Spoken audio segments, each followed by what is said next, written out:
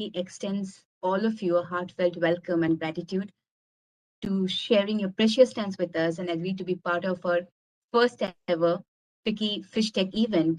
And we hope to make this a sounding success and the start of many such fisheries-focused conferences, collaborations, and deliberations towards the fisheries sector. It is an extreme pleasure and honor to have amongst us today through various sessions, respected Sir Sri Jatindra Naswain, Secretary of Fisheries, Animal Husbandry and Dairy, respected Sir Sri N.N. Sinha, Secretary, Ministry of Rural Development, respected Sir Sri K. Kanna Babu, IAS, Commissioner of Fisheries, Andhra Pradesh, and Sir Sri Nishad Ahmed, Director of Fisheries, Government of Bihar. The entire FICCI is thrilled to have your presence with us today in our efforts to bring fisheries to the forefront of mainstream agriculture discussion. And gracing us today is also our very own Mr. Hemendra Mathur Sir, Chairman of FICCI Task Force on Agri Startups. We are greatly missing Mr. T.R. Kesavan Sir, Chairman FICCI National Agriculture Committee, and Jyoti Vij Madam, Deputy Secretary General FICCI. Both of them got detained today, unfortunately, for personal emergencies. And Kesavan Sir, Jyoti Ma'am, and Hemendra Sir, to say the least, has been a constant source of support and guidance. We were a day of exciting and thought-engaging panels put together by FICCI FISHTECH team and the PwC team, our knowledge partners. We thank PwC for supporting us in not only conceptualizing and fine-tuning the program, but also putting together a very extensive report called Championing the Blue Economy, which will be presented to us shortly. FICCI's aim in bringing all of you policymakers, thought leaders, champions, social enablers, technologists, and pioneers together is to provide a single platform for discussions and collaborations on challenges and solutions that will help us achieve our goal for strengthening the dialogue towards a sustainable, traceable, and profitable fisheries sector. Established in 1927, FICCI is the largest and the oldest apex business organization in India, as we know. So FICCI is the voice of India's business and industry, from influencing policy to encouraging debate, engaging with policymakers and civil society. FICCI articulates the views and concerns of the industry with a membership of about 250,000 companies, advocating and promoting Make in India in its truest form. The FICCI FISHTECH subcommittee was created a year back with the vision of driving the knowledge across the sector on the following 4 points: knowledge creation, knowledge dissemination, policy and advocacy, partnership and collaborations. And the design rules for the subcommittee laid down was addressing the triple bottom line, looking at both technology and social engineering, focusing on livelihood and food security, focusing on training and skill development, public and private partnerships, and international collaborations. So focus today is fisheries, a sector which is increasingly becoming important for multiple reasons. India is the second largest fish producing country in the world and contributes to about 7.56% of the global fish production. Fisheries production is growing at 11% annually since 2015 and contributed to 1.26% of India's GDP in 2020. And fish and aqua products export value grew at 12.73% in the last 15 years. And due to this growing demand and high potential, the fisheries sector is truly referred to as a sunrise sector. The thrust factors for the sector includes huge scope for domestic consumption and expansion, a strong export potential, and a greater economic returns with backing of strong policy support. Despite the constant growth in production, though, the fisheries sector presents a diverse set of problems. Most of the marine fishers and the fishing families are socio-economically backward and operate at a smaller scale, and depleting fish stocks and lack of easy access to facilities like credit, market, cold chain, etc. are major challenges for the marine fishers. Aquaculture, on the other hand, which contributes majority of the total production, faces issues of poor water quality, lack of quality inputs like seed and feed, etc., lack of extension services, credit facility, market access, post-harvest loss, lack of technological adoption, insufficient cold chain, and poor price discovery.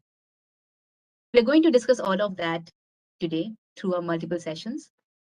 But the fisheries sector addresses a nexus of sustainable development goals, like SDG 14, life underwater, to SDG 2, food security for over 500 million people in India alone, SDG 10, supporting equitable development, which we have 56% of the workforce being women, SDG 12, responsible consumption, which many of us are trying to do through our efforts of sustainability and traceability, and last but not the least, SDG 13, climate action.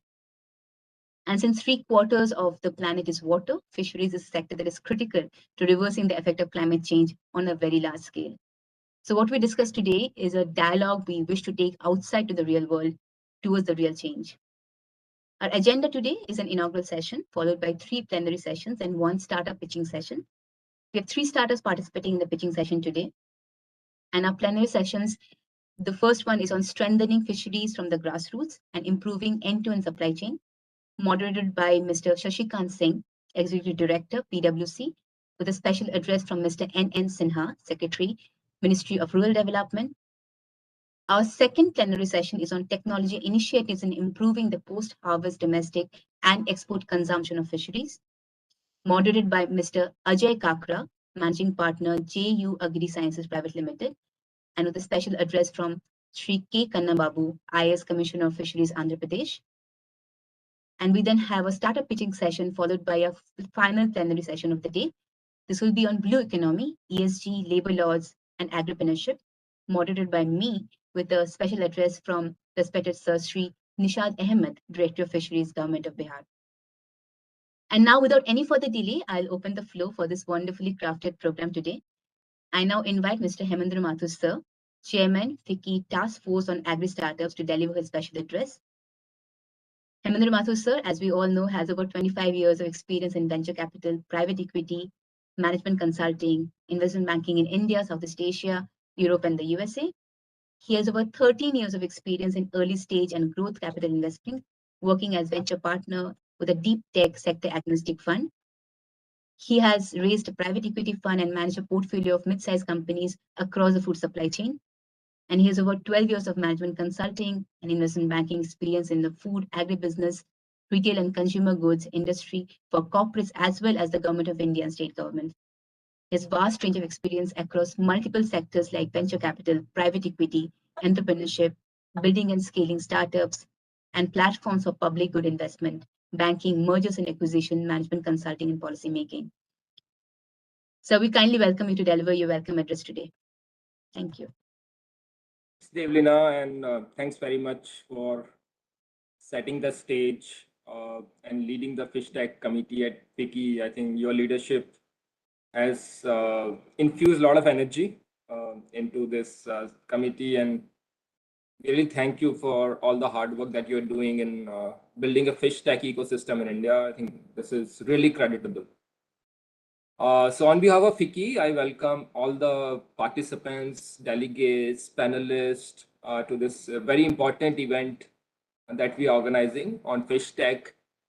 And as Devlina said, that this is a very important sector from multiple dimensions. The number of fishermen who are dependent on this sector for their livelihood, I think I read somewhere almost 1.5 crore fishermen, depend on fisheries as their primary livelihood, which is a very, very large number. Also, in terms of the contribution to GDP, there are estimates it's about $30 billion industry, which is very, very sizable and has a huge headroom for growth. Clearly, from a consumer perspective, as we all know, we are a protein deficient country and we need to build more sources for protein. And what better source of protein than fish and aqua products? So even from a consumer point of view, to solve for challenges in building sort of demand for protein product, I think fisheries fits in very well. So it's clearly an industry which has huge potential from the demand side, as well as the potential from the supply side, given the coastal area that we have, given the opportunity for inlet fisheries, which is upcoming across multiple states and providing additional source of income to farmers. So clearly a very, very important sector. Also from an export perspective, we do export, I think, $7 to $8 billion worth of aqua and fishery products every year. And again, that has a very large headroom for growth. Now, what are the challenges? And I think we'll deliberate on it throughout the day. But all I want to say that in fish tech, we need to develop an innovation ecosystem. You know, what we saw in agri tech over the last 5 to 7 years, and thanks to that ecosystem development, we have 1,500 plus agri tech startups in the country, which can potentially touch 10,000 startups in next few years. I personally feel that the share of fish tech startup is still very small, probably 30, 50, but that's a very, very small number in the context of the opportunity which is available. So, if you want to put a sort of a vision statement, I would say we should have at least 500 fish tech startups in the country, given the potential that this sector has, and which should touch lives of these 1.5 crores fishermen in some ways, be it market access, be it improving the practices which are used in fishing, use of right boats, use of right nets, use of data and advisory for guiding fishermen, reducing the wastages. We still don't have a very well developed cold chain for fisheries product, which is so critical. In fact, COVID times, fisheries was one of the sector which suffered the most because the cold chain was completely broken. So I think that is the ecosystem that we need to create. And for those many startups to come, what kind of policy support can we provide? What kind of funding? We don't. I think we need to have a dedicated fund for fisheries startup. Maybe a 50 crore, 100 crore fund, which can put in early stage sort of funding, 10 lakhs to 50 lakhs for some bit of validation. And if they prove, I'm sure investors would follow. But can we create some dedicated pool of money, especially for startups who are trying to build interesting models in fisheries? I think that's one thing I would strongly recommend. And whether we like it or not, typically government has to take up, that stand. VCs come at a later stage, and there is a lot of money which government has put in through fund of fund schemes and through incubator schemes into startups. But probably I think we need more dedicated fund. We need more focus on this sector in particular. And then how do we engage with policymakers? How do we engage with state governments? How do we engage with fishing societies? How do we engage with auction houses? How do we engage with exporters, importers? I think that's where the magic will happen. How do we bring everything together so that the sector moves to the next level? And of course, I'm not a fisheries expert, and Devlina can share in more details in terms of challenges throughout the supply chain. But I think there is a huge potential which innovations, technology, both product innovations and process innovations can solve. We are already seeing on the front end side, likes of Licious, Fresh to Home. On the supply chain side, of course, we see Numerate, we see Fresher, we see Captain Fresh, Aqua Connect, which are great examples, and I think this is just a start. They haven't, all startups put together is probably still less than 3% or 2% of the market potential. So how do we create an integrated supply chain? How do we integrate technology to bring more efficiency? I think that is where the opportunity is, and that's where the sector potential will get unlocked. And I would, as FICCI, all I can say that we are committed to build this ecosystem. We'll need support from all of you who are part of this discussion today. And we hope that we make the fisheries ecosystem very, very vibrant and very, very, I think, attractive for startups to look at this sector with more, in more detail and with a lot of focus and build solutions across the value chain. So with that, I again welcome all of you, and thanks very much for joining us today. I'm sure we're going to have very interesting discussions throughout the day. Thanks very much, and over to you, Devlina.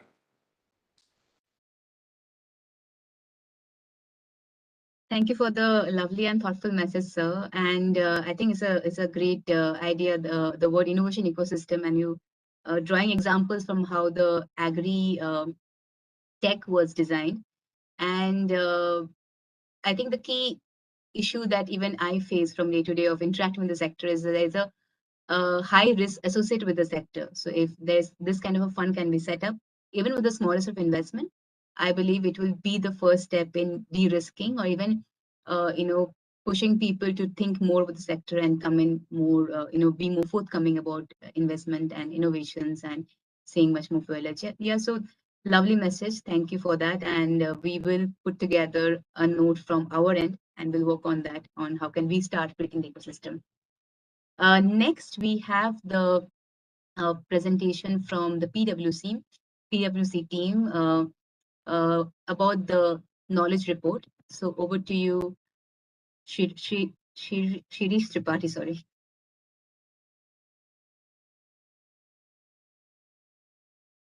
I guess there was a report launch pre-scheduled, Divya.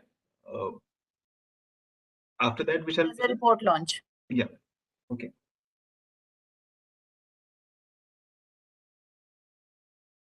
Yeah, Priya, how do I go to the desktop? नहीं अमन करे.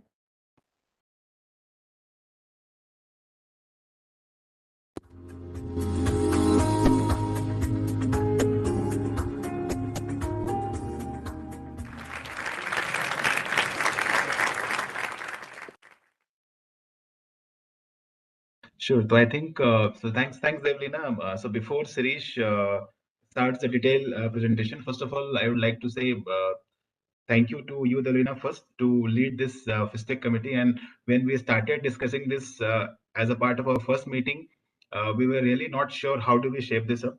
So thanks to all your effort, all the time being put by you, the FICCI team, and of course guidance we have always been getting from Hemant in terms of putting such initiative together. And the kind of the sector in which the fishery is, it's a sunrise sector. There is no doubt about the potential it presents, but typically what shape it is, what is the potential, and how we want to take it further, that is the kind of a where the key questions we need to debate and deliberate, that what are the key better way of taking this forward.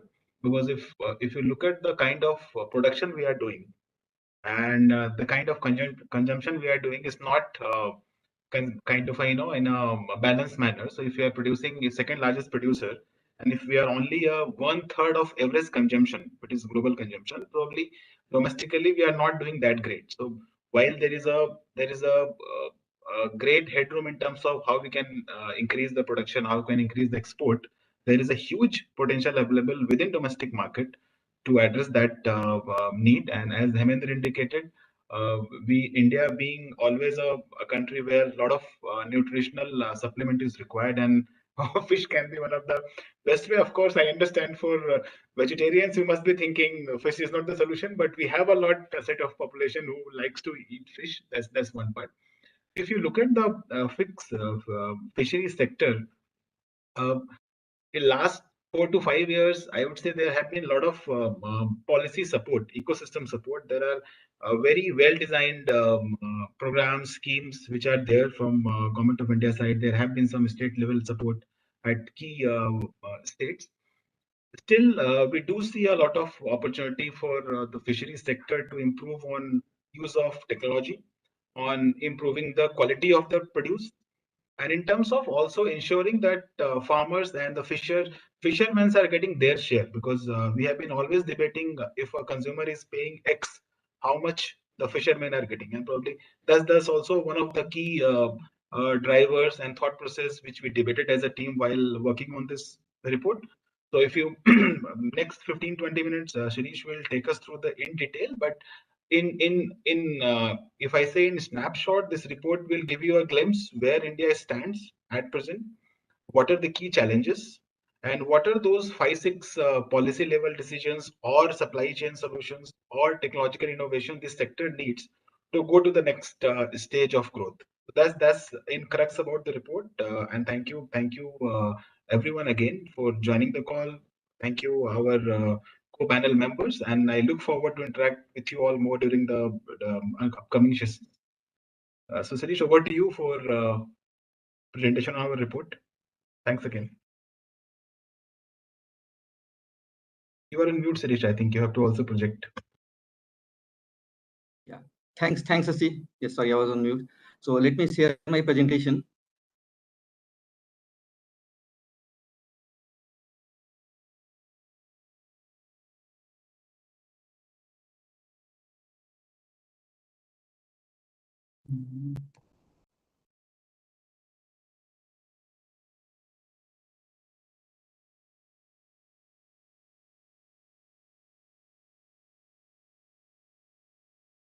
Is it visible?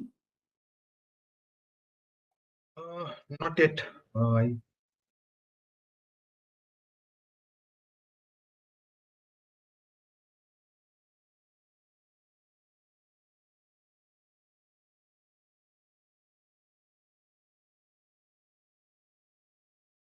Divya, I hope there is no rights issue, right? I think, or only host can share. I hope You that. have all the sir. You have all the rights to say, sir. You can say. Just go to share button and select your presentation, sir. Okay. Yeah. Just first open your presentation, sir. Okay. Okay. Then again go to the WebEx. There is an option down there, share option. Just go there and select your presentation, sir. I'm not able to see that. Okay, it's there. Yeah. It's visible now. Yes, We yes. can see that. Yes, yes. Yeah, just make it full screen, sir, so that we can see clearly. Yes. That's perfect. Go ahead, Suresh. Yeah, thanks. Thanks, Vicky, for giving us this opportunity. So I would be briefly covering the content of the entire report, how we have divided this entire report into 5 segments, covering how this fishery sector is a kind of sunrise sector for India right now, and what are the various factors which are driving the fishery sector in India and globally, what are the key challenges right now, and what is the importance of fishery sector for livelihood and sustainability of the small and marginal farm in India, and what could be the possible strategic interventions to enable the sector. PwC, mostly we are working in agriculture and allied sector, so we have got few opportunities where we are working with a lot of players working in the fisheries sector, and right now we are also promoting some more than 55 farmer producer organizations and fisheries and supporting a lot of private players for that. So we have got that exposure and experience that helped us in developing this entire knowledge report also. So if we see, yeah. So currently, if you see, India is kind of growing at a fast rate in terms of fisheries production, and in last 20 years, we have grown about more than 77% of critical rates. And currently, if you see the way population is growing, and we are expected to have more than 7.7 to 9.7 billion in 2015, that will be requiring a lot of additional food for the enhanced population. And considering the fact that the agriculture and land and other things are not going so far, the fisheries has a tremendous potential to feed the entire world. In the current situation, India is the second largest fish producing nation and contributes almost more than 7.5% of the global fish production. Export has also enhanced, so we are mostly exporting a lot of fish product to various UK, USA, and South Asian countries. And in last few years, we are observing a great scope of improvement in terms of aquaculture production and the capture fish as well. So we can see that the in India fishery sector could be the one of the major source of livelihood for more than 50 million people. Almost 28,000 households are involved into the marine as well as the aquaculture culture. And considering the fact that the kind of coastline, the kind of infrastructure we have right now, and the resources in terms of ponds, lakes, and reservoirs, it is going to be one of the most critical sector for the next coming 2 to 3 decades to feed the entire population.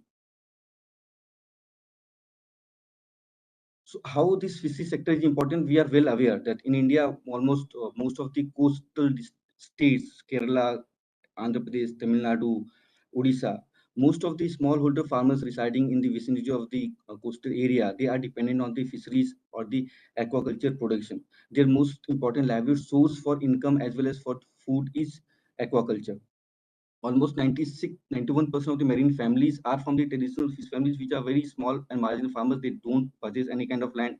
And so it becomes very important for them to enhance the entire production system and make them accessible to the market so that the economic upliftment can be brought for those families. Most of these fishermen families, the women members are the person who are mostly engaged in this kind of activities. A lot of activities which are being done related to sorting, grading, cleaning, processing kind of activities. So most of it's kind of family farming activity, and male as well as females are involved in that. So any intervention into the fishery sector is going to uplift the entire family. And it is the only sector we can see where the gender participation is quite well, where we can see that the female participation in terms of decision making, in terms of holding the money, in terms of utilization of the income from fisheries is being jointly decided by male and female persons also. So what has been the kind of factors which has been driving fishery sector in India in last few years? We can see the way our lifestyle has changed, the fast-paced lifestyle and the urbanization has led to a requirement of the fast food and the food which can be consumed very easily. So rising demand of aqua product has kind of enhanced because of that only, and the increasing global demand and the export potential has given the opportunity for all those smallholder farmers to enhance the quality of the production, enhance the production, and aspire for getting a better market in that. It's a kind of very high value livelihood opportunity where 1 acre of land or pond can give an income of something around 1 lakh to 1.5 lakh to a traditional fisherman or a fish farmer. So most of these farmers who are not dependent on other livelihood sources. They are solely dependent on the fisheries or the related activities. A lot of support has been provided by the government in terms of infrastructure creation, in terms of extension services and modernization of the technologies through private payer or through the government support. We can see that the PMSSY scheme has been launched where government is planning to enhance the production as well as the export of the aqua products to the tune of 1 trillion in coming years. Program which is enabling a lot of private players to come into the picture and create the export oriented infrastructures in coming years. Sagarmala, it is kind of program which is helping a lot of those fishers who are engaged in the capture fisheries, at least to uplift their social and economic status. Similar kind of schemes has been going on, and recently we can see that a lot of these fishermen farmers who are not organized into groups or into the organizations, institutions. So government is promoting and helping them out to come up with their own institutions by promoting farmer producer organizations, so that these institutions can directly link with the other players, and these institutions can help their members to uh, get better market, better inputs, better technologies. So all these factors are helping the country to enhance their production, market surplus, as well as the export orientation. We are going good in terms of the last 2 years growth if you see, but there has been a lot of challenges and a lot of issues which still needs help and support from the government as well as the private players. Despite of all those technical advancement in terms of uh, new age technologies, in terms of adoption of those technologies, still there has been a lot of potential, a lot of challenges in terms of production, in terms of market, in terms of adoption of those technologies.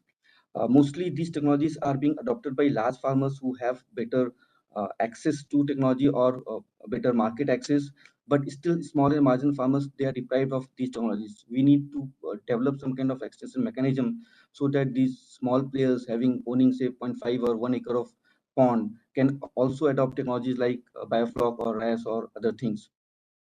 The extension services is still not very great. We need to have some kind of system where uh, last mile delivery of knowledge, last mile delivery of services can be done.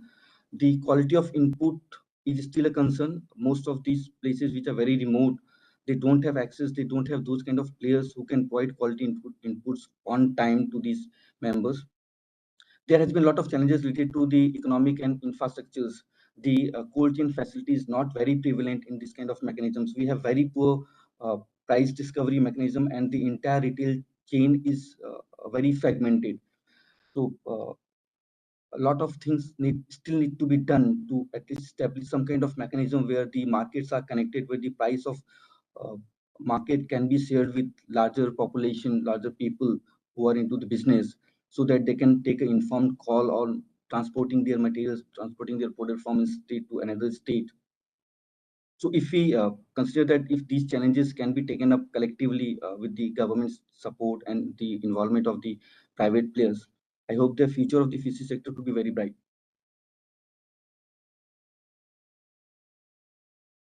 There has been a lot of concerns and issues in terms of sustainability or the welfare of the uh, fishermen community, fisheries, and the people engaged in that.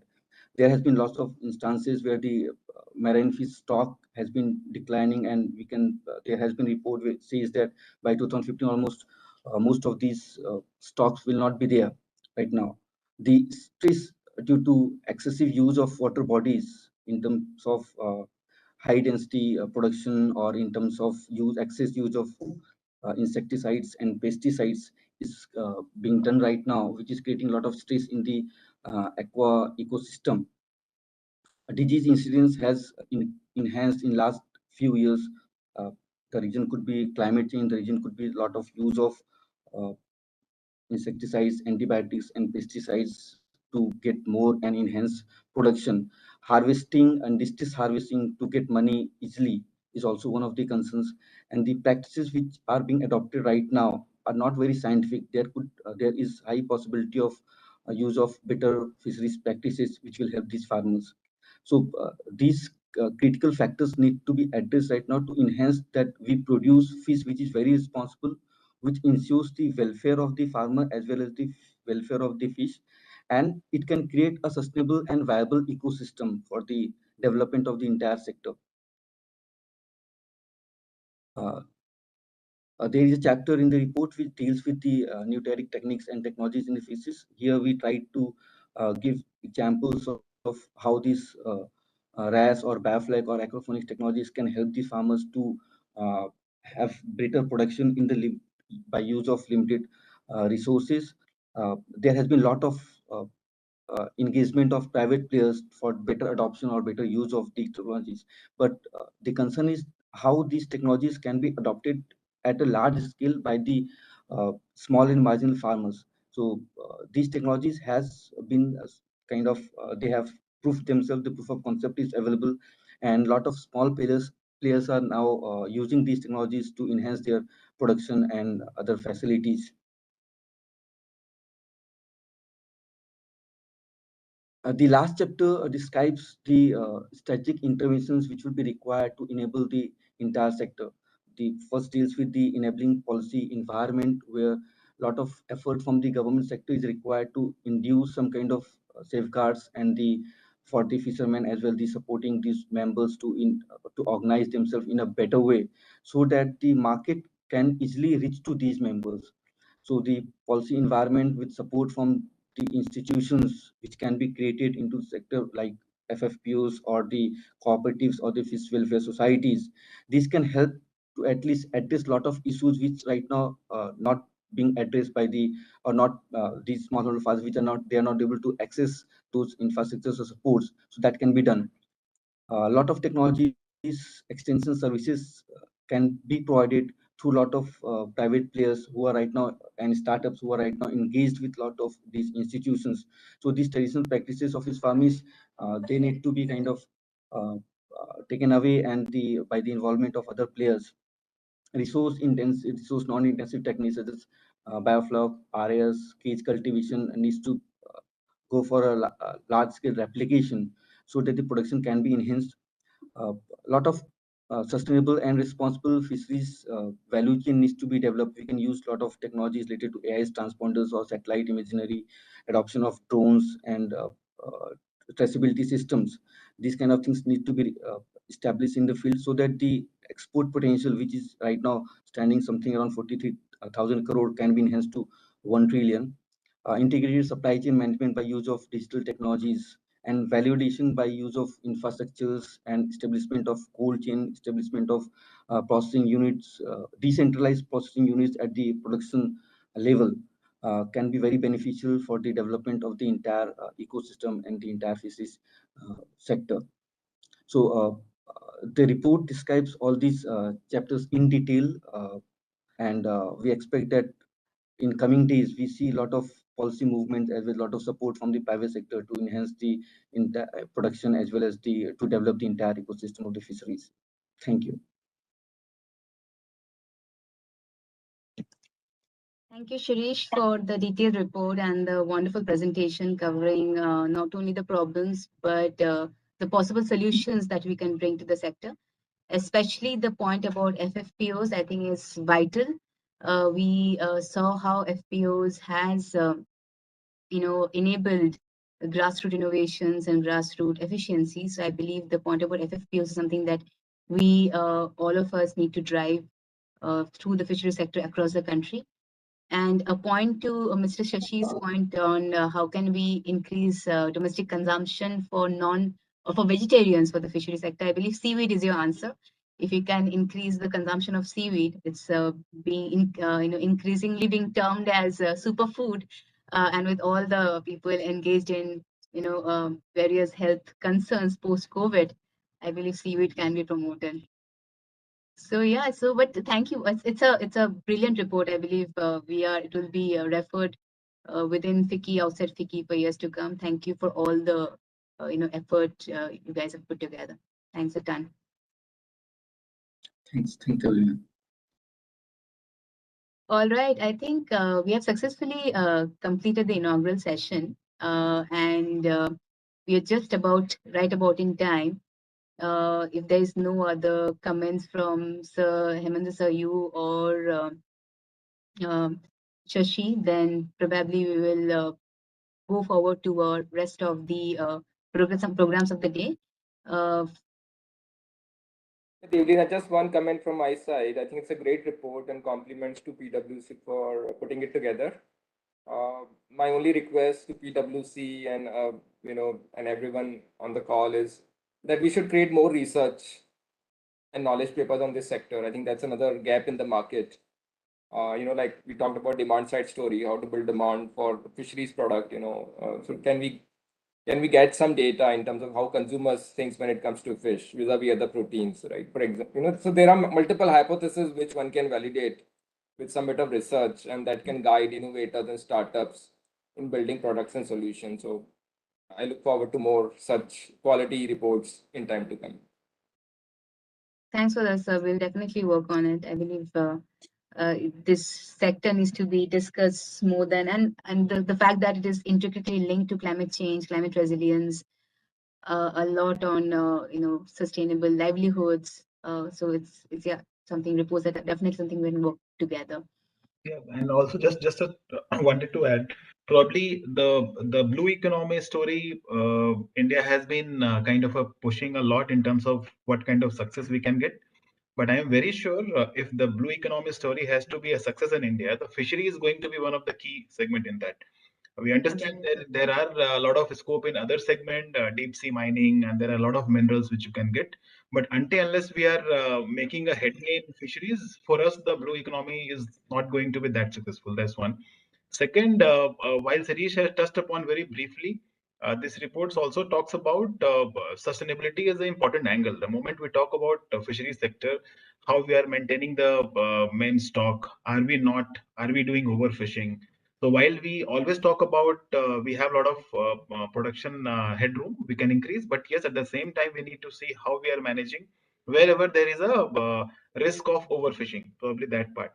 Second, in mariculture, probably we are not doing that great, and we do have a lot of scope. So these reports also give you some information tinge about that part. So whenever you get time, have a look up the report. And thanks again, Devlina, Hemendra, and entire FICCI team for helping us in putting this together. Thanks a lot. Thank you. Last but not the least, I was talking to one of my friends who was part of the WTO summit on the subsidies of fisheries, and I was told that India was the only non-West country who had the loudest voice.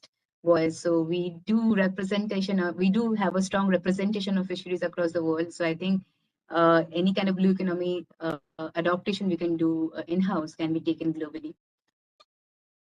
And how to make this blue economy more democratic, especially inland fisheries. When we think of diversification of farm income, the first thing which comes is dairy, which of course is established as one of the leaders. The dairy output is as good as a horticulture output. So this is quite fascinating how dairy has evolved over the last 30, 40 years. But what about inland fisheries?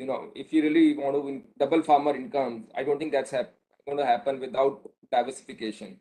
And to me, inland fisheries could be one of those methods which can help farmers earn more and can also solve for logistical challenges, because fish otherwise has to travel long distances and which put a lot of pressure on the logistics and leads to a lot of wastage. Can we create more hyper local ecosystems for production to consumption?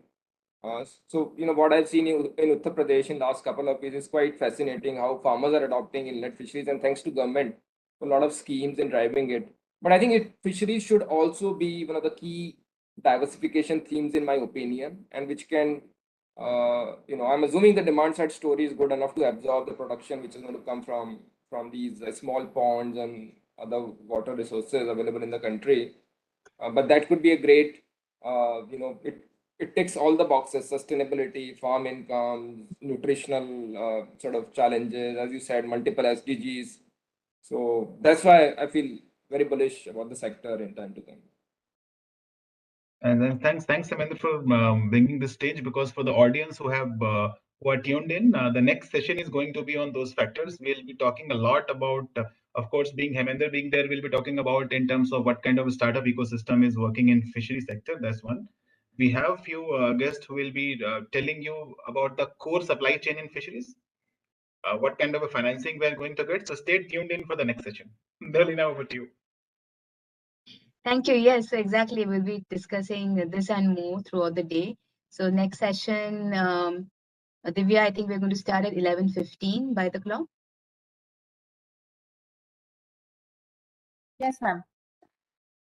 All right. Thank you all of you again so much for joining, and see you all throughout the day in various sessions. Thank you. Thank you.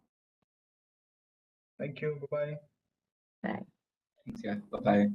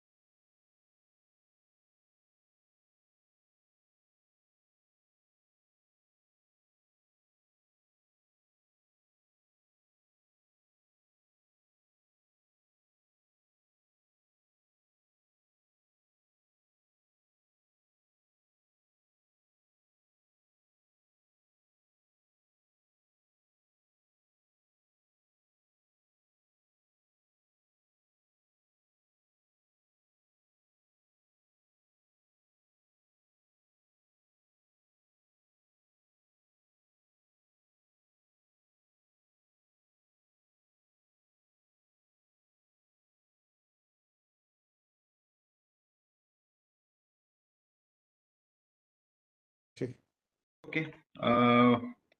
Good morning. Good morning to everyone. Nice to see you again. Same here. Yeah.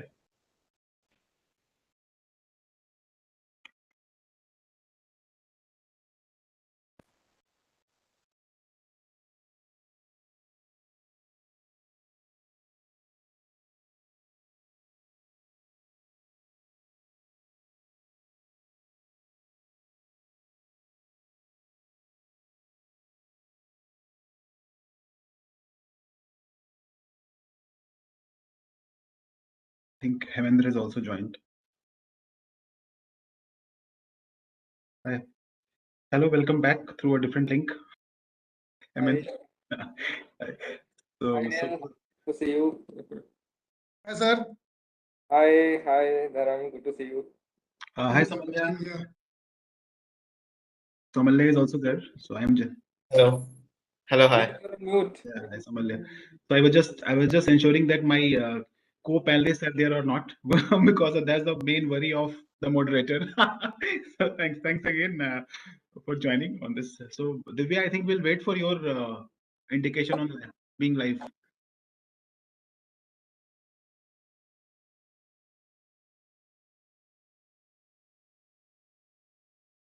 Divya.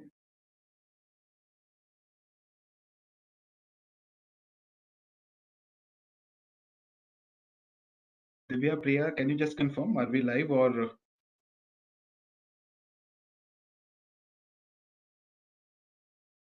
Aman, can we go live? Yeah, we can go.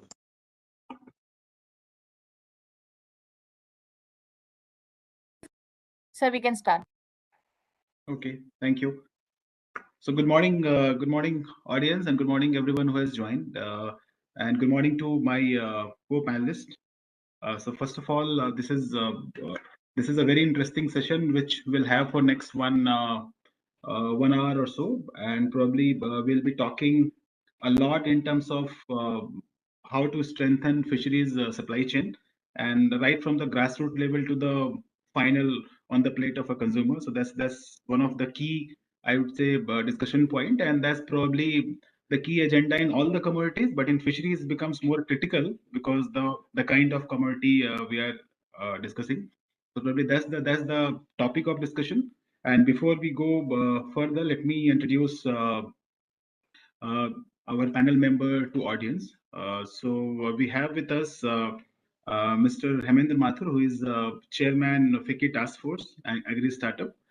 Although he wears many hats and he has different avatars, but in this discussion, probably we'll like to hear him from avatar of as an investor, as a mentor who is supporting this ecosystem as a startup ecosystem, and he has immense experience as a banker, as an investment banker, as working in management consulting, and of course managing different funds. So that's the background Hemendra brings with him, and we'll like to hear with from him when we discuss about this session, that what he sees in this segment, what kind of challenges startup in fishery sector is facing, and what we can do about it. Welcome, Hemendra, for joining this session. Thank you so much. We have Mr. Anil Kumar SG, who is the CEO and founder of Samunati. And Samunati being one of the largest agri-tech, I would say, venture now, and one of the great, I would say, great thing about Samunati is the farmers or the farming community is at the core of all business model. So that's probably that's a credible thing from all the stakeholders as a business model. So if you look at from Anil's side, he has an immense experience of being a banker. He started his journey from one of the public sector bank, and then through his long career he has moved to different segments, different type of companies. Now he's heading Samunati, and we'd like to understand that from a Samunati per se, who is into a farmer centric business models, how he sees the financing and credit story in fishery segment, and if Samunati is being or planning anything specific product or any specific support structure of fishery segment. We'd like to hear from you, Anil. Thanks for joining, and we'll love to hear your thoughts on that. we have Dharm Chaturvedi with us from AquaConnect. And one of the most interesting part about his profile is that he has been part of all key companies who handles perishables in non-veg category. So Dharam, probably you are the one who will give us a lot of tinge about how to handle this very sensitive product as a supply chain experience. You are handling merchandising and market linkage in AquaConnect as a vice president. But before AquaConnect, all experiences you bring onto the table will be look forward to hear that, because we understand that handling such commodities, which is so sensitive, which is so quality consciousness is there. That will be an important part to hear from you. And of course, what kind of challenges this segment faces from an infra point of view, supply chain, quality maintenance point of view, that will be important thoughts from you will be here. Welcome again, and thanks for joining this panel.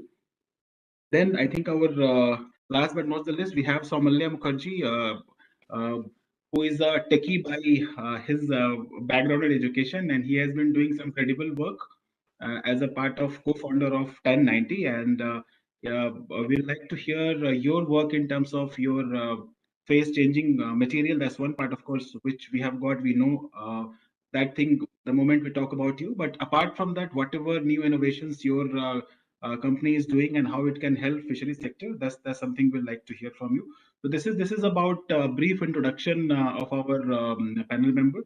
I am Sashikant Singh. I am Executive Director, PwC, and I lead Agri and Natural Resources practice in the firm. So thanks everyone again for joining this session. Just to start the discussion, Hemant, I'll be coming to you, because this entire inception of this program was through how to make a fusion of fisheries and technology, and probably the FISHTECH committee we all started working before the program was conceived. So how do you see that overall this segment developing from a investor point of view, and do you see any specific challenge the startups are facing in fisheries sector, and how do we handle that part? Over to you, Hemant. Thanks, Shashikant. And as an investor, I can say that clearly from a potential perspective, FISHTECH is right at the top. But if I compare FISHTECH with AgriTech, I think FISHTECH has a lot to catch up. We're at least 5 to 7 years behind where AgriTech is today. And I think of course, the way the whole ecosystem has started to develop is what happened in AgriTech, where the focus was on market linkages, and that's what's happening in FISHTECH also. A lot of startups, right from Licious to Fresh to Home to Fresher to Captain Fresh, and of course Numerate, trying to build supply chain solution, making it more efficient, demand-driven, tech-enabled. I think that's all good, but I think the ecosystem has to go much deeper. For example, I don't see intersection of FISHTECH and FinTech, for example. How many of 1.5 crore fishermen in India have access to credit?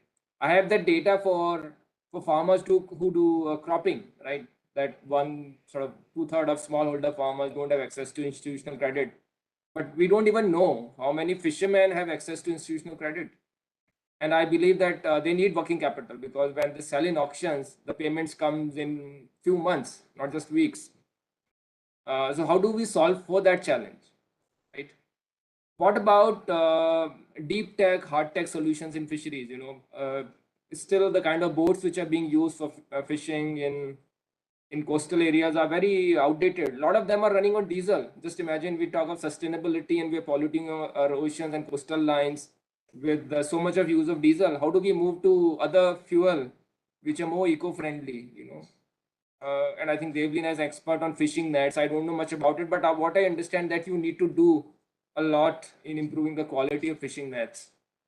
How do you build GPS enabled solutions? Because typically for coastal fisheries, and you go far away from the coastal line, how do you figure out where the fish density is high, where it is low, where should I be going? How do you build those data and advisory solutions? The auction systems are outdated, and I believe if technology can change that, that'll be really good. And ideally enable remote auctions. If as soon as you catch fish, you post some pictures and some quality of fish, and you can remotely auction from the boat where you are fishing from, right? So I think that depth is missing in the fish tech as of now. I'm sure it's a matter of time, but that has to happen.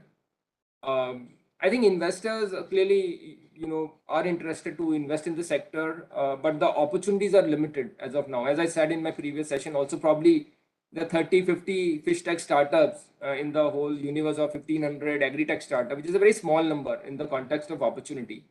How do we, increase that depth? How do we make at least 500 fish tech startups in India? I think that is the challenge and opportunity that we have on hand. So that's extremely important. Also on the demand side, again, we discussed in the last session, how do we create demand for fish products? How do we process it? How do we store it? How do we convert into products? Fish, and of course, I'm not a fish expert, but I believe there are so many varieties within fish. How do we market them? How do we make consumers aware about different types of fish? Thanks to some of these market linkage startups, you get to buy a lot of fishes which typically are not available in the shops in the nearby markets.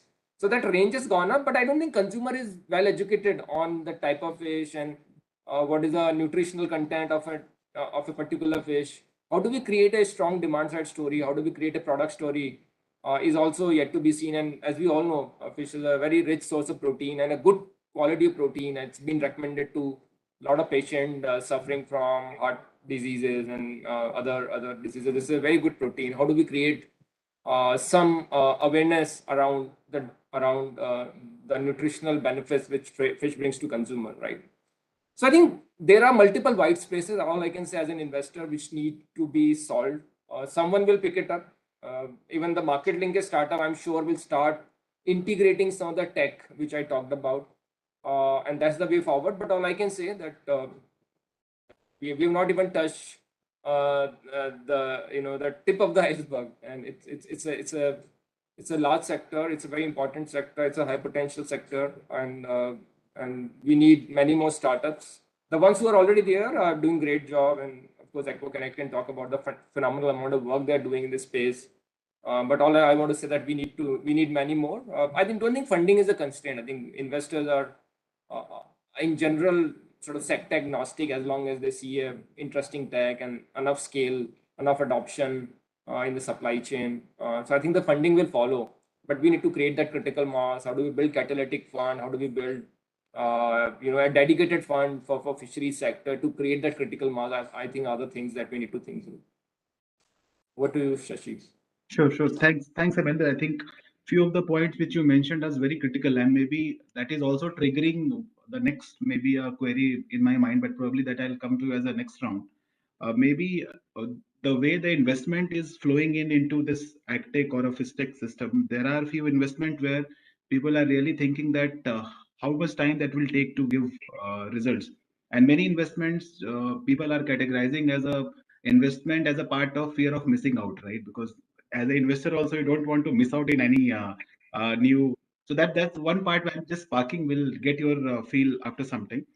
Since you have talked about the fintech, and maybe if an investor invests somewhere, they have a 8 to 10 years, 5-year time horizon. But if a banks or NBFC invest in something, they have only few months to see whether it's working or not.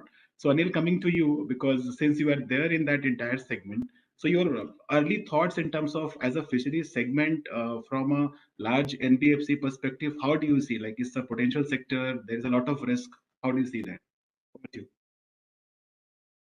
Morning, everyone, and thanks, Shashi, for bringing me into this unique segment, and of course, being part of what Hemendra is in the panel. It's always a pleasure. And of course, AquaConnect and Samunati have been working together, and this only strengthens. And wonderful to meet Somalia. Now, fisheries, I must say, is a little alien. I resonate with alien to me as a person, both from consumption and understanding. And resonate with Hemendra when you take the landscape of agriculture as a sector. The fisheries is integral to agriculture, but the amount of sunlight that is there on even animal husbandry to to the bovine animals, you don't have the connect. And fisheries indeed is very much integral to the feed industry value chain, and that's how we stumbled into the fishery as Samunnati, but I will come to that in a very short while.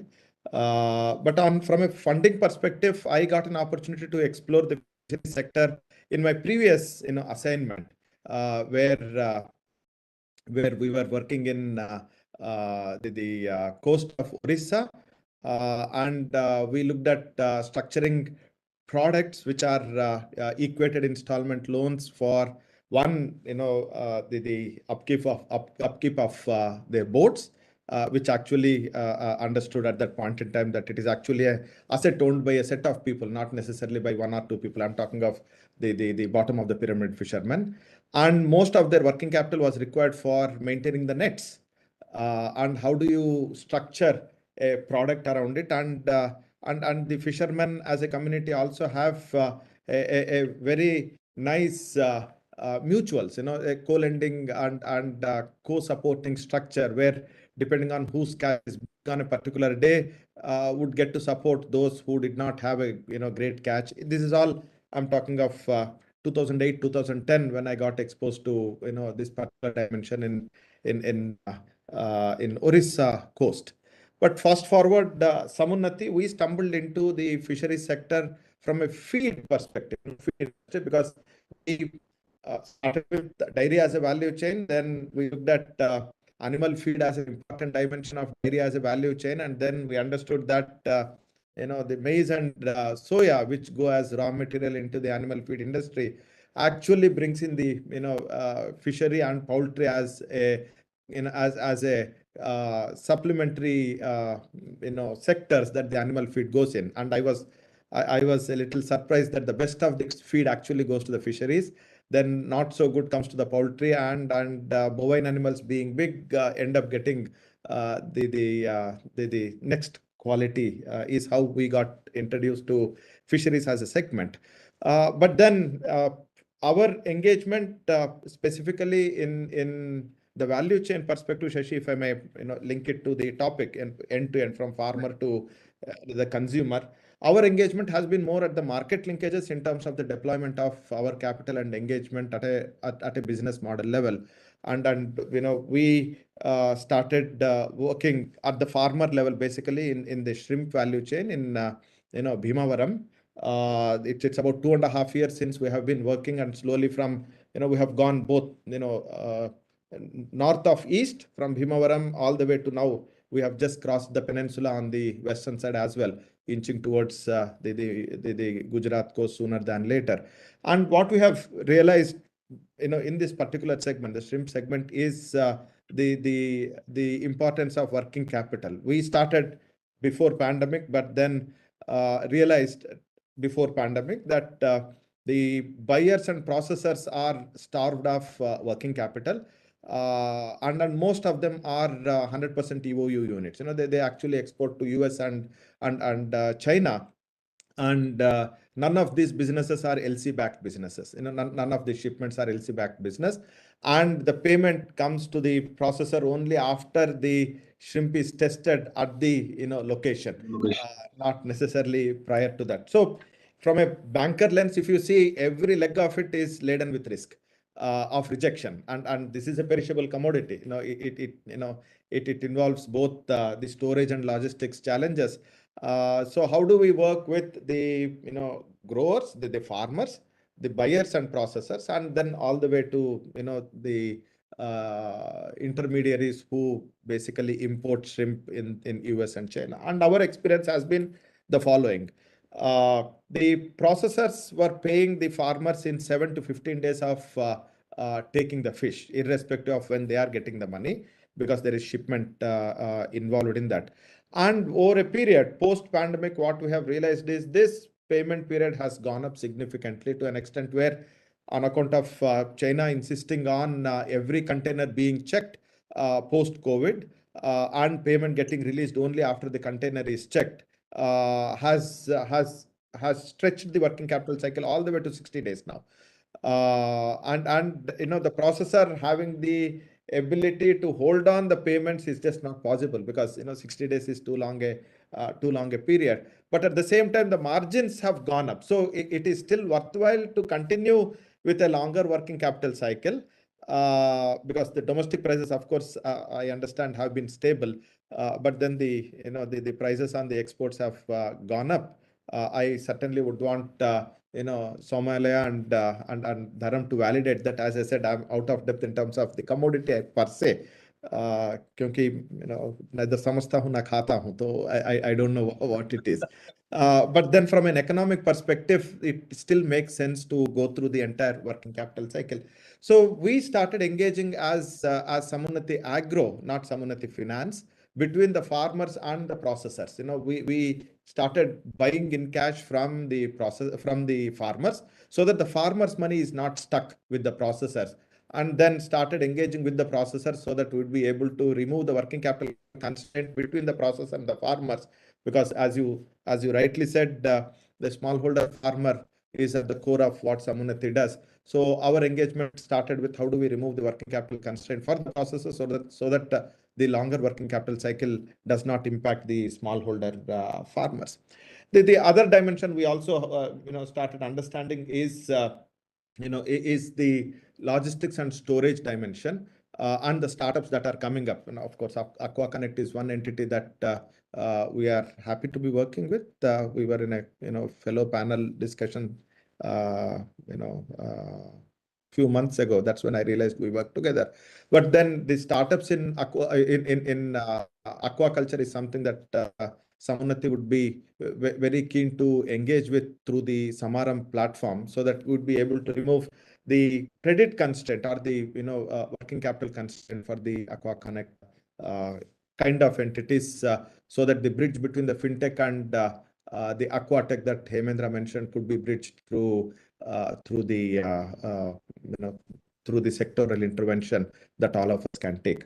So last point, all in all, in the last 2.5 years that we have been at it, we have done about 700 crores of this market linkages for the farmers and the processors and buyers.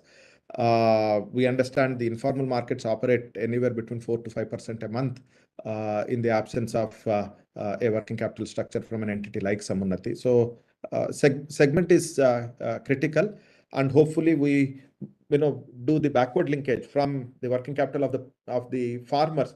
We perhaps go back to the ponds and then get into the other segments of fishery, and all the way go back to my 2008-2010 exposure of funding the boats and maintenance of nets. So I pause here. Thanks a lot. It's always a pleasure to hear you, because especially for fishery, let me give my feeling after hearing you. It does not seem like you do not understand fishery sector. I am sure you have not tested it, but as a sector you know it. I think Dharam and Samalya will of course confirm this.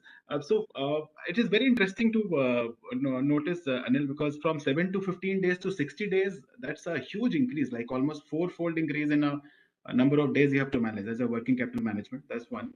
Second, one of the discussion which you have hinted about Samunati Agro, because all your work from a demand side and if it is shrimp, it's still, I would say, slightly structured.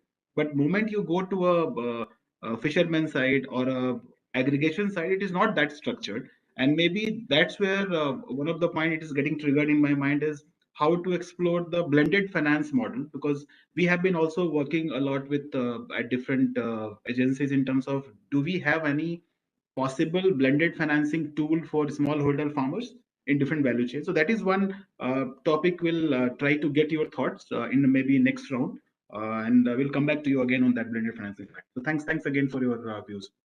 So since we have some idea about the startup ecosystem, the kind of financing and credit part going on, Somalia, so before coming to you, I'll go to Dharam just to understand what are all those challenges he is facing in terms of this segment, how to manage that, and then probably we'll come to you to understand what kind of solution you have for this segment. So Dharam, I think as an opening maybe feedback or views, what's your experience in you have a huge experience in handling such products. So maybe your experience mainly in two fronts. One is the in supply chain constraint, mainly coming from infra or the facilities. And second, of course, if you have some specific view on financing, you can also add. Over to you, Dharam. Yes, thank you. Thank you so much, Shashi. Thank you, Hemant sir and Anil sir. In fact, what Hemant sir shared that it is very important to combine FISHTECH with FinTech. So first, I'll just share with you what EquaConnect is doing already. So in that, few of the questions will be I will try to answer. So in fact, since EquaConnect is full stack, free for farmers technology platform, we don't charge anything to the farmers. So we have got 4 pillars. So pillar number 1 is the inputs. So we we fulfill the input needs of the fish and shrimp farmers, like fish and shrimp feed, the probiotics, the aqua farming equipments, through our network of aqua partners to them. And second thing is our technology platform. So in technology, what we do that we offer fish farmers the best aquaculture management practices, aquaculture technology, combined with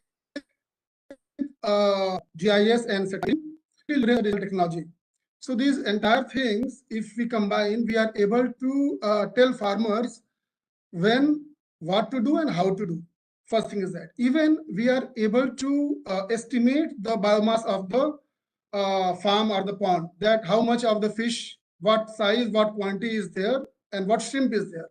So with this, we are able to partially solve the challenges of the market fluctuations. Means when we the crop is ready, we are able to judge how much is the volume is there. So based on that, we link to the markets. And with this, our technology platform, we are also try to provide the inputs to our fintech partners and insuring partners. So the first part is input. Second, we are doing the technology. We are trying to combine everything, most of the things. It is not everything, most of the things. And third, we are doing the output part. So in output, the produce, the fish and shrimp, we are connecting with the B2B customer segments, various segments, and also to the exporters. So this we are doing. In this also, as I said, that we are trying to use the technology. And third is the finance. The fourth is the financing part. So we have various financing channel partners and insuring partners. So we are using our same this technology in helping them. Even we are trying to create something called Aqua Score, which you can compare with the CIBIL score. So the farmer or the trader or the exporter who has higher Aqua Score, the financing partners are more comfortable to work with them. So we are trying to act on the entire value chain through these 4 pillars, right? And your question of the infrastructure. So this is true that fisheries sector is infrastructure scarce. It needs infrastructure at various nodes of the value chain. Maybe at the farm level, even during the logistics from the farm level to the markets, even to the consumption level. So the most important thing, if you see, if you ask me that out of all these things, what is most critical to be solved? So it is the time, temperature, and finance. So the time means how after the fish is harvested from the farm or the fish is caught, how soon it reaches to the customers. So time is very, very critical. So we need to have good logistics at various points of the value chain. Second, we need the eyes. In India, for fisheries, ice is very specific. It is only with exporters or only with some of the landing centers. So normally ice has common uses. So it requires ice production specific to the fisheries sector, right from the harvest till the consumption level, in the trucks, in the wholesale markets, in the retail markets. So ice means temperature. So this is very, very important.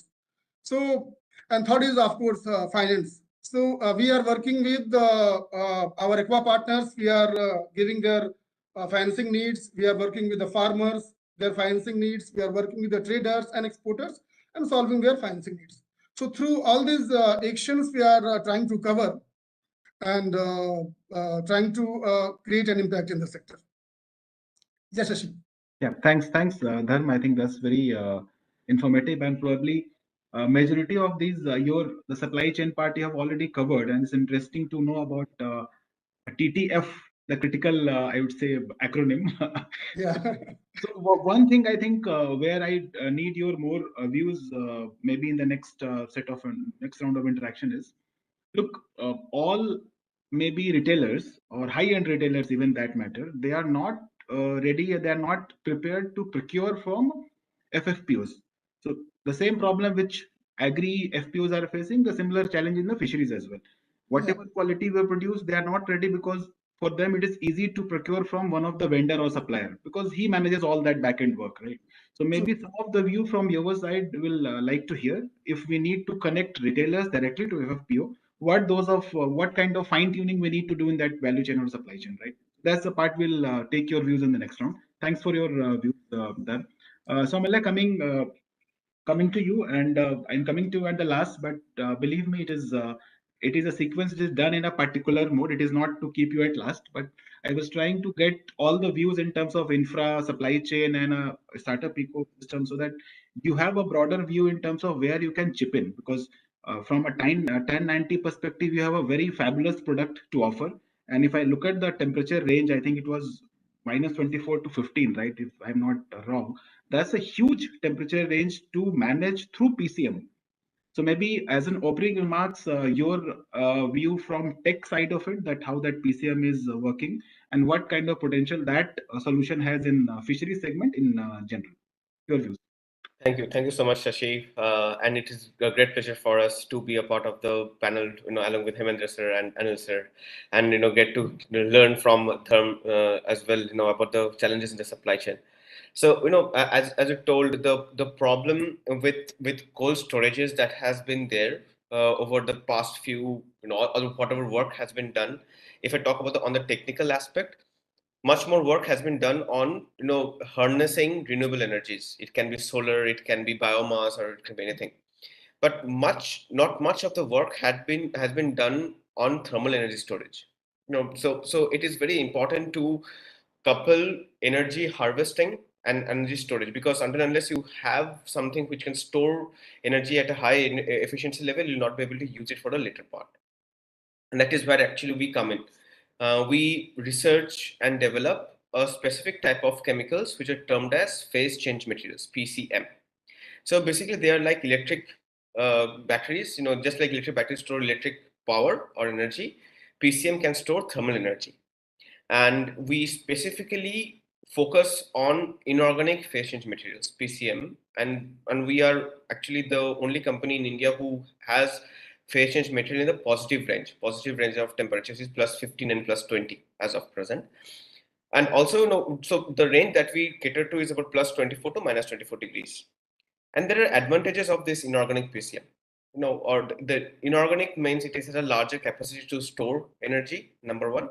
Secondly, it is much more easier to have them food safe, right? So since you are using, or you will be using these chemicals in conjunction with food, it is very important to know about the food safety. The problem that we have, we're solving right now is in the last mile movement of fisheries. So as Dharm told that, there is a huge need for ice. The problem with ice is that, there is a daily operational cost that is being incurred by either the farmers or the fishermen or the end processors, be it licious or tender cuts or fresh to home. You have to buy ice every day, and there is a cost to it. It's average cost is about 4 rupees per kg if you're procuring it from outside, or if you're producing it, it is about 2.5 rupees per kg that you have to incur on that. And if you're procuring it from outside, there are various risk points. The first risk point is that you do not know the type of water that has been used to make that ice, number one. Secondly, since the ice is in direct contact with fish, it's a direct contamination point. Secondly, when you buy ice, mostly the ratio that is the ice is bought to according to the fish that has been transported is about anywhere between 1:1 or 2:1. That means for every kg of fish, you have to buy 1 kg of ice, or for every 2 kg of fish, you have to buy 1 kg of ice. So there is a, if I talk about a normal 70-liter shipper box or a fish box, insulated box, and if you're carrying about 20 kgs of fish in that, you have to invest 15 kgs to 10 to 15 kgs of ice every day, which roughly translates to 60 rupees per box, a small box. That is a daily operational cost that is incurred. That is where actually we come in. We give for fisheries, we have a -8 degree phase change material, -8, and we put this panels, along. It can be put inside any insulated box. Can be a thermocol box or a insulated shipper box or a ice box. We put it along the sides, and we either decrease or negate the need for ice. Negate the need for ice primarily for the last mile, where your movement time or transit time is varies. If that varies anywhere between 2 hours to 10 hours, anywhere in between that 2 hours to 8 hours, in that segment sweet spot primarily. And we reduce the need for ice if the transit time is much more than that, 24 hours. So we reduce that, 1:1 ratio. It can be reduced down to about 1:6 ratio or 1:8 ratio. So for every 8 kg or 6 kg of ice, we use 1 kg of ice. And that requirement for ice is primarily to maintain the surface hydration, because these PCMs are solid. So if the surface hydration is not maintained, then the fishes will become stiff. So that is the purpose that we are right now doing. So we have been giving our solutions right now to the end mile, aggregators or the market linkage people, to them primarily. Right now we are slowly coming down to, to the mid-mile location, from the point of harvest to the marketplace as well. And we have been working very closely with with Numerate, with Jal Jivika, on this aspect, for providing the or starting to provide the infrastructure from the point of harvest to the point of market connect. But there are challenges to it. So the first challenge, when I talk about, is the infrastructure, right? So we cannot just give the boxes and the panels out to the fishermen and tell them to freeze it, use it. And there is a certain SOP out to it. And that is where we are right now starting, which we have already started in Bangalore right now, which is basically a CAS model, which we termed as a cooling as a service model. And due to this CAS model, what we do is that we take up all these costs and the infrastructure requirement and the risks that is associated to freeze these panels.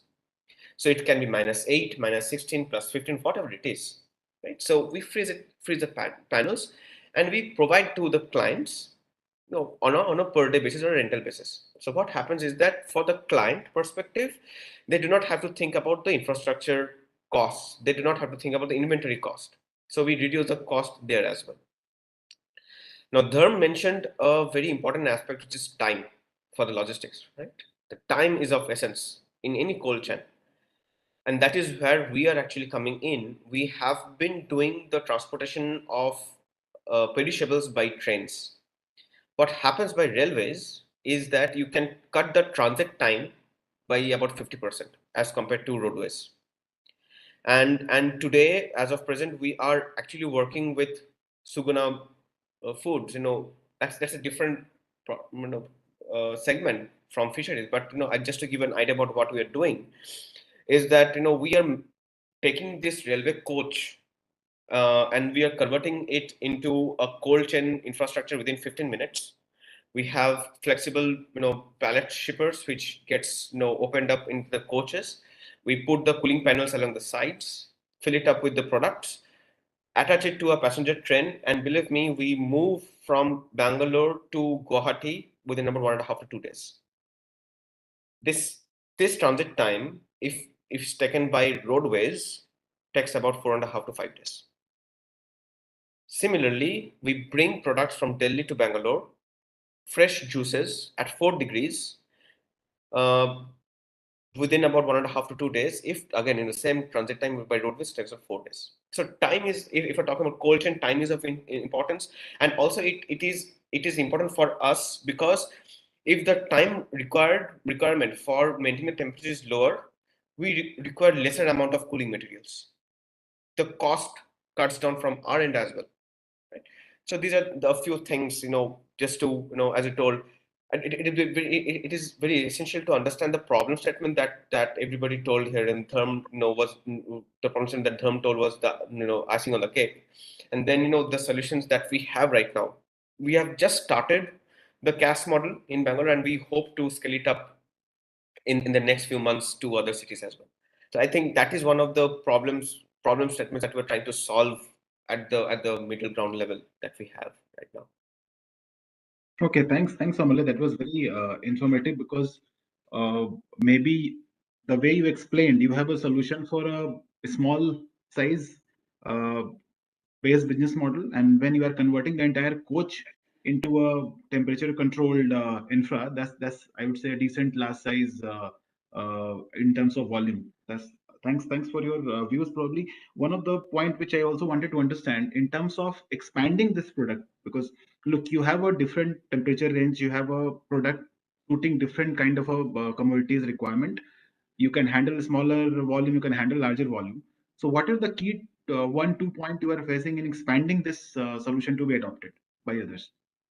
First thing is that it is infrastructure heavy.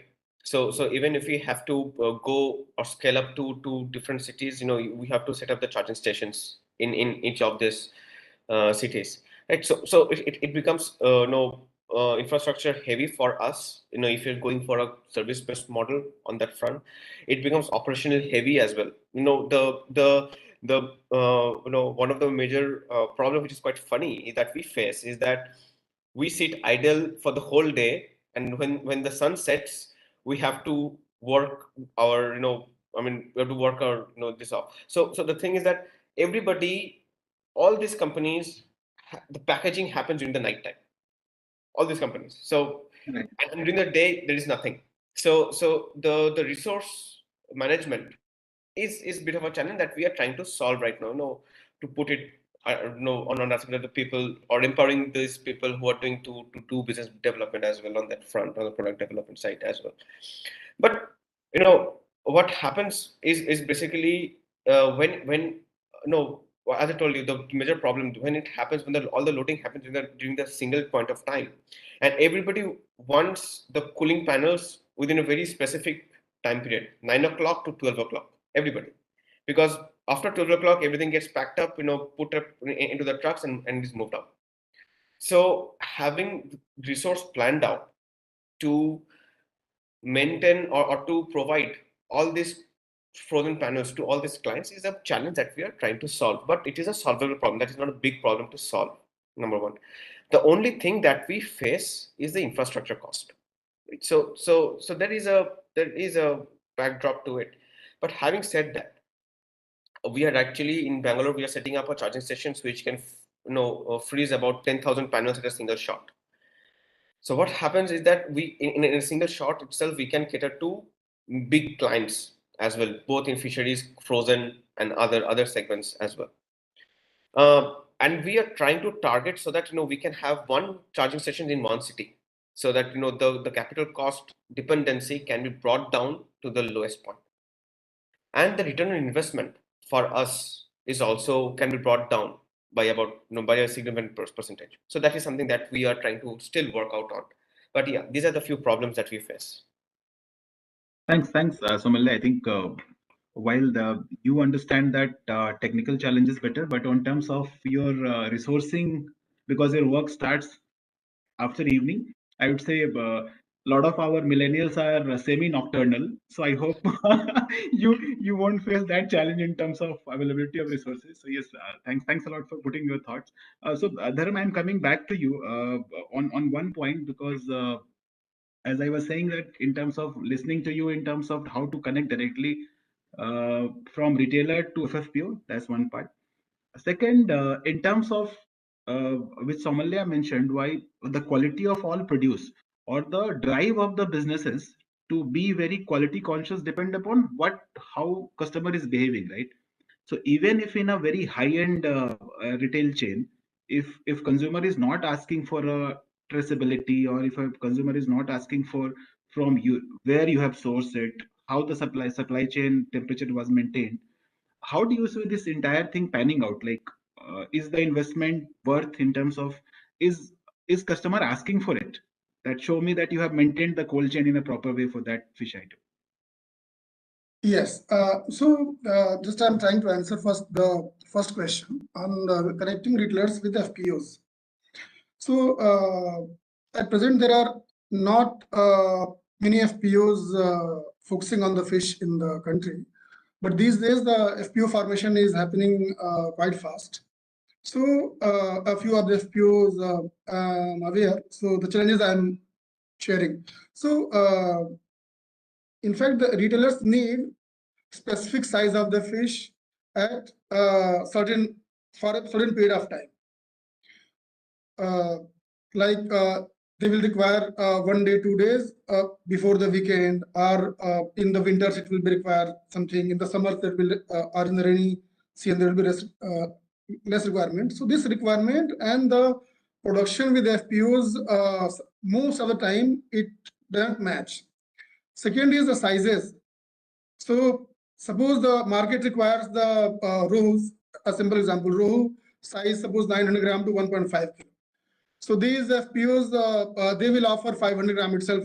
Okay, now the fish is ready. It is very fast in 4 months, half kilo, so let's sell it. So in that case, there is a mismatch. So there is more communication and interaction is required between the market and the FPOs. There is one more solution to it, that why not FPOs can also be the retailers or the wholesalers. So in some of the discussion with the one state government's function, I shared that please focus on creating one FPO or 2 FPOs, at least 1 to district, who are end to end. They are doing the farming, they are procuring the inputs, doing the farming, and also they are able to market their products, so that they will be able to understand the entire value chain, and it will be something like a moon. Right. So such kind of clear interactions and clear interventions are required with the FPOs. In that case, it will be hugely successful. Right. So since it is the beginning phase for the FPOs in fish, therefore it is not happening. But I am sure in a short period of time it will catch up. Yeah. So the second part, I was trying to understand in terms of if consumers are not that conscious, how much to invest from a business side in traceability and maybe ensuring that the entire supply chain is temperature sensitive. We'll take a second. I think sir has joined. Good afternoon, sir. Welcoming you to this session. Yeah. So we have. So for audience, let me introduce briefly. Our Sri Nagendranath Sinha sir has just joined, and he is Secretary, Ministry of Rural Development, and he is very senior level IS officers, and he has done a lot of interesting work. While as of now he is handling Ministry of Rural Development. Before that, he have been part of some very key initiative in India as a part of border management, as a part of National Highway Authority of India, and few of the work in terms of Zojila Tunnel, in terms of Delhi-Mumbai Expressway. He has done some credible work in that segment. Welcome, sir. And I think as per the program was supposed to be started with your special address.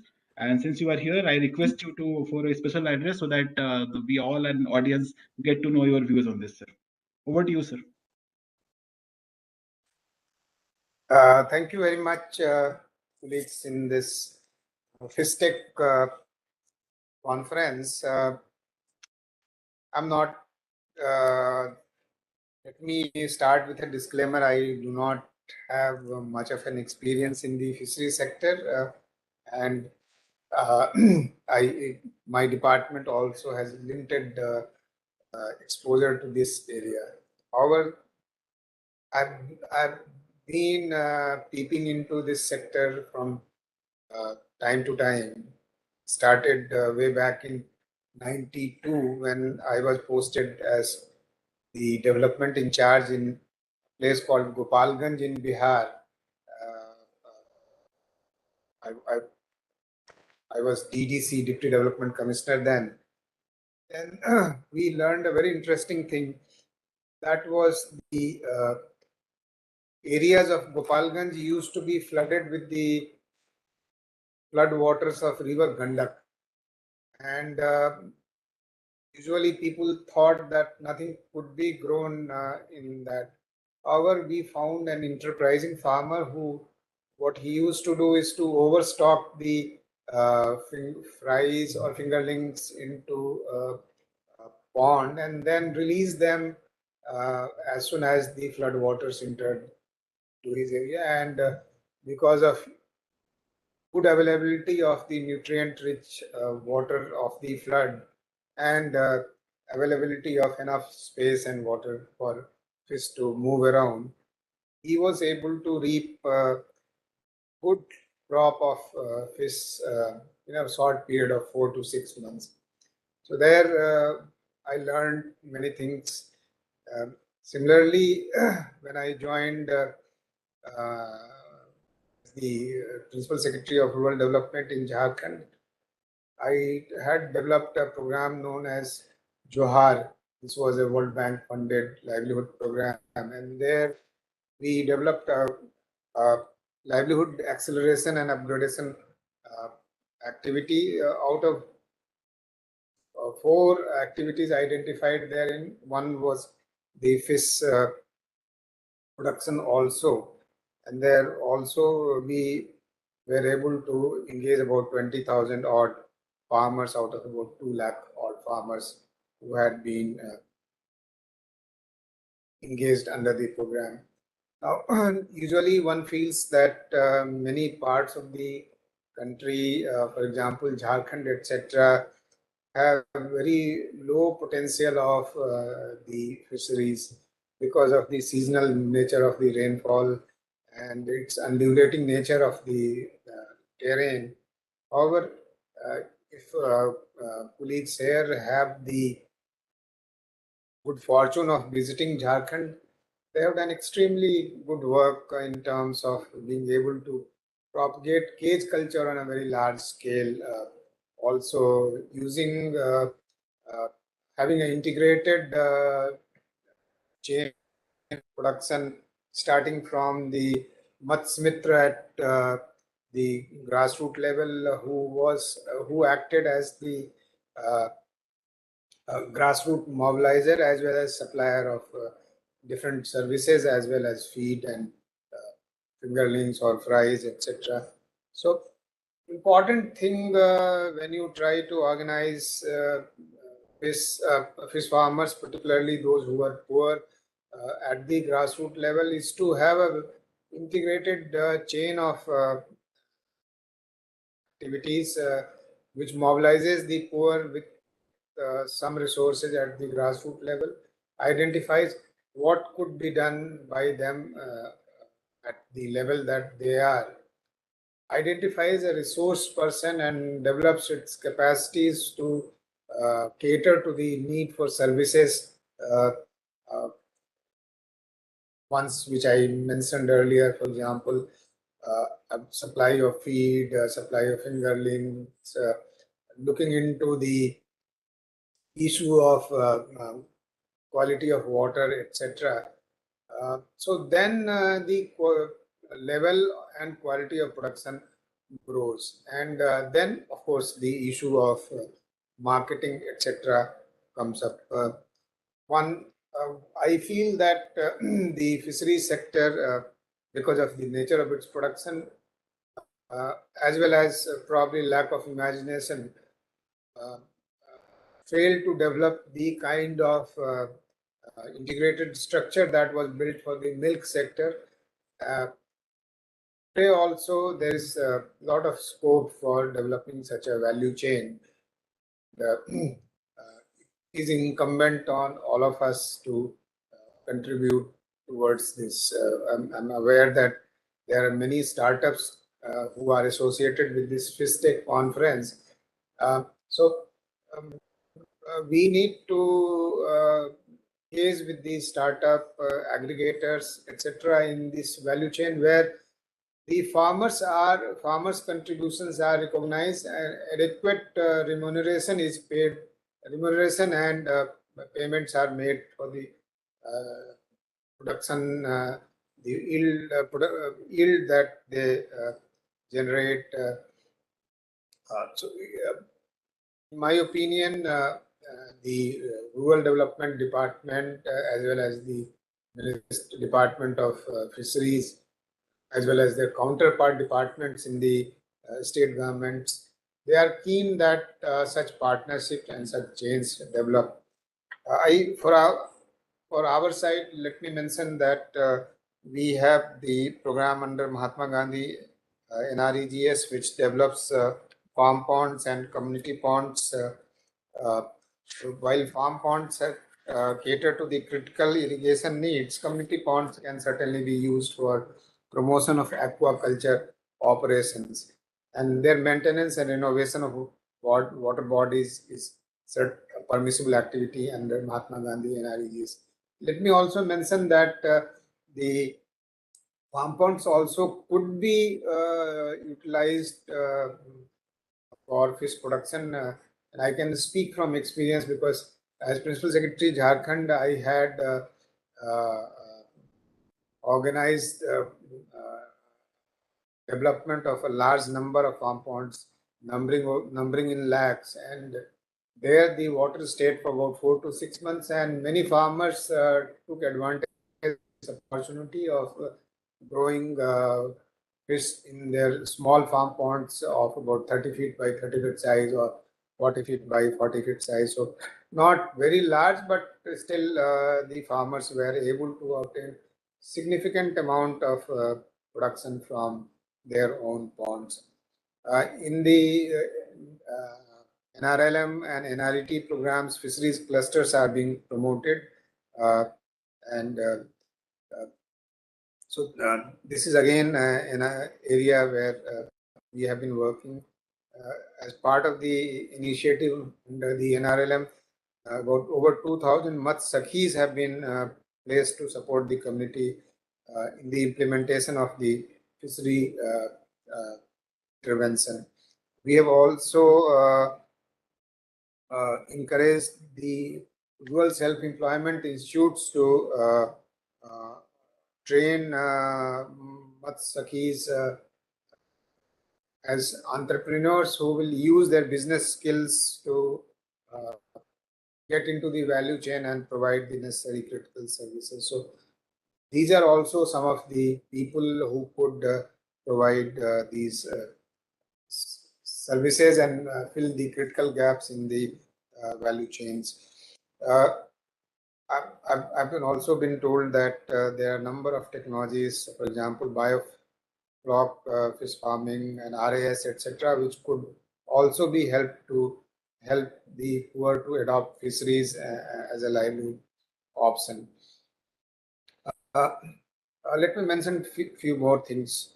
One is the opportunity of using growing seaweed, seagrass as a viable livelihood activity. And we are working with the Department of Fisheries to take these up. What we offer from our department is the very well organized network of self-help groups and a system of community resource persons and their higher level federations. So these, if associated with the program, will be in a position to organize the production and cultivation and harvesting of the seagrass and their intermediate or the so-called farmgate processing for these being used elsewhere. I also feel that let's not only concentrate on only the fish, whether inland fish or marine fish. We should also spend some amount or some effort in the growing of other aquaculture species, for example, pearls or mussels or things like that, which are valued for their own sake, or which can act as a rich source of nutrient, dietary nutrient for many people. So those can also be generated as a good source of income. The ornamental fisheries is another area which has good potential. I'm aware that in West Bengal's Palta district, a PO exclusively devoted for the ornamental fisheries has come up, and they are supplying to a large number of people. But this can also be taken up on a very large scale, and it can also serve the need for exports if people are able to organize the value chain, linking up into the exports. If Taiwan and China and Vietnam and Thailand can do it, why can't India do it? It's not such a high technology item, and there are many high technology activities which are being done by people. The only need is to standardize the operation and different parts of the value chain, standard operating procedures, and being very clear about what will be done by whom, and mobilizing necessary support for addressing all parts of the value chain, and everyone in the value chain being fair about their contribution and the pie that they will take from the value chain. It's not a big ask. I think we can all agree that fair payments to the stakeholders ensures that the flow in the value chain remains, and everyone works in a cooperative manner to serve the needs of the stakeholders that they represent. From our part, the Ministry of Rural Development, we think that the aquaculture is an important livelihood option for a large number of our people who are, and we will work with everyone in the sector. I would close with the remark that Mission Amrit Sarovar, large number of ponds are coming up. Many of them are new ponds. Some are also being renovated, and we feel that, and we have designed it in a manner in which the average standing water in the rainy season should be around 10 feet or so, 8 to 10 feet or so, and the standing water of about 4 feet could be allowed to remain in the pond, and that can easily support aquaculture on a large scale. The design of Mission Amrit Sarovar is such that the user groups associated with the use of water in the Amrit Sarovar are being identified and oriented and mobilized to participate in the entire value chain, entire development process, and also taking up of necessary livelihood linkage activities, which for a large part would of course be related to the fisheries. So this would also provide a huge fillip to the decentralized fishery production in the country. Absolutely the very last, the cage culture is another area which is important. Jharkhand and some parts of Andhra Pradesh, I'm told, have done well in the cage culture, but there are a large number of reservoirs throughout the country. Cage culture represents a good opportunity. At this moment, in my opinion, the cage culture has not grown much because the cost of cage is very high. So if we can do some things to bring down the cost of the cage and use the indigenous material like bamboo, etc., to form the cage culture can also grow up quite quickly. In fact, I had this thought at some point in time, didn't test whether this is a workable thought or not, that the issue of rehabilitation arising out of development of reservoirs handle if all the displaced persons could be oriented towards aquaculture related activities, and so it remains this remains to be tested. I'm quite hopeful that if someone tries to test this idea, the results would be positive. So I thank organizers for allowing me to give this address, and I hope the deliberations today would lead to recommendations for everyone in the stakeholder community, to the Ministry of Fisheries, to the state governments, to our ministry, and other participants, which would ultimately lead to much larger pie of aquaculture in the national income, especially focused on the poor. Thank you very much.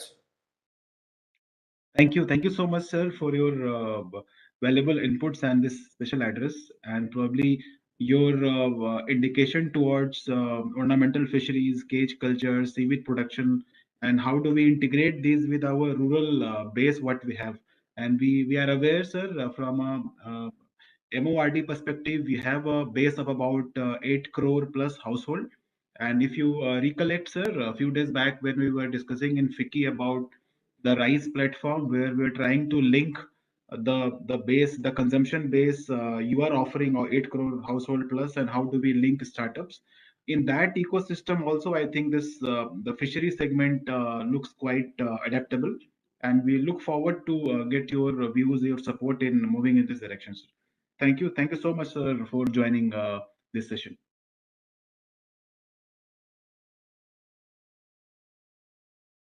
So moving ahead on the discussion. So before you joined, sir, we were having a discussion with issues on infrastructure, finance, credit, and new technologies in fishery sector. And we have a eminent panel member. Like if you see, we have Hemendra bringing that investor and investment banker perspective. We have Anil, who has a huge experience in banking and finance, and he is the head CEO and founder of Samunati, and Samunati has been doing some great work in farmer-centric business models.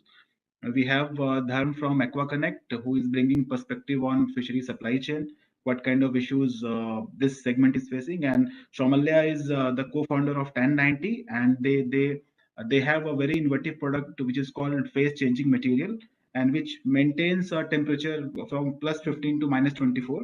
So these are we have a such kind of gathering in this panel members panel, sir, and we were discussing few issues. Few part we have already discussed. We have 2-3 issues remaining on the blended financing part, investor mood in terms of fishery segment, and how do we ensure that consumer also wants a quality food, and that the entire supply chain is supporting. So that's the 2-3 points left in the discussion, sir. So with your permission, I am going back to Dharm. Dharm, we were trying to get your views in terms of whether our consumer is ready to pay that extra for the good quality product. What's your view on that? Yes. So this, in fact, one key point I missed to share on this FPO. So I'm just trying to explain. So in fact, when we connect the FPOs with the retailers, the requirement of the retailers is very, very less, 50 kilo, 100 kilograms, 200 kilograms, like that. Only the big retailers who have their own distribution centers, they are able to procure the large volumes of the fish from the FPOs, because FPOs generally they harvest from the pond. So one pond will have 3 tons, 5 tons, 10 tons kind of the volume. So then it is difficult to connect with the retailers unless retailer is very big and it has the key infra like distribution center. So once again, here the distribution is key. And even our wholesale markets are not so much equipped to hold the fish in the right, in the right quality and in the right manner. So therefore, that earlier solution which I said, that these retailers and FPOs, they have to work very, very closely, and the harvesting has to be and stocking has to be as per the demand of the market. And also FPOs also have to enter into the market segment so that they will understand it much better, right? And now coming to the question of traceability and quality. So yes, the customers are not asking much on the traceability, but they are asking on the quality. In fish, if you see, fish is different from poultry or meat. So the quality premium is less when you compare a very good poultry and a good poultry product, and a meat product versus a very good meat product. But in fish, the premium is very, very high, right? Suppose the fish quality is X. If the quality is at the best level, the prices you can fetch up to 50-60% higher. So customers are willing to pay for the high quality fish products. So one is very, very clear in that, there is no doubt. Second question is the traceability. So you are right that many customers are not asking, but there is certain set of customers in India, they are asking, and in abroad they have been asking. In fact, in our Aqua Connect, we follow a program. We ensure that every post-harvest product, it is source coded. So we do the punching of date and farmer code and source code. So though market does not require so much traceability, but we maintain the traceability.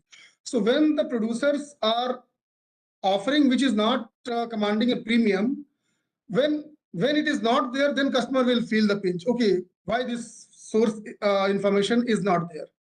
And in certain fish species, it is very, very particular. Like if you see hilsa is a very premium fish for the Eastern India.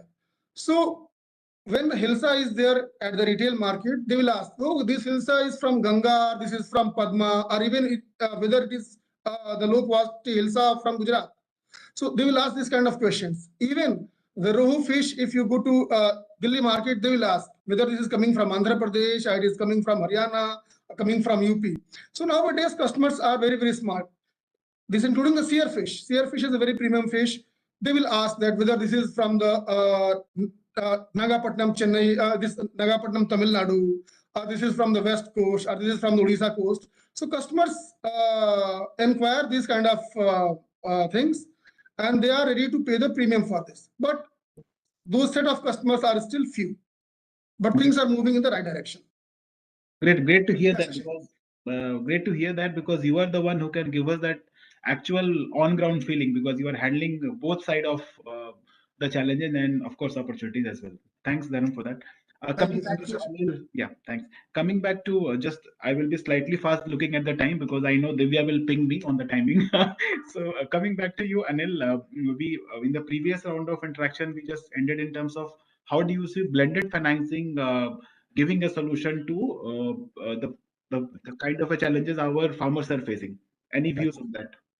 Absolutely. Fisheries as a segment provides a ripe opportunity for the blended finance instruments to come in from two dimensions, Shashi. One is from a sectoral perspective, you see prevention of food loss and clean tech are two drivers of the perishable industry, which can look at how do we use clean tech, what Hemendra was alluding to, the diesel engines that we spoke about, or how do we also bring in clean tech into the storage and logistics, and how do we prevent the food loss, are two sectoral ones.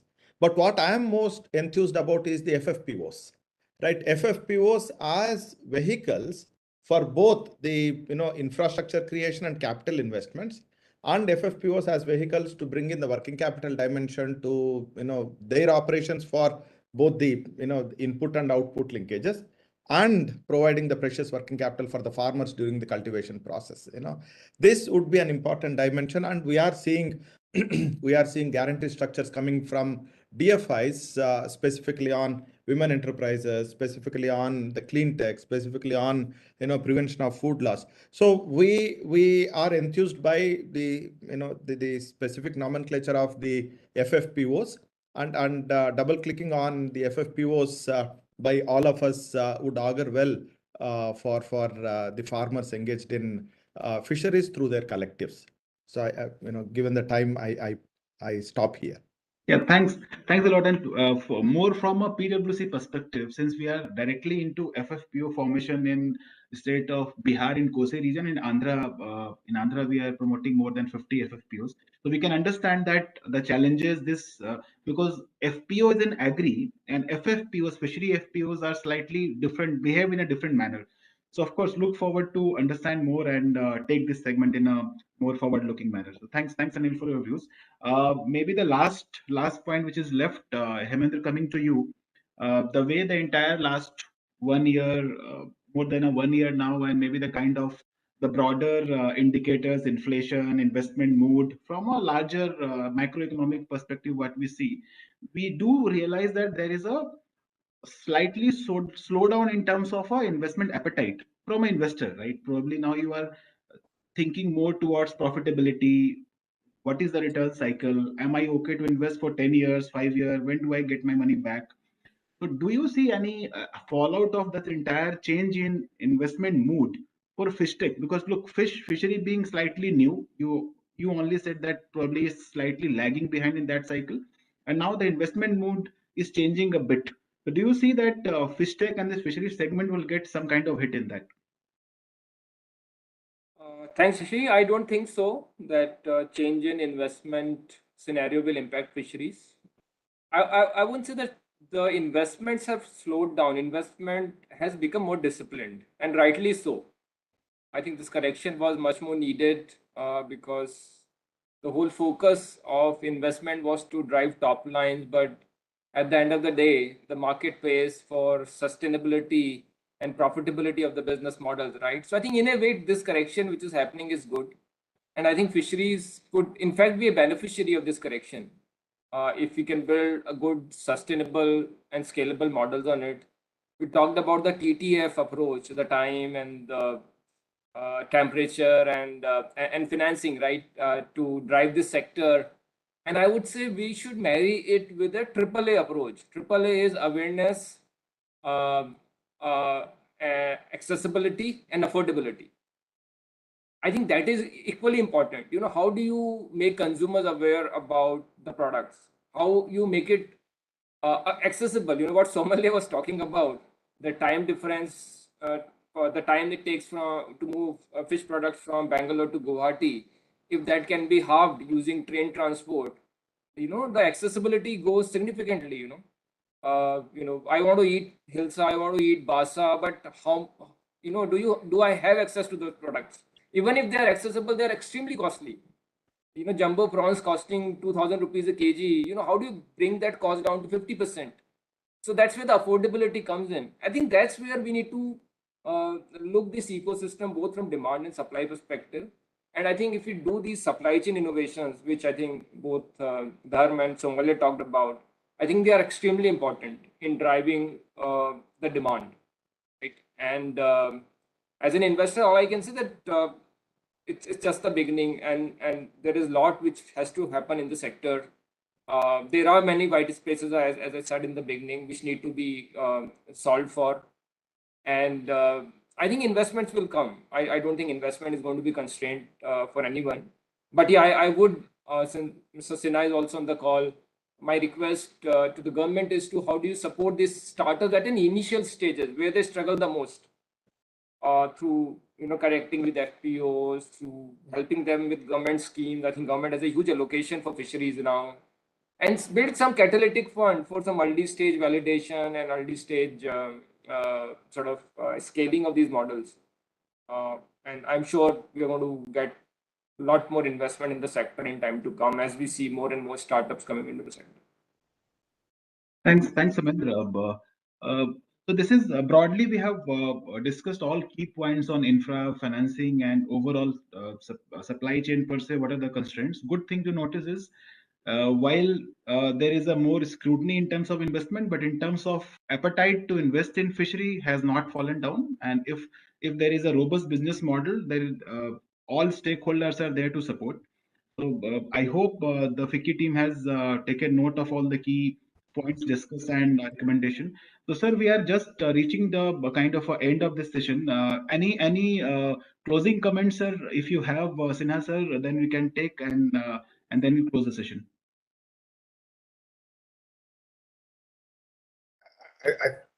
since I joined late and I'm not privy to the earlier conversation, all I can say is that taking on from Hemendra that the investment is certainly possible, and since the fancy investments are not on the offer at this moment, not being promoted, so the real economy can certainly get benefit. Demand for food products, fishery products, etc., is not going to come down with the projected increase in the population and increasing prosperity of the populace. So therefore,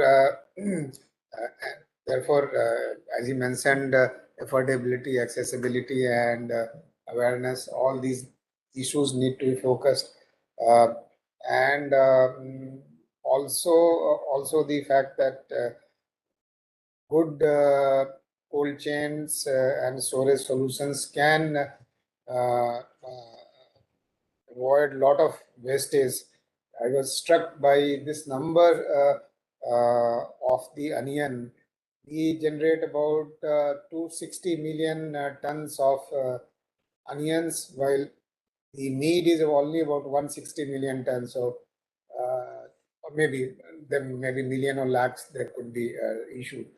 But 100, this gap about 100 million, let's take for this argument, million ton gets wasted, and therefore you see this wide fluctuation in the prices across the season. So I think if we are able to generate good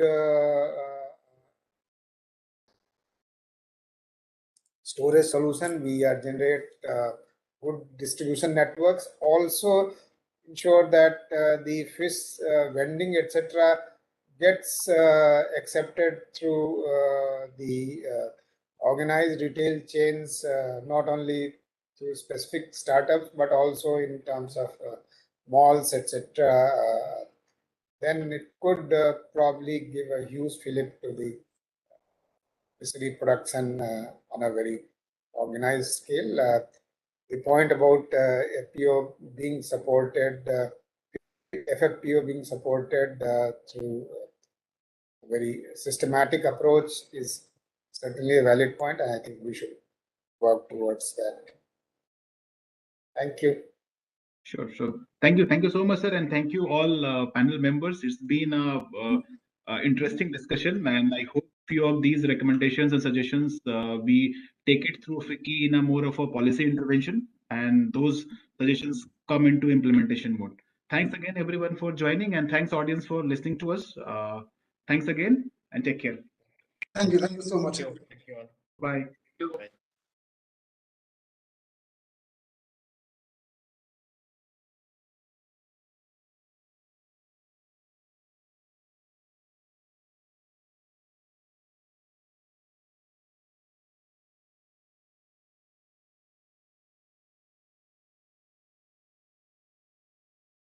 There was a dip in 2021. We can see that marine fishes export dipped in India. Not much, but yes, 2021 was a dip for them as well.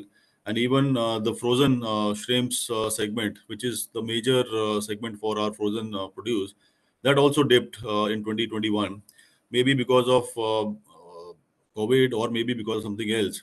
But yes, there is a lot of things that needs to be done in order to improve the entire supply chain as well as the industry, I would say industry health particularly, so that India is more competitive and we have more and more export from India, specifically from the upcoming startups or upcoming companies who are actually embracing new technologies.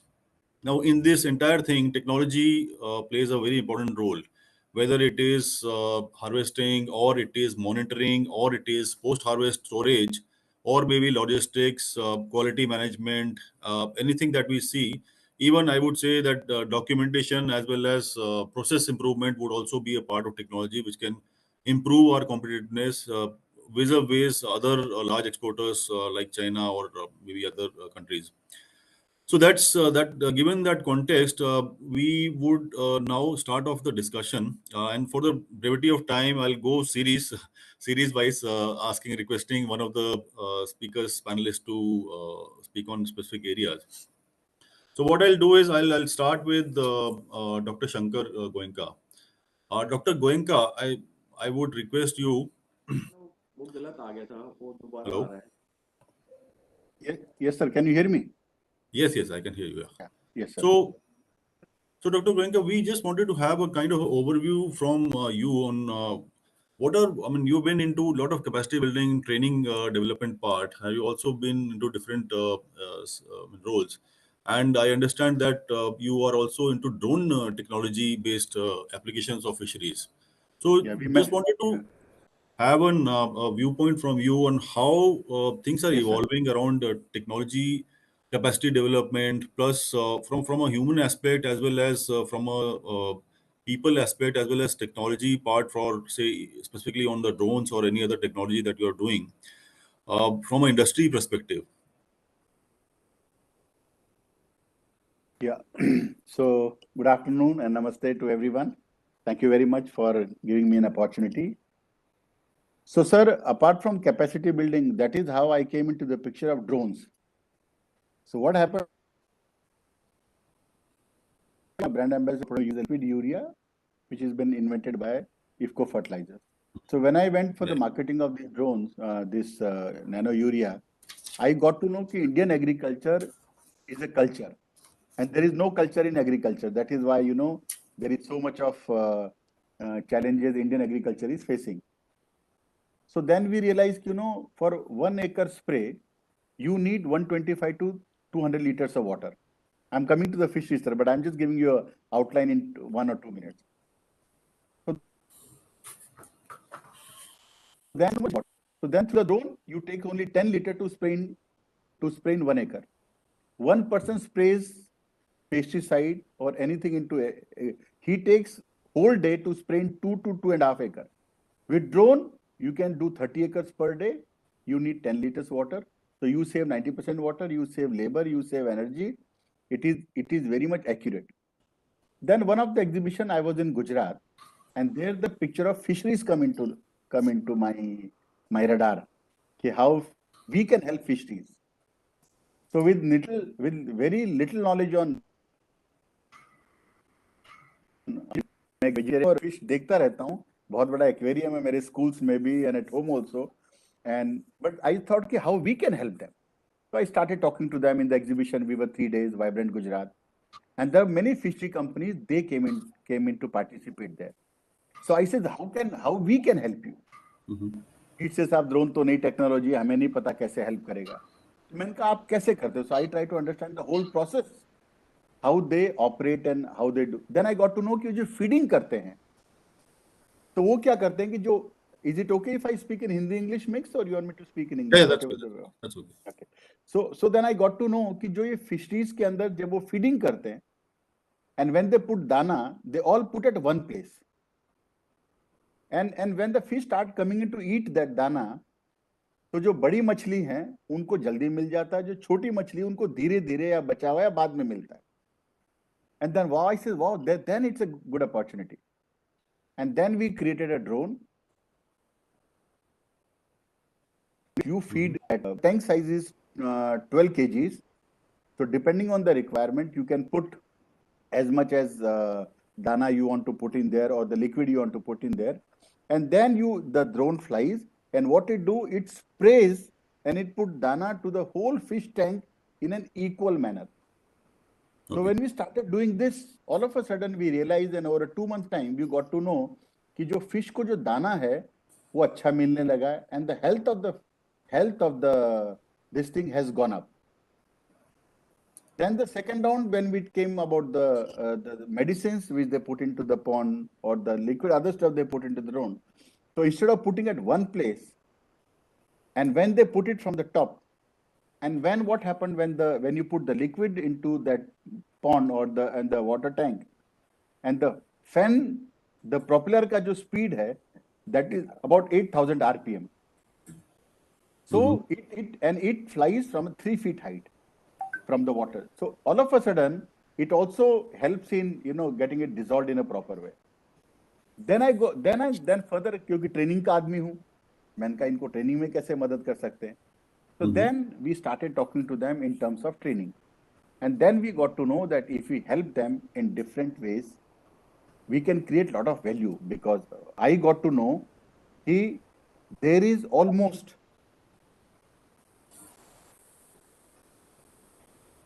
the second largest of fish, and 68% fish comes out of India, and 28 million people in India, they contribute to do this. So then, as a period of time, then we speak to National Skill Development Corporation. I'm on the board of National Skill. I says we can do so much of work. And then in IFCO, they make one product called Sagarika. And Sagarika comes out of seaweeds. And India is a huge, huge coastal area. But unfortunately, only country, which is Tamil Nadu, they allowed this to get the seaweeds out of it. So I feel from a drone perspective, you can monitor, you can spray, you can put hard granulars into it in a proper way. From drone technology, you can have a complete overview. Like if you see today, Economic Times, there's a whole article that we did a survey in Calcutta, where you can know कि यहाँ पे density कितनी है fish की. And then we made a whole software कि fisheries India में कहाँ हो सकती है, कितनी हो सकती है, उनका क्या चैलेंज है, कैसे उनकी है. And all of a sudden, we did so much of work in last 4 months, and I can share all this information to all my valued participants, and I can share my presentation, that app work to FICCI, and they can circulate it to all the members. So this is what little knowledge I have on drone technology, and as far as skilling, training, and upgrading is concerned, sir.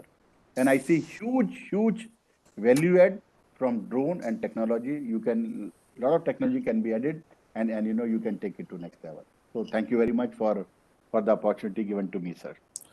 That's really good, sir. Good to know your views. In fact, drones can be useful in the feeding, monitoring part, as well as the spray part of it. Now let's do one thing. Let's move out to a new angle of it. Fisheries as a business, how that works out. So I'll now request Ms. Ambika. Ambika, you are the CEO for Fresh Hour. You are probably into the business which is more into B2B. But from your experience, we'd like to know how tough or how challenging is this entire business, where we are actually dealing with unorganized farmers at one end, who are looking at who are doing fishing, but they are completely unorganized, lack of technology, maybe lack of instrument also. From that to say organized players who are actually into exports and who have very specific technology or rather very specific product requirement for for each of their produce. So I request you to take us through what kind of challenges, what kind of specific issues that you've been facing in this entire supply chain, right from the farming thing to maybe logistics or maybe to distribution supply, the entire gamut of activities that you're handling. Sure. Thank you so much, Ajay, for that question, and thank you for the FICCI team for inviting me here. I hope I'm audible. Yes, yeah, you are. Okay. So let me just first lay down what is it that we do. So Fresher is one of India's fastest growing B2B platforms for the fish and meat sector. We have a very firm domestic distribution focus that we are building into the company. The perception is that the back end is unorganized with small farmers and the front end is organized with large buyers, but the reality is actually inverted. If you look at the domestic fish value chain, right? Let's say it's a $30 billion industry, and there's another $10-15 billion worth of exports that happen, which is separate, right? Now, in the domestic consumption space, you have 90% plus consumption dominated by the Indian major carps, freshwater fish, right? These freshwater fish are produced in inland fisheries, aquaculture ponds, right? And there are certain pockets of mass production, like for example, the Krishna Godavari basin makes up for 30% of India's freshwater fish supply, right? So you have fairly intensive concentrated production zones in this country where surplus produce gets created that is tradable. The problem really is on the distribution side of the business, because in India, a vast country spread across hundreds and thousands of kilometers, and this is a mass consumed commodity. So every village, town, district, city, state consumes this product in different sort of forms and requirements, right? So the front end is extremely fragmented, and this is where Fresher comes in. So we say, like, our motto is that there should be fresh fish and meat at every pin code in this country, right? That's what we are trying to build. So if you ask me, what is it that we are building? We are building a highly specialized distribution company, right? Which essentially does a bunch of things to be able to solve for problems like fragmented demand, highly perishable commodity, 20 to 25% post-harvest losses in the value chain, farmers and suppliers at the back end facing uncertainty on, is this a legitimate buyer who's asking for produce? Will I time? Will my produce get rejected or accepted, right? So we are solving for that trust, that transparency, and that operational excellence that is required to build deep distribution across this country. We are currently present in Andhra Pradesh, Odisha, Bengal, Jharkhand, and entering UP and Delhi NCR as well. So that's the kind of swath of territory that we are looking at. And we are using a bunch of strategies to sort of build out this deep distribution play. So one is that we are using technology to aggregate demand to build a great user experience for our buyers. So our buyers are typically wholesalers, traders, distributors, large institutional buyers, right, who take either raw produce or minimally value-added products in bulk quantities. So what can we do to give them a great user experience? What can we do to solve for the trust deficit around quality, tracking, traceability, payments, refunds, rejections, right? What is it that we can do to use technology to solve for those buyer-oriented set of problems? And then we are also using technology in our entire value chain to minimize wastages and rejections. And we are very proud to say that with minimal sort of capital being pushed into the business, our rejections and wastages are less than 1% of our sales. Like, it's not even a line item in my expenses, a wastage or a rejection. So that's the kind of operational excellence, the kind of team that we are building. We have, our entire funda is that every state, every city, every district that we enter, you should have, ground teams, state teams backing our distributor and our dealer network, and with the technology that we have to make that user experience very seamless. So use of technology to build deep distribution, operational excellence, which includes logistics, packing, storage, sorting, grading, right? Building layers of trust and sort of transparency in the value chain. And I think if you do that, the gold mine here to be.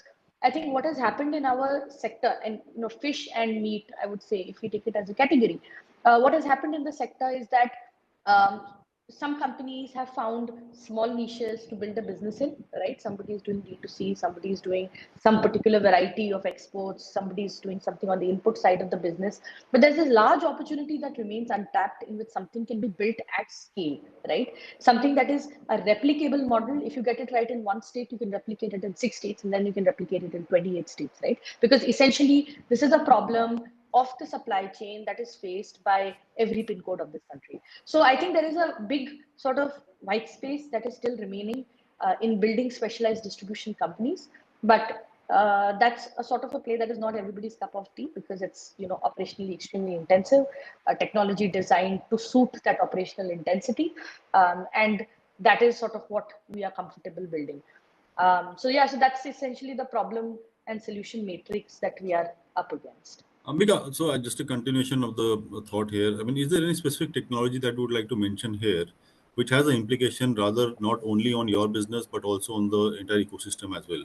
Sure. So I wouldn't say there's a specific technology. I would say there are a bunch of technologies that are brought in together to create that seamless sort of supply chain and user experience, right? And typically my sort of very generic broad advice for everybody would be that companies like us, B2B supply chain companies in perishable commodities, right? Whether it is fish or meat or fruits or vegetables or dairy or whatever, can essentially use technology in two ways, right? And you can choose what you want to prioritize first, because with limited timeframes and limited budgets, there's only so much you can do. But there are two ways that you can deploy technology in your value chain. One, you can deploy it on the user side of the business to aggregate demand, to ensure fulfillment, to ensure that any kind of dispute resolution that needs at the front. That is one way that you can deploy technology. The other way you can deploy technology is in your supply chain. Whether you want to have temperature controlled vehicles, whether you want to use artificial intelligence and machine learning to evaluate whether your grading is correct or not. Whether you want to use AI enabled micro cameras in your ponds to be able to track your live sort of stock, so to speak, right? So those are essentially supply chain technologies that give you visibility on your inventory, which help in preventing wastages in the value chain, which help in controlling quality in transit. So those are the second set of tech that you can build. And the good thing is you don't have to build anything. Somebody or the other in the market has built it for you. Your job or my job as an entrepreneur really is to understand the use case extremely well and to see what is the most cost effective way of using tech to be able to solve for that use case. And otherwise, on a piecemeal basis, some technology or the other has been built by somebody else. You can just plug and play in, but you have to be very careful about have a clear understanding of what problem is it that you're solving and how are you solving. All right, great. So this really helpful to know. You can find a lot of technology, maybe AI or ML or any other technology to monitor or to analyze these segments for supply chain. Now, this brings to a very important area, which is that of data part. Now, I'll move to Devlina. Devlina, you already sensed it. So, we understand that data is a very big gap which is there in the agriculture industry itself, whether it is, the crops or insurance or finance or any other aspect of the business that we are looking at for any of the sectors related to agriculture. And I'm sure that fisheries is no exception to that. You need to have, there's a huge requirement for verified, authentic, reliable, and tested data, which can be used for, decisions. Database decisions are not really happening. And since you deploy data science into your model and you've been expert into it, so we'll definitely like to know from you what kind of role does the data play, and what kind of requirement would be there, how the fisheries sector can actually be brought up to a extent where data availability or data analysis, analytics on data can be used for appropriate policy planning or implementation into the business part of it. So, as a CEO of Numerate, I'll definitely like you to have certain views on it. Sure. Thank you so much for the question. And just to give a context for everybody listening in. So we are a data science company, and for the last close to 3 years, we are working in the small scale fishery sector. We started working in the sector from a climate change or climate resilience perspective, strengthening or boosting the marine fishing communities primarily to understand the marine and weather conditions better, so that their trip into the sea is safer, is more efficient.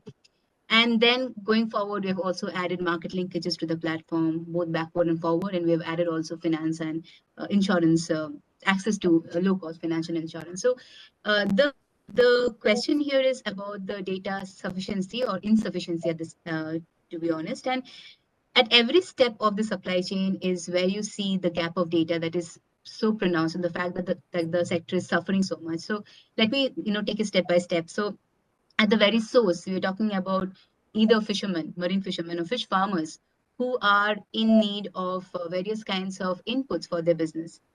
At this moment, if I have to really, do just a simple 2 columns, like an A column, like fishermen needs, and B column, the various gadgets available for them, which can improve their operations.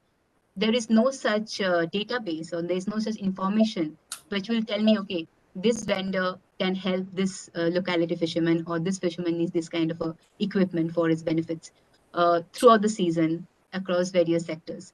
So we're talking about even starting from the inputs, where for a simple fisherman, or if I have to really put in a network of helping fishermen with inputs, I don't have the data to come in. So when we started looking at that problem, so we started with climate change, and we started with working with livelihood, started with understanding the demography. And demography is vast, it's very complicated, there's various subsections of it. And we wanted to see if we can help with the inputs. We realized we are having to build all of it from the very first. Then it comes to say, production tapping, what a fisherman or a fishing village is yielding, what a fish farm is yielding. So that again, I think Ambika talked about aggregating the demand. aggregating demand is one end, but aggregating supply is at one end. Every big fish consuming company every day has this problem of where is my fish is coming from, what quality I'm getting, where I'm getting, and what price I'm getting. So aggregating supplies is a big challenge across the country, be it the marine or the inland sector. So that's where the data sufficiency or data insufficiency is there. And then the large pool of supply chain logistics. I think Ambika and team are the way they are aggregating is something that will be tremendous helpful in the fishery sector, because if I, as of today, have to transport fish from place A to place B, finding the right kind of support, because it's a very, very highly perishable product, having that aggregate network to tap into, saying that, hey, I have got a very good fish from Andaman, I want to, fly to Mumbai. There is no such place.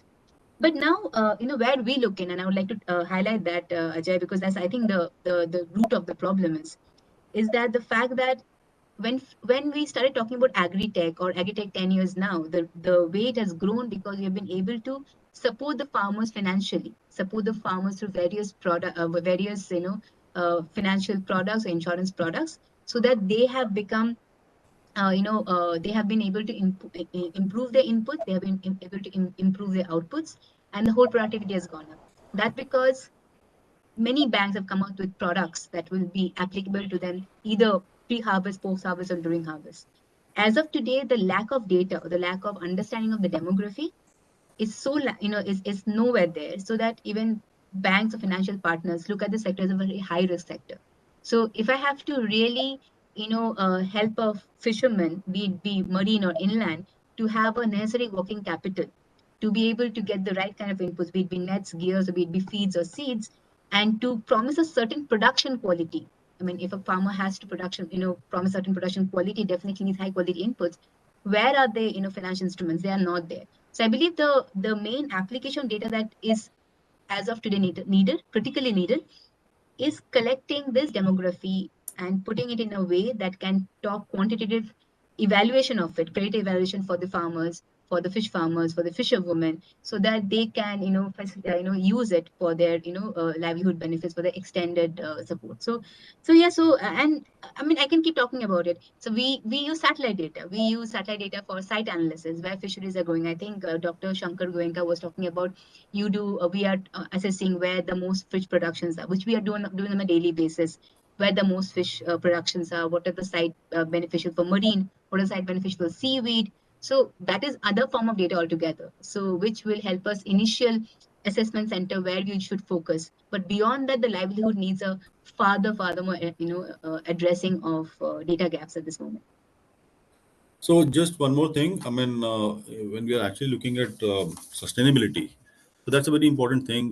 People are talking about mostly about sustainable production systems. So does Right. data? How does data? I mean, and what kind of data does help improving that standards for sustainability?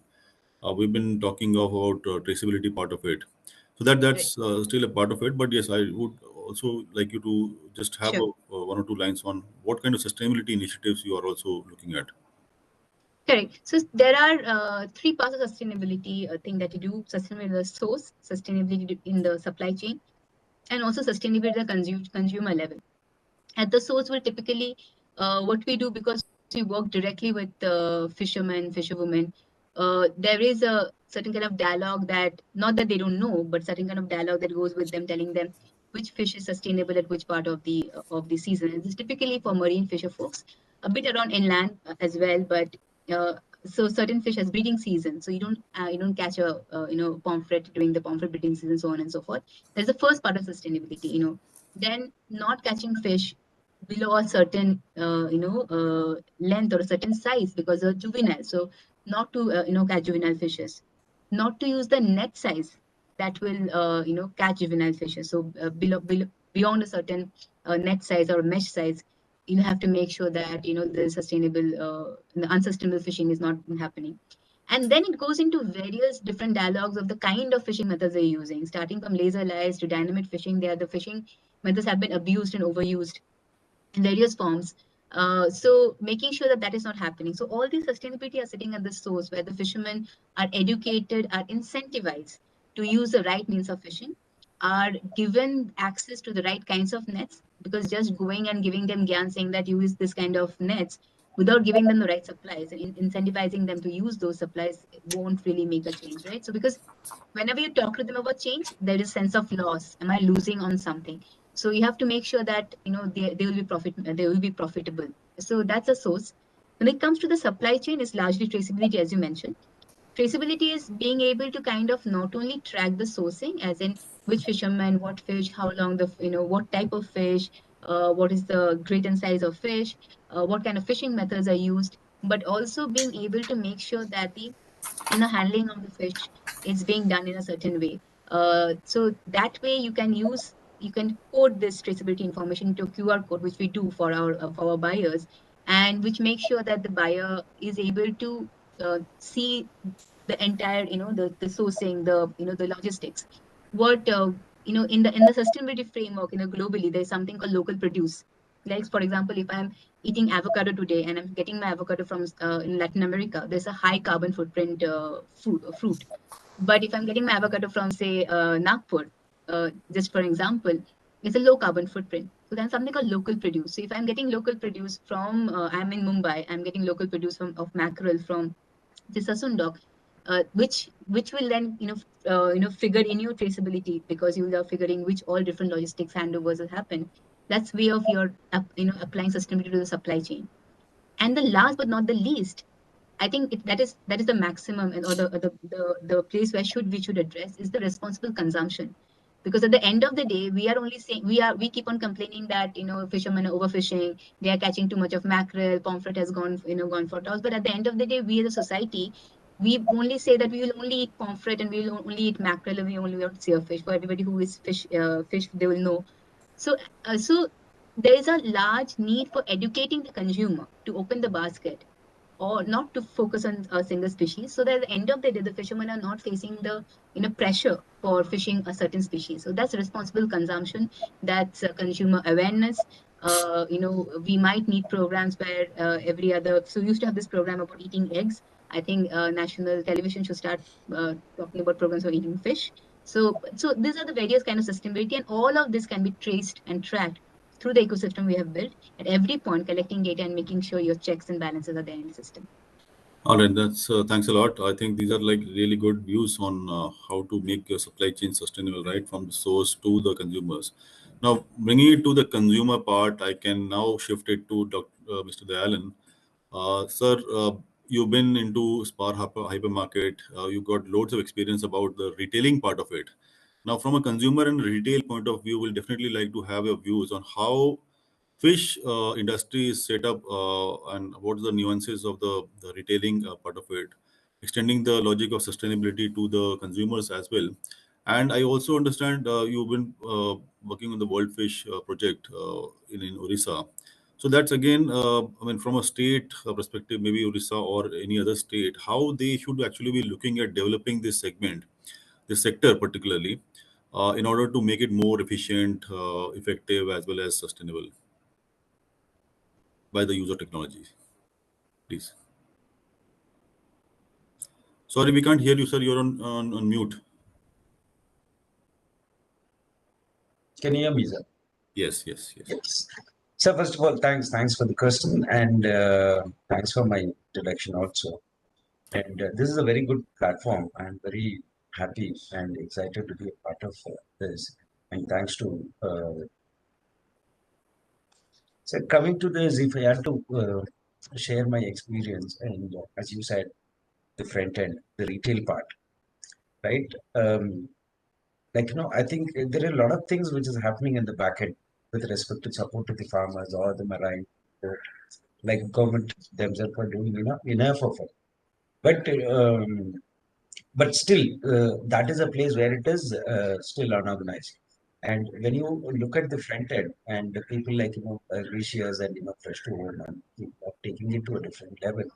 But fortunately, most of this modern retail or organized retail with respect to fish and meat seems to be based in Bangalore. Bangalore seems to be, with respect to fish also, uh, Bangalore seems to be the best platform for any experiment or the understanding or experiment also.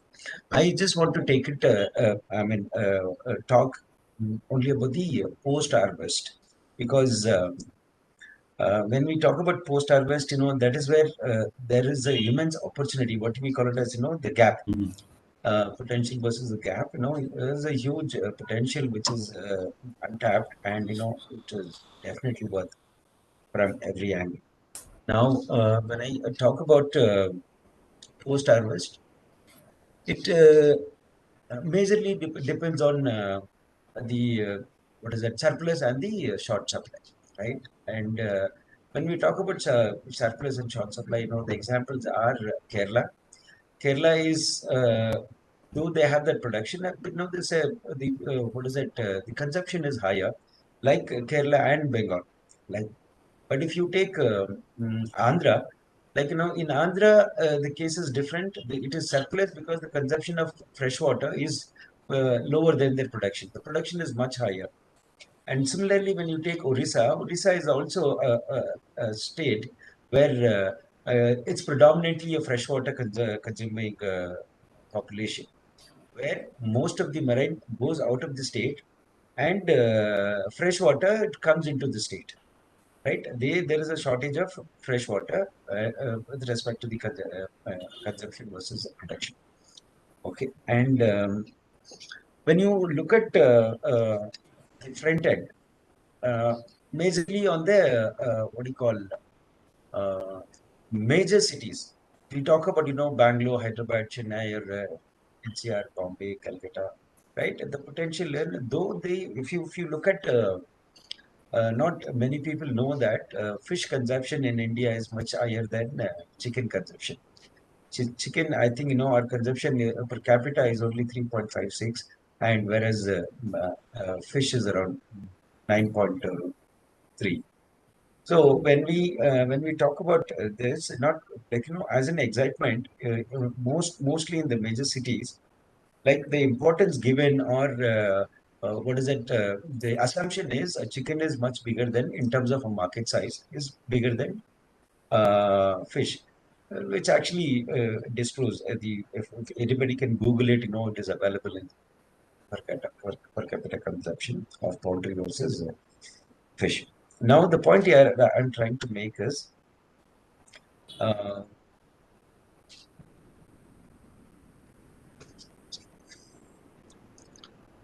no, if I had to give you a small picture about the retail part, like when we are talking about the what is that, post harvest, I am trying to find out the disconnect between the potential versus the possibility.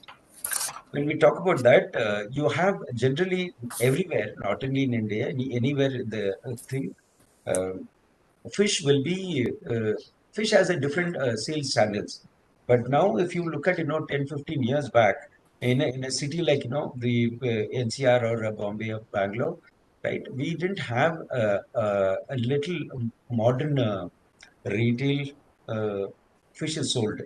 For example, it starts from it starts from the what we call it as a shanty, the small market which gathers. I'm talking from the rural side. There is a market where the fish where vegetables mostly sold, and along with that, fish not everywhere it will be available. So I'll come to that part. But in a normal major cities, you have the market, a general market, where you'll have a couple of retail and wholesale club together as a placed for a fish buy. Second one, but there will be individual stores, but fish is sold in the footpath also, and fish is sold door to door, where the cycle wala or the moped wala will go around and distribute it. And when you look at it, there are standalone stores where with decent equipments and the display with the hygiene maintained, which is gives you the credibility of safe, right, is also started coming up the past around 8 to 10 years. And also let the concept of modern retail, like big people like Metro Cash and Carry, or Spark, and these are the people who took that initiative and making it more available and accessible to customers. And that is where I would say that they pioneered it, right? When you do it, the mental, there was a tab also when people go to a fish shop and stand and buy it, especially for the ladies. And there is a lot of cheating, a lot of, respect also, without, they've been treated in a very bad way. When you buy it or keep asking them too many questions, or if you want to touch and feel the product, this is the constraints with where we had it. But, later when the modern trade as such opened up for meat and fish, right there you got the clarity of, whoever comes at whatever time they come, the prices are declared on a big board or at the product itself. This is the price of it. So with respect to whoever it is, which was not the same case in the traditional market, right? That gave a little more exposure to the retail format. And retail, even now, after a lot of people, and now the next level went up to the online also. Online it gives you more clarity in what you're buying, and pick and choose and variety, prices given in advance. So this is the comfortability, or uh, the what is that, the freedom what we currently have. But now, if you look at, past 8 to 10 years, it has taken a very different level from where it was. But thanks to people like, Alicia's and, Fresh to Home, and many other people, like the modern retail, what we call as, Spar, Star Bazaar, Metro, and etc. Okay, now there is from the customer's point, they are very they have more clarity, more accessible, more safe. They feel, because it is like, they know what they are buying to an extent, comparatively. Okay, now I'll just cover up on what are the current challenges what we face in when I talk about the current challenges. I'm talking about the major cities, and especially Bangalore, and which is more or less the same for any other major cities also. And I've seen all the major cities. I have opened stores in all these major cities. So I understand the differences and the similarities between all the states and the major cities. And I will also cover a little bit about the rural, because of my exposure with goldfish. When we talk about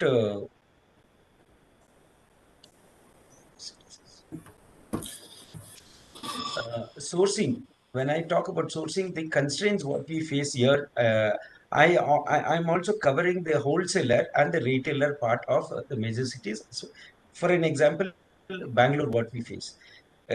Number one is that the limited sources of what do you call limited sources of sourcing places, or the vendors.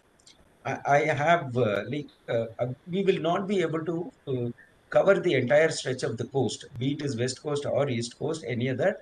But here we have to tie up with the very specific vendors only. Now, whatever he dictates sometimes becomes a constraint for us. So I have to, be it is a price or the quality most of the time, and what is that? We have to compromise. Second one is the range. Range. When I talk about range, I'll have to elaborate a little bit on the range. How important is range? Dr. Dan, Please, sorry, I'll have to interrupt you here. I think please we'll go. run out of time otherwise. So what I'll do is, if you have time, come back to you. We got still one speaker who needs to present his views. So if it is okay, then let's wait it out. If we have time, we'll come back to you on this part. I hope it's okay, Dr. Mr. Dayan. I mean, whatever is convenient, it's fine. Sorry, we'll have to move on. So we can now actually look at Dr. George, who has been working on different technologies into fish processing technology, uh, value-added segments in terms of products, and also looking at how byproducts of the industry can be utilized for different usage. Dr. George, will definitely like to have your views on how you have been working on these technologies. What are the ones that is useful for the industry, maybe for the retailers, wholesalers, or industry participants? And how do we actually look at value addition or waste utilization, which is also something related to sustainability? How we can get an efficient waste utilization for this industry? Thank you, Ajay. I think I'll have 10 minutes. I'll just I have a lot of points, but I will just brief it into 10 minutes. Yeah, please, please. The talking points given to me is one is the innovation in food processing technology, which are applicable to the fish sector. Then another point is the fishery waste management, and another point is the challenges faced by the startups in this sector. So these three aspects I will just cover a brief, because as a background, I will tell you our institute is the only one in harvest and post-harvest domain in the country. It's only R&D institution, and moreover, we have a agribusiness incubator center here running for the past 7 years. This is one of the first one in fisheries sector in India.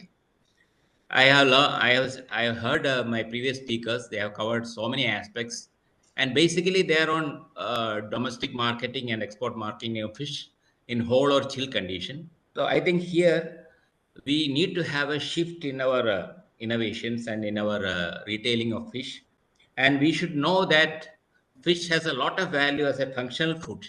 Nowadays, people are positioning fish as a functional food. So we have to innovate. We have to get new products based on the functionality aspect of the fish, and we have to position aquatic food in the future market scenarios in these aspects. I'm not telling about seafood. I'm just telling as aqua foods, because seafood is only limited. When you come aqua foods, it will cover everything, including the seaweeds. And coming to that, I'll have a few points. How you are positioning your aqua food in the future market scenarios. One is reframing aqua food as a healthier substitute for other protein sources. That's very important because fish is considered to be a health food.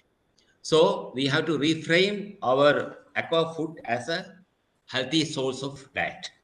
And when you tell about that, again, targeting the individual dietary needs and aspirations through aqua food, like diet services, brain food, all these aspects can be covered by the aqua foods. Then creating aqua food experiences that deliver moments of healthy pressure, like seafood jelly shots, all these things are prevalent in the Western countries. Redefining the long life aqua food as a smart shortcut like pre-prepared products, meal assemblies, using preservation technologies to lock in and maximize the benefit of fresh aqua food, making nutrients instantly accessible to all, and extracting the essence of seafood or aqua food, reinvent the recipes, like some of the waste products like squid. When you process the squid, we get a lot of ink. This ink is supposed to be a waste, but it is a high value product, and we have a lot of products made out of squid ink itself. Then extracting the vital essence of aqua foods from offcuts. For example, omega-3. Now everybody is selling fish is a rich source of omega-3. So we have to have health supplements and dietary supplements based on these aspects, like omega-3 aspects. Why, like in West, they prepare this krill. Krill is a very important source of this thing. Krill oil supplements. Then diversifying out of home and portable solutions for snack foods. That is also possible.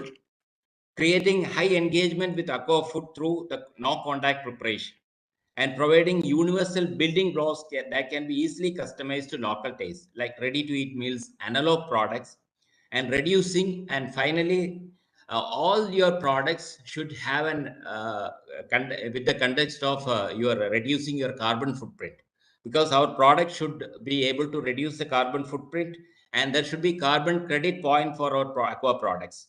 And all the traceability issues already previous speakers have talked about the traceability issues. Traceability issue is a big issue in the seafood sector, particularly the organic sector, but it should come, traceability should come in the domestic sector also. We all have MSc certifications, traceability, sustainable harvesting, all these practices are there. And one speaker has rightly pointed out, not only sustainable and responsible harvesting, there should be a responsible consumption also. In this context, we have to think about the product diversification also and 100% utilization of the product. Then packaging also, we have a lot of technologies now, like smart packaging, freshness sensors, and nanotechnology based sensors, and all these things has to be taken into account.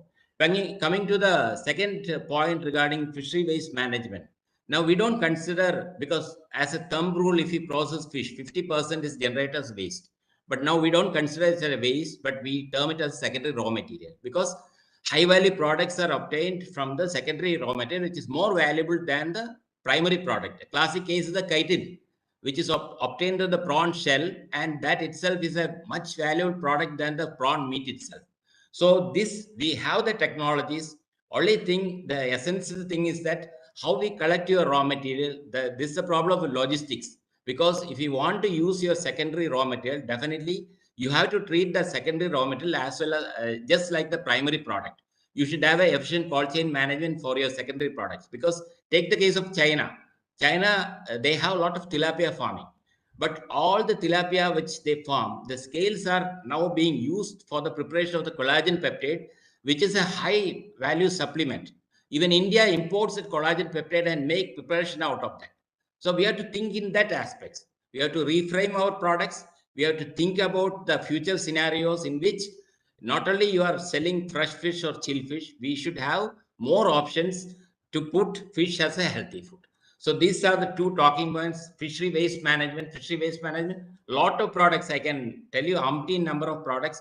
They are not in the lab scale. They are all supposed to be the commercialized technologies.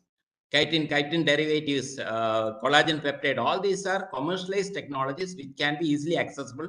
But we have problems in this challenges also we are facing. And coming to the final products, issues and challenges for the startups. Because I told you we have an agribusiness center running for the past 6 years. More than 200 incubators have been graduated from our center. So the main thing the incubators face is the availability of the good quality raw material. Because already some speakers have mentioned where you can get good quality raw material. That's the very most important that people are facing. Then lack of infrastructure and cold chain management units. Wherever it is available, it is not properly functioning. High fluctuation of raw material costs. Fish, you cannot predict the price of fish. Like any other agriculture commodity, if you are telling basmati rice is there in India, for the next year you can predict how many tons of basmati rice you can get and what price you can get, but not for fish, especially for the wild caught varieties. And also they lack professional management expertise, they lack skilled workforce, and also another important fact is that we need to have indigenous cost effective machineries, because fish processing operation is a mechanized business now, and most of the machineries were importing. So we need to have indigenous cost effective machineries, and also the incentivization of the startups. So these fisheries based startups does not really fit into the criteria of setup for the startups or the other sectors. So we need to have specific schemes for the fisheries startups also. So this is in a nutshell what I want to tell about these three aspects. Because of the paucity of time, I'm shortening my talk, but I have my points, detailed points I can send to FICCI also. Thank you very much. That would be really good, sir. I think very pertinent points coming out. I mean, in terms of byproducts, value-added products coming out of the prawn shell or collagen from tilapia, that's something which can be focused by the industry to, I mean, develop value-added products in India. Even more things from the startup points, how they can actually utilize what are the shortcomings of startups.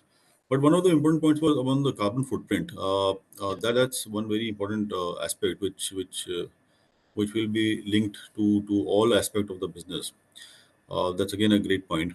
There also we have to have this carbon credit point system for our products, because in the West it is already there. They are incentivizing the product which have the low carbon footprint. Right. So I'll have one last question for two of the speakers, Mr. Dayalan as well as Devlina.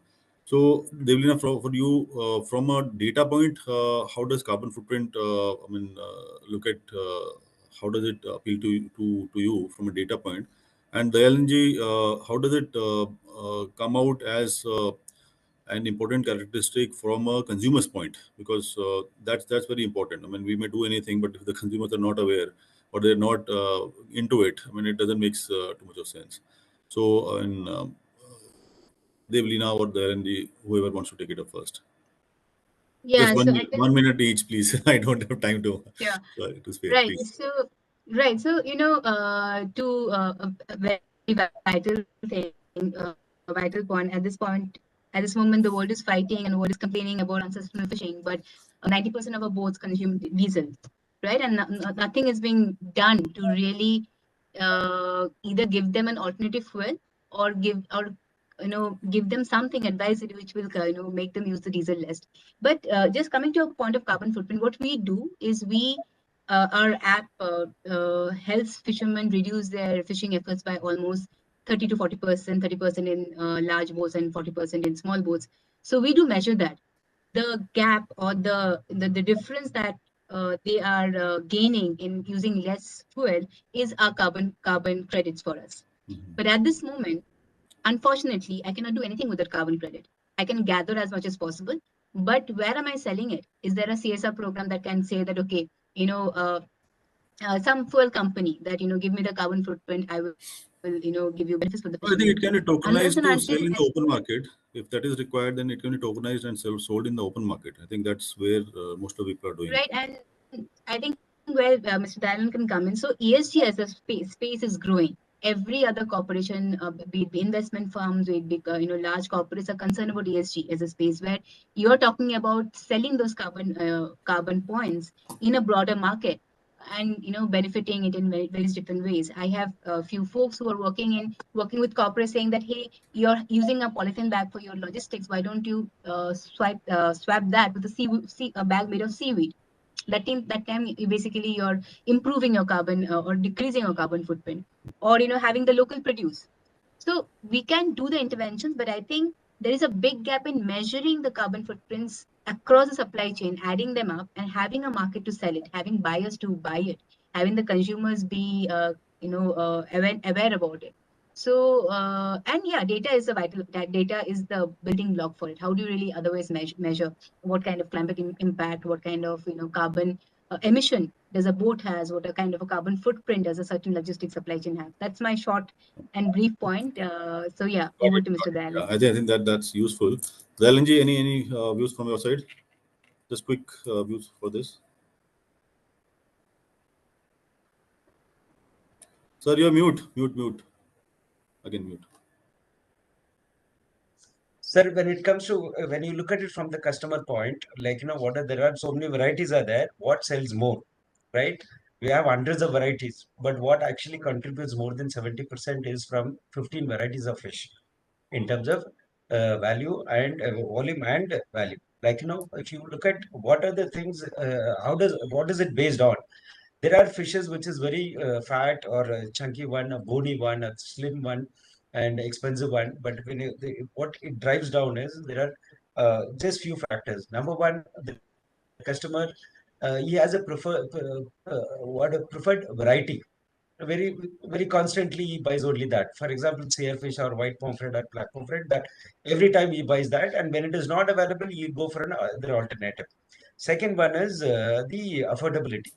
Affordability is like of course everybody wants a sailfish or white pomfret, but what he can afford is like there is a specific variety which influences on the affordability.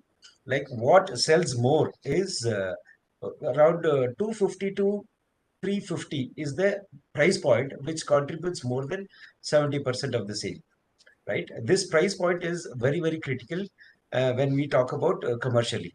And third one is what is it? With all this, when you're talking about nutrition according to the psychology of a customer, nutrition comes probably the last. The taste and the affordability comes, and the preference comes in the top, right? So whenever they choose for it, nutrition does not at all come into their mind, in my opinion. So that goes for So all the that food is that we eat. true. So that is Right. So I think we are now overshooted time by 5 minutes. So what I'll do is, I mean, as a last comment, just I'll ask all the speakers to come out with their one finding which can actually help this industry grow. Just one point, one sentence in which if you can say that this is the most critical thing as per you, which needs to be taken care in order for the industry to become successful, efficient, and sustainable. For Sir, you. well, I'll go with that. See, when we talk about as a wholesaler or a retailer based in Bangalore, there are certain challenges and difficulties what we go through on a daily basis. For example, one is the Sir, quality just verification. one point, sir. This is the last comment that we have to give. Just one sentence or one point that you want to say. This is the critical one. Can I take okay, so that's fine. But I with respect to value chain, I didn't cover that. I couldn't. with respect to value chain, I just wanted to mention 3 points. Number one, when we talk about value chain, it need not be only a technology based one. Value chain, for example, a rohu fish is a bony fish, but a very commercially important fish. Only removing the bones of that can give a better commercial value. Like not only looking at technology based or AI based and things like that, there are value chain can be better commercialized with a small a technique or a trick or a skill based also is the point when it comes to value chain. All right, all right. So Since yes, there is a time constraint, I will. right. Yes, Dr. Shankar, you were raising your hand, sir. Please, any last comments, which is on My critical? only one comment. Yes, sir. Awareness. Okay. And Ankarji, you are saying awareness. Okay. Awareness and importance of Okay. drone technology and upgrading skill is the key factor of success. Fine. So skills and awareness would be one important factor. Doctor, what is it? Mr. Darren, sorry, Dr. George. Any last point? I have only one point. One is product diversification and total utilization, which includes the secondary raw material also. That will go a long way for the that's only product diversification and total utilization. Diversification, that comes as a very handy point. Mika ji, any point from your side?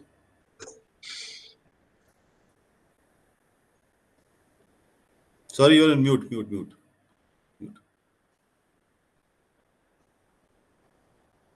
No, we can't hear you. Still on mute.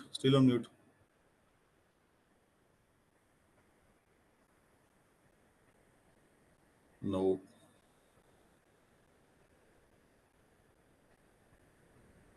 No, ma'am, we can't hear you still. We can't hear you. All right, till that time, we'll move to Devlina. Devlina, please, your last comment on it. Ajay, I would request government to invest more in the sector like they have done in the agri-tech 10 years back. Investment from the government, investment from VCs, investment from various, even, the banks to support the financial instruments for fishermen. And I would like somebody like Amitabh Bachchan coming to the national TV and saying that have fish every day, like he did for have egg every day. I think that needs to start. That's a great point. Like If we NECC can pass it campaign. on to him, they'll definitely do it. National Coordination Committee campaign, maybe NECC campaign. NECC. Yes. Can you hear me now? Yes. So we can hear you. Okay, some settings. Anyway, so I'd just like to close by saying that if this industry has to get organized, right, all the stakeholders have to trust each other. This whole discussion around how do we make consumers aware, how do we build sustainability in the value chain, how do we improve outcomes for farmers, all of this will work if we all behave like organized players. If the farmer trusts the packer, if the packer trusts the trader, the trader trusts the distributor, and if the distributor trusts the retailer, right? The problem right now is nobody trusts each other, and therefore the industry remains non-transparent, untrustworthy, unorganized, messy, and therefore massive wastages, rejections, and poor economics for everybody, right? So I think that is what we are trying to do as Fresher, that let's build this bedrock of trust in this value chain in what is a very, very large sector. Great point. I think trust is something which is an underlying asset for all the entire value chain. So with these final points, I'll close the session. I'll thank all the panelists for spending their valuable time in coming to this session, providing their views. I think this would be useful, and some of the suggestions we can take it up to the regulators, to the industry associations, where further action can be taken up on this discussion that we had. I think it can be continued. FICCI needs to take a lead in this. We have industry participants, we have people from different segments of the value chain coming who have actually suggested all these points. These can be taken up somewhere where it can be actioned into some of the more useful aspects for the industry, for the farmers, for the other stakeholders as well. So with this, thank you all. Thanks a lot for the panelists for coming here. I would Sorry, I would just request Dr. Shankar to turn on his video so that we can take a group photo. Yeah. Dr. Shankar, if you can just turn on your video, please. Yes, ma'am. Shankar is Great. Bharo, you said something, ma'am? Yes, yes, sir. We can see you now. We just needed a group photo. Okay, group photo. That's all right.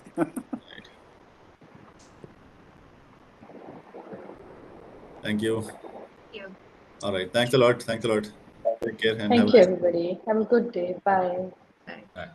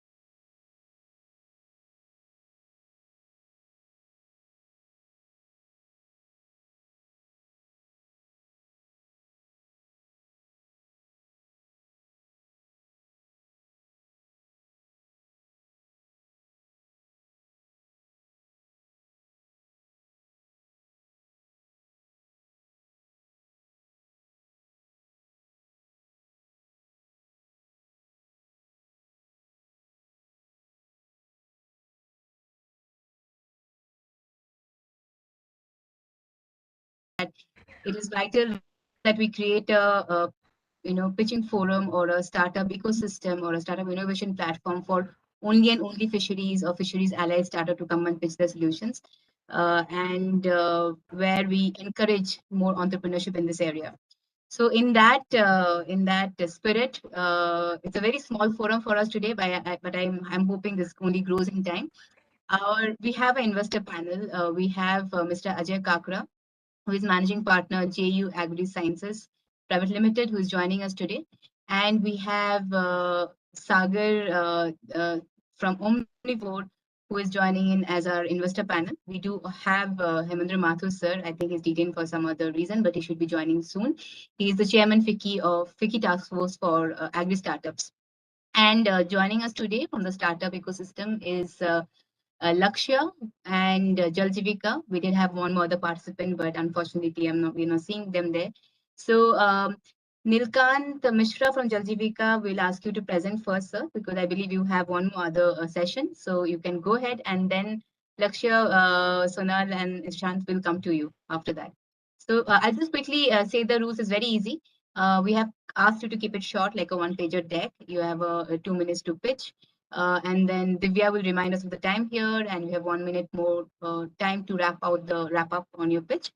And we have a round of questioning that Ajay sir and Sagar will ask you to do, and will ask you any questions that they have on their mind. Create a pitching forum or a startup ecosystem or a startup innovation platform for only and only fisheries or fisheries allied startup to come and pitch their solutions, and where we encourage more entrepreneurship in this area. So in that spirit, it's a very small forum for us today, but I'm hoping this only grows in time. We have an investor panel. We have Mr. Ajay Kakra, who is managing partner JU Agri Sciences Private Limited, who is joining us today, and we have Sagar from Omnivore, who is joining in as our investor panel. We do have Hemendra Mathur sir. I think he's detained for some other reason, but he should be joining soon. He is the chairman of FICCI Task Force for Agri Startups. And joining us today on the startup is Lakshya and Jaljivika. We didn't have one more other participant, but unfortunately, I'm not seeing them there. So Nilkant Mishra from Jaljivika will ask you to present first, sir, because I believe you have one more other session. So you can go ahead, and then Lakshya, Sonal, and Shant will come to you after that. Sure. So I'll just quickly say the rules is very easy. We have asked you to keep it short, like a one-pager deck. You have 2 minutes to pitch. And then Divya will remind us of the time here, and we have 1 minute more time to wrap up on your pitch. And we have a round of questioning that Ajay sir and Sagar will ask you to do, and will ask you any questions that they have on their mind. Create a pitching forum or a startup ecosystem or a startup innovation platform for. Priya, there's something wrong. Can you just come and pitch the solutions? And where we hearing it in loop, Priya. Divya, can you just if you just in that to that spirit, stop the feed. It's a very small forum for us today, but I'm hoping this only grows in time. We have an investor panel. We have Mr. Ajay Kakra, who is managing partner JU Agri Sciences Private Limited, who is joining us today, and we have Sagar from Omnivore, who is joining in as our investor panel. We do have Hemendra Mathur sir. I think he's detained for some other reason, but he should be joining soon. He is the chairman. I'm checking with the IT team. And joining us today is Lakshya. Jaljivika. We didn't have one more other participant, but unfortunately, I'm not seeing them there. So Nilkant Mishra from Jaljivika will ask you to present first, sir, because I believe you have one more other session. So you can go ahead, and then Lakshya, Sonal, and Shant will come to you after that. Sure. So I'll just quickly say the rules is very easy. We have asked you to keep it short, like a one-pager deck. You have 2 minutes to pitch. And then Divya will remind us of the time here, and we have 1 minute more time to wrap up on your pitch. And we have a round of questioning that Ajay sir and Sagar will ask you to do, and will ask you any questions that they have on their mind. Create a pitching forum or a startup ecosystem or a startup innovation platform for Yeah, there's something wrong. Can you just yeah, Yes, uh, yes, we are checking with the IT team. hearing it is Just a clear? second. Can you just if you just Someone go is that to that spirit of the peak?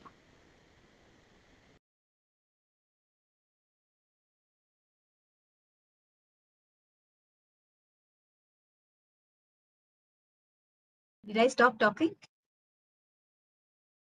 Seems so. The comedy of errors. Priya, just make sure, otherwise we can rejoin.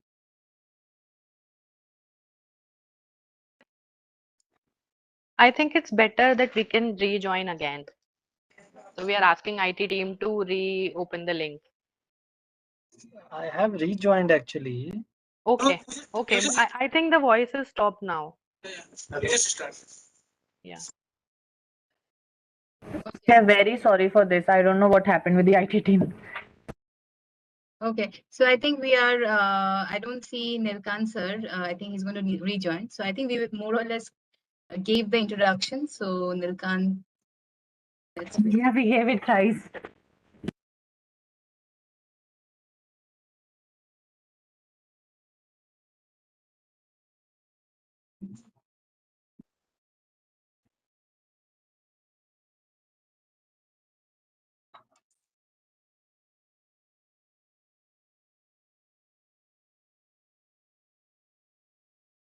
I got a message from Somalia. He said I came out for a meeting and I'm stuck here.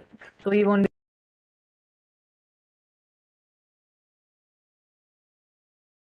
Okay, in interest of time, I think Nishant, you can get started. I do see Sagar and Ajay sir here, so probably we can get started with them, and then we'll take it with Nilkan Mishra. Nilkant is here. Okay, we'll do that. We'll anyway delay the next session. It's already for 2:45. So Nishant, go ahead. Sonal, go ahead. Present your pitch, and Divya, if you can just keep track of the time, please. Yes, ma'am. Okay.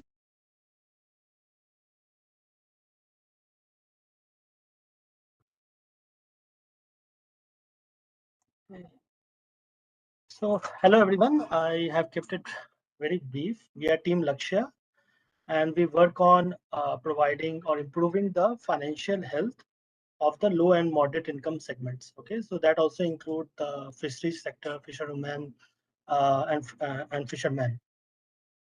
So we have identified two problems where we are working on improving the financial wellness of the low and moderate income segments. The first problem is that if they get hospitalized, they lose the wage for the day, okay, or they have to take high interest loan in order to manage their medical expenses. Okay. The second problem is many of them do not adhere to the basic financial management skills, and we wanted to provide them the understanding of how they can manage their financial portfolio, whatever limited they have, in a more uh, in a more in a better manner. Okay, so what we have done, we have built out two solutions for the management of medical expenses. We have onboarded, we have started with hospital cash insurance, okay, where the premium is very low, the benefits are fixed. So for example, if a person gets admitted in the hospital for say 5 days, he gets 2,000 rupees every day as a fixed benefit, and the premium at a premium of just rupees 600 per person per annum. Okay, so the benefit is extendable up to 30 days in a year, and in case he gets hospitalized in an ICU, then the benefit gets just doubled. Okay, uh, the benefit, the good thing is it gels well with the government. So even if the person has Ayushman Bharat, our products are on top of that as an add-on.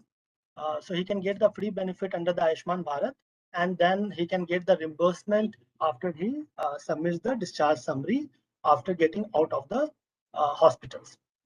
For the financial literacy, we have got the content, digital animated content developed with some funding from Amazon.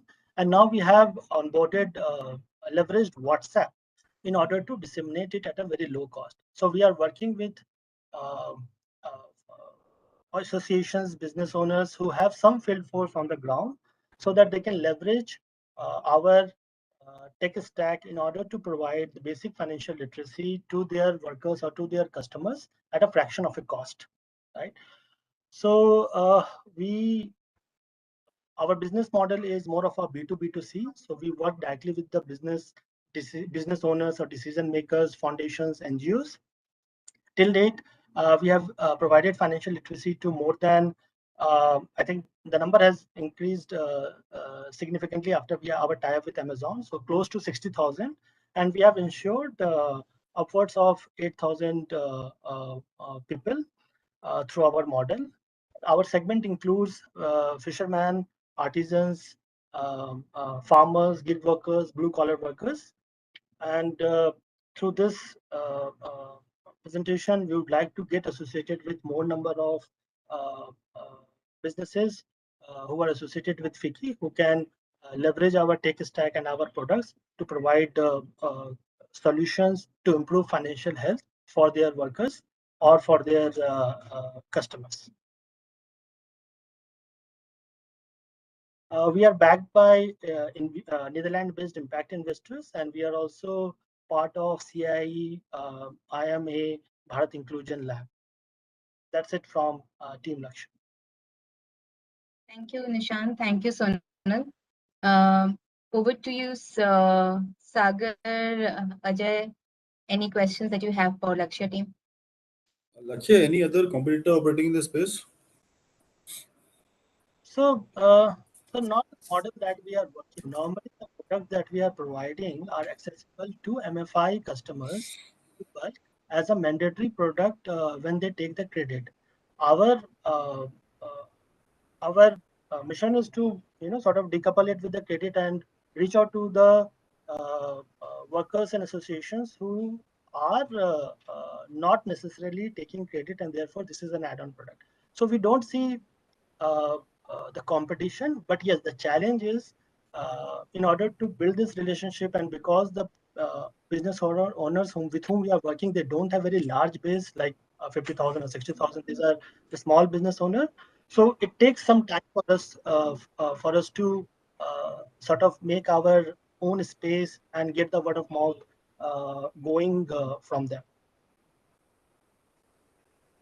And specific channel that you're adopting for it? Is it through Amazon, or you have your own channels? So we leverage the field force of our partners. So those with whom we are associating, we try to sort of we train some of their staffs who then collect the data, who then provide basic information about these products, and we provide them fee on a reimbursable basis based on the number of users they are able to onboard. And what's the revenue streams like? So we get the commission from selling of the insurance products. That's one. Second, for the financial literacy, we get it partially funded through the CSR activities, through the CSRs.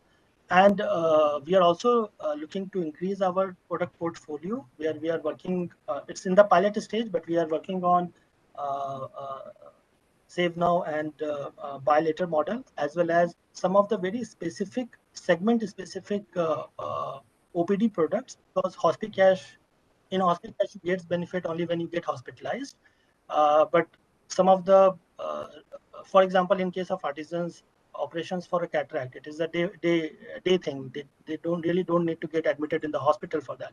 So we are working with a few of our insurance providers where we can provide benefit against the OPD, but for a limited set of illness. What's the numbers now? I mean, how many farmers have enrolled? Farmers or other users? Right.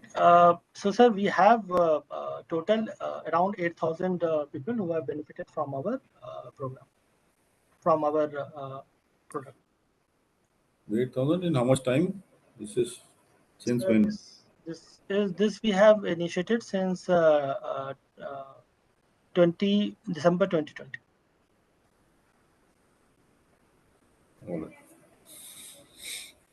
All right, Sagar, over to you.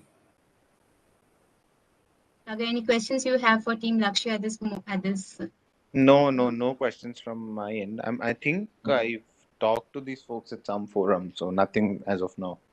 Okay. Great. Any which ways, and we know that there is a time limitation here, and we'll connect all of you on a separate email for any further questions offline. Yes, that would be helpful. Thank you. Thank you, Sagar. Thank you, Ajay sir.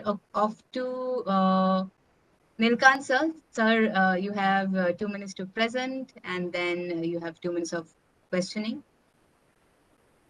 Go ahead, sir. All yours. You are on mute.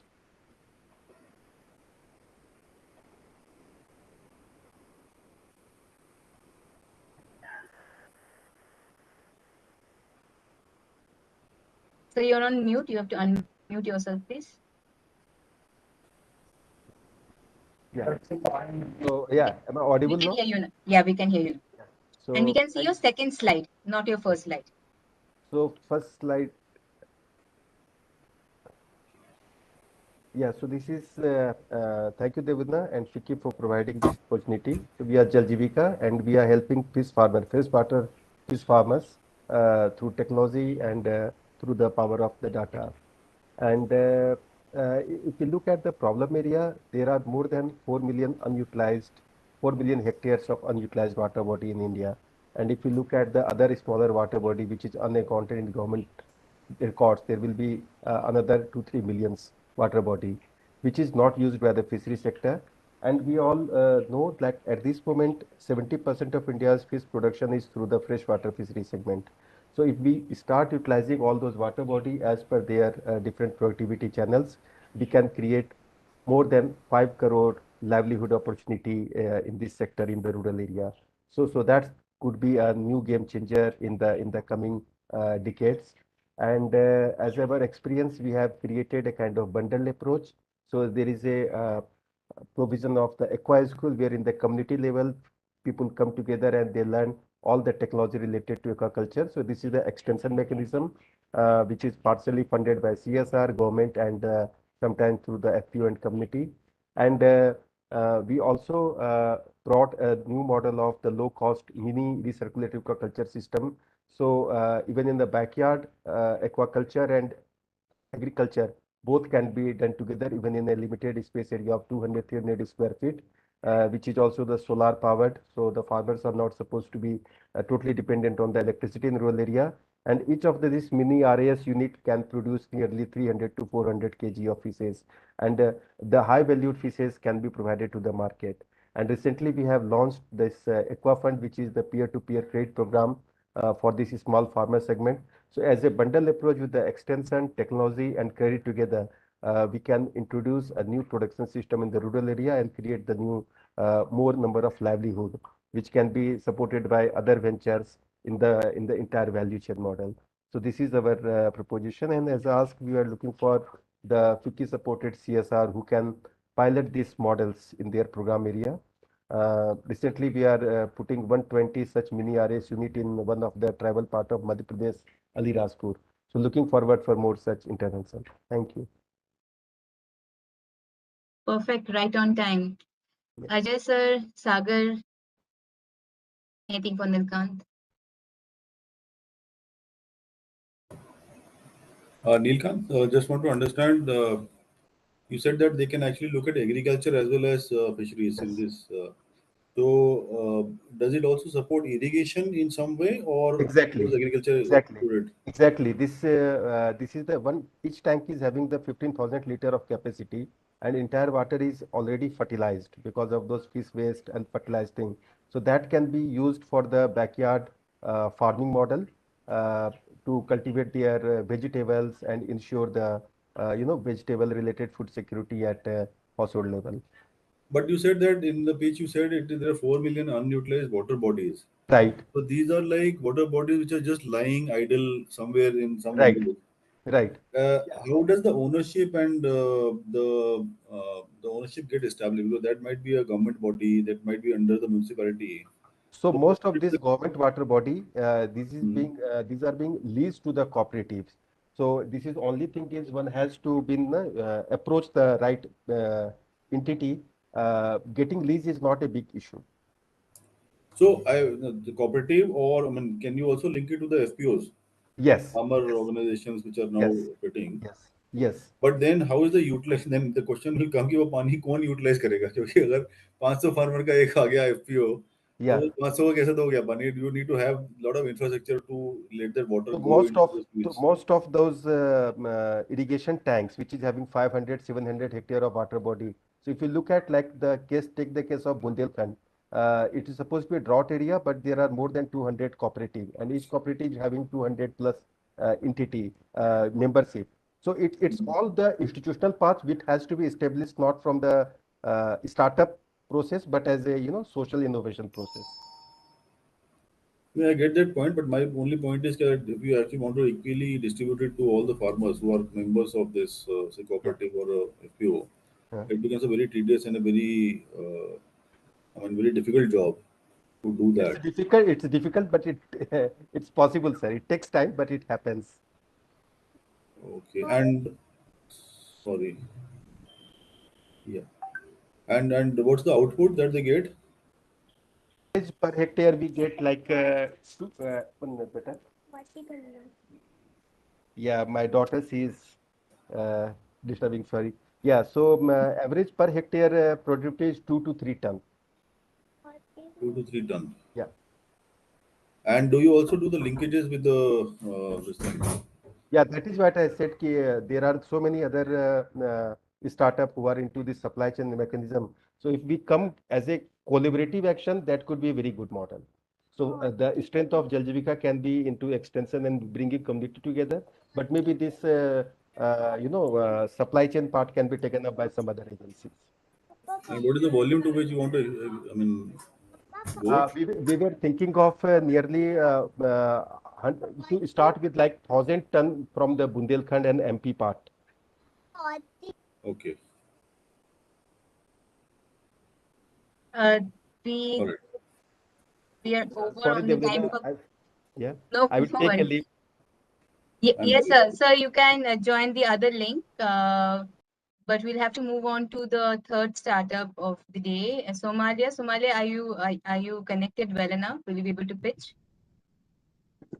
Yeah, so actually, I'll be keeping my video off because I'm on a low network zone. So I have already shared my pitch deck. So if you can, share the screen, I can take it from here. Yeah. So Divya is sharing the screen. Please go ahead. Divya, over to you. I will move on to the other session. Thank you, guys. Hello, good afternoon all. Sorry for the last minute change, and I actually am on the move, so I've not been able to join in from a good bandwidth area. So no, there's a huge problem with cold storage, cold shed, and it is well known because the problem is quite unorganized, and the sector is quite organized. Both in the mid mile and the last mile segment. And though most of the products and the solutions have been there on the energy harvesting aspect, very little work has been done on the energy storage as far as thermal energy is concerned. And that is where actually 1090 comes in. We are the manufacturers. We research and develop specific type of phase change materials or specific type of cooling materials, which are termed as phase change materials. And with the help of these phase change materials, we can maintain temperatures from plus 15 to minus 24 degrees. And based on this, we can enable businesses to use any logistics service, starting from a two-wheeler to even trains for the transportation of their perishables.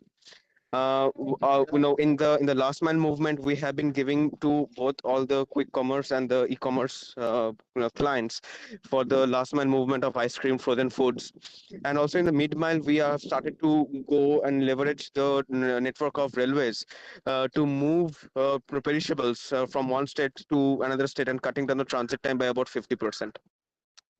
Apart from these product sales, we are also into going into the CAS model, which we term as a cooling as a service based model, in which we are providing our solutions on a as a service based model, for which we have set up the charging stations in Bangalore, and we're setting up another charging stations in Delhi. And we are right now scaling up with all our major e-commerce players who is to take our products from our end, no, as a who is to take the products as an asset from us. So this is right now we recently have raised 5 crore as a pre-series A round.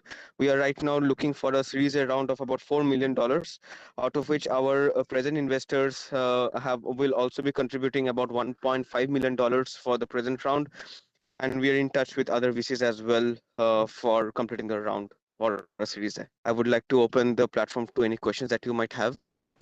Thank you. Yeah, who's your existing investor? We have Social Alpha and CIE who came in the seed round. Right now we have 3i Partners and Blue Ashwa Capital. Sorry, 3i? 3i Capital and Blue? Partners, Blue Ashwa Capital. Okay. And tell me, I mean, are you manufacturing the entire phase change material, everything in Bangalore? So we have a plant in place in Chennai, in which we manufacture the phase change materials entirely in-house. However, the packaging aspects are outsourced, the insulated boxes or the bags or everything. However, we have set up or scaled up our packaging facility right now in Chennai, in which we can manufacture about 1 lakh sachets a day. And what is the capacities of these containers, boxes? It can start from as low as 25 liters to it can go up to about 500 liters. So it for quick commerce or we mostly go for 50-liter boxes. For fisheries, there's a mostly requirement of 100-liter boxes. But depending upon the use cases, we can modify the solutions out to them. And what's the cost economics? I mean, how much does it cost to make a box? So yeah, so we okay. So on the unit economics right now, we are net positive. We have a gross margin of about near to 40%. Last month, we had we were net profit of about only 5 lakhs. And we did a total revenue round of about 80 lakhs. This month we are touching about 1 crore in revenue, and this month also will be net positive. And this is through what, fisheries only or some other fruits, vegetables? No. So e-commerce, quick commerce are there. Primarily, these are right now the major focus there, in which has a certain requirement of cold chain, both in the mid mile and the last mile. Fisheries is one segment, primarily in the agriculture segment. If I talk about the fisheries, is the last segment. But if you talk about this, the phase change materials, cold chain is only one part of it. Phase change materials, the material that we are developing or we have the patent and we have filed the patent on, is basically a platform technology. And based on this, there is a possibility to impact other spaces as well, which are HVAC cooling, data center cooling, where basically the major mind lies, or the major money lies.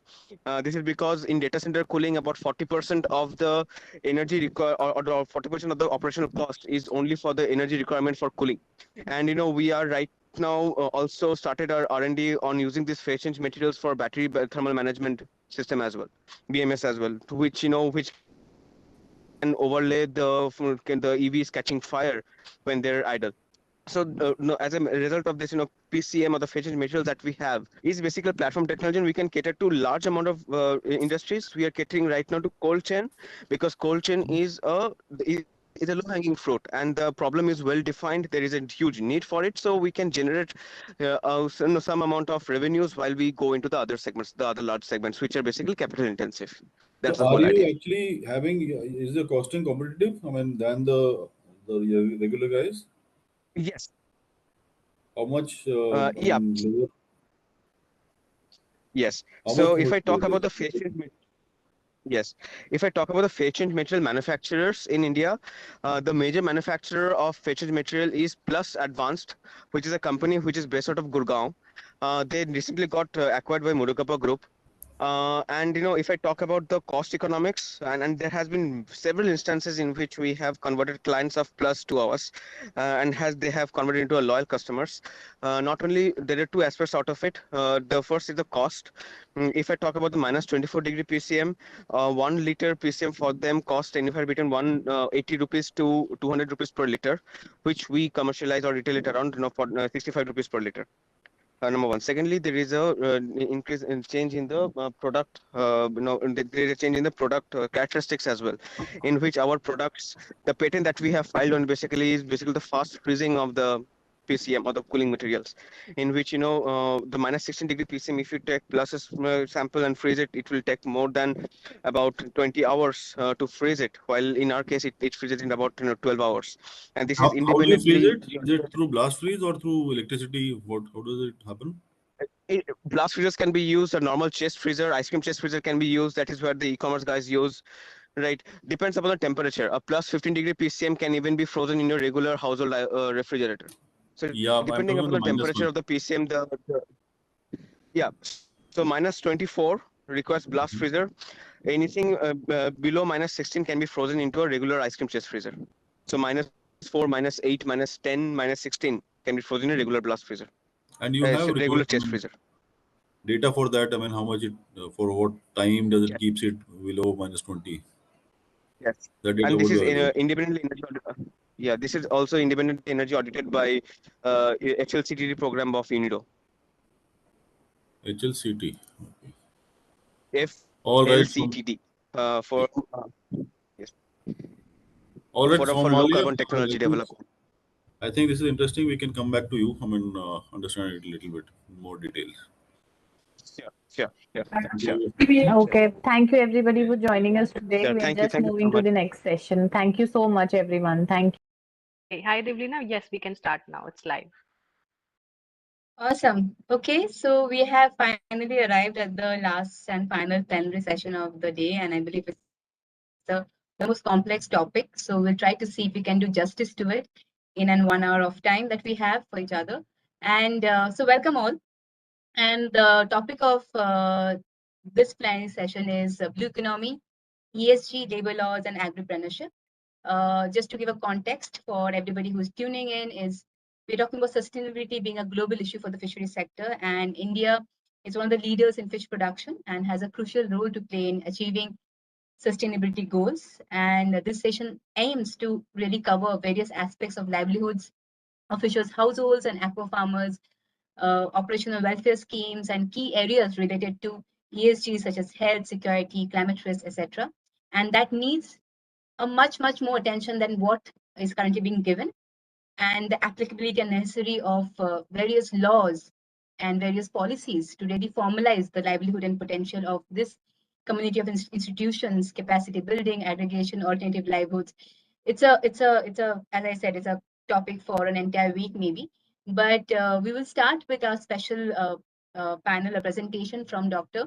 T.T. Singh, who is joining us today from Bihar, and he has served as a guest faculty teacher in many places, including the Patna University, and has done 25 private banking projects of hatchery, semi-intensive carp culture, cluster fish farming, and ornamental fish breeding units.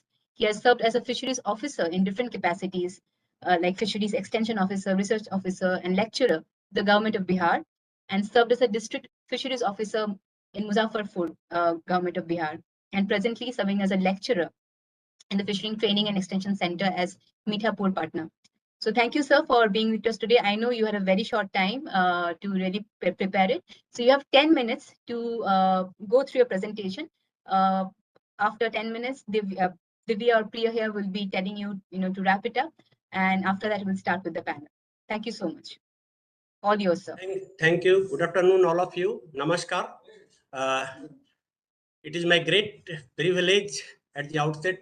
I would like to express my gratitude and thanks for giving me an opportunity to be a part of this very important FICCI webinar organized by FICCI.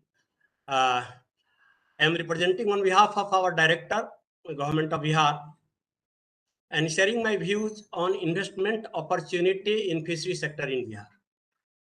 The main vision of our state in fishery development is to become this state as a fish seed and fish surplus fish seed producer or surplus fish producer of and we are moving towards the sufficiency of to achieve this target also. And our second mission is to ensure the fish for all. As you know, fish is a very cheapest source of protein, and it has not only nutritional value, it is having nutraceutical value also, nutritional plus medicinal value also, because of the high content of omega-3 and omega-6 fatty acids. The mission on which our department is working is we are providing and rendering our services in terms of technical support, financial support, and extension support with the end-to-end approach to develop the fishery sectors in Bihar. And our second mission is to develop additional livelihood opportunity and additional employment opportunity. If you see the Indian scenario, the total livelihood opportunity generated in 2019-2020 is 280 lakhs, 28 million people are directly involved in fisheries activities, and roughly double in ancillary activities related with the fisheries. In Bihar, 20 lakhs fishermen and other fish farmers are directly involved in fish farming activities. So this is the livelihood opportunity of this sector. So for employment opportunities is concerned, if you develop fisheries of 1 hectare area, you can generate minimum 5 livelihood opportunity, 1 technical person and 4 in labor categories. So it has very tremendous opportunity to generate livelihood as well as employment opportunities. So now please go to the slides. Please go to the slides you are having. So we're not seeing any slide. You're not seeing any slide, so. But you can maybe just talk about it. Yes. Okay. So now look into the fisheries status of the Bihar. Bihar is a bountiful natural resources in the forms of ponds, tank, reservoir, oxbow lakes, which is formed into meandering of the river, wetlands area. The total ponds and tanks we are having is 93,000 hectares. In terms of number, more than 30,000. The total wetland area means chor, floodplain chors we are having is 9.4 lakhs a hectare. The total oxbow lakes that is formed due to meandering of the river courses is having 9,000 hectare. The total river stretches of Bihar is 3,200 kilometers, and the total reservoirs in Bihar is 2,700 hectares. But unfortunately, we are not utilizing the total resources as a same feed-based aquaculture or modern scientific aquaculture approach-based culture activities. If you utilize even 50% of these resources in a scientific way, we can definitely produce surplusly fish or fish seeds.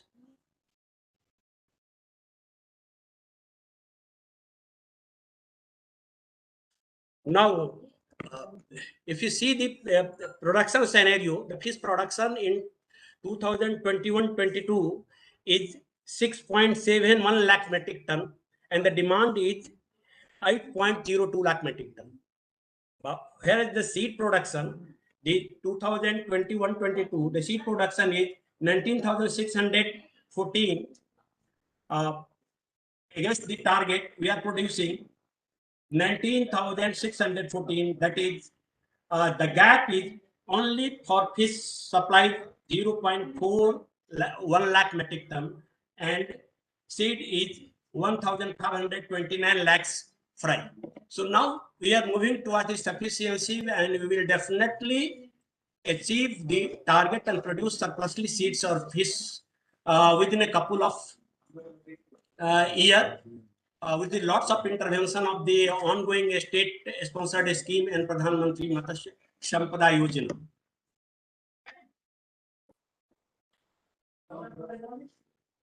Now, look into the opportunity. The Bihar has tremendous opportunity to invest in this sector because here the demand of fish is high. The total fish eater population of this state is more than 60 or 70%. And it is because of this, the demand of locally grown fish is also very high.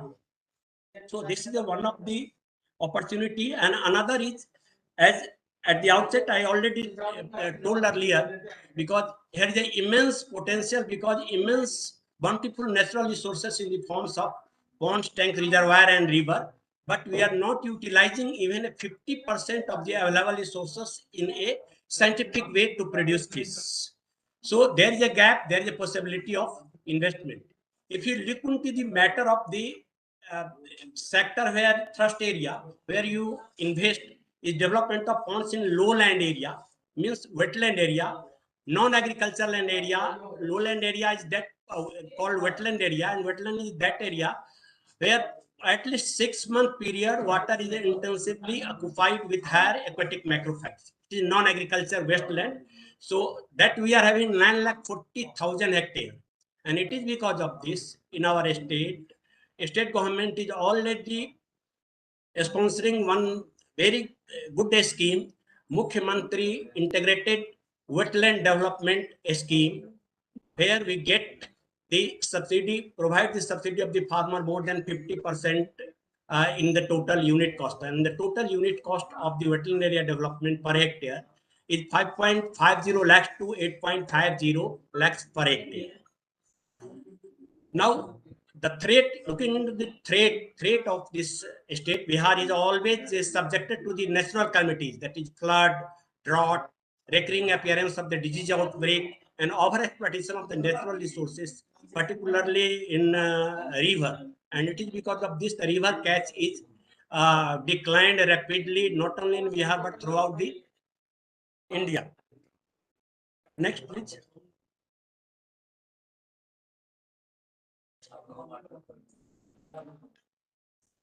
This is you can see the figure how that flood is affected in North Bihar in every monsoon season, particularly in June, July, August to September.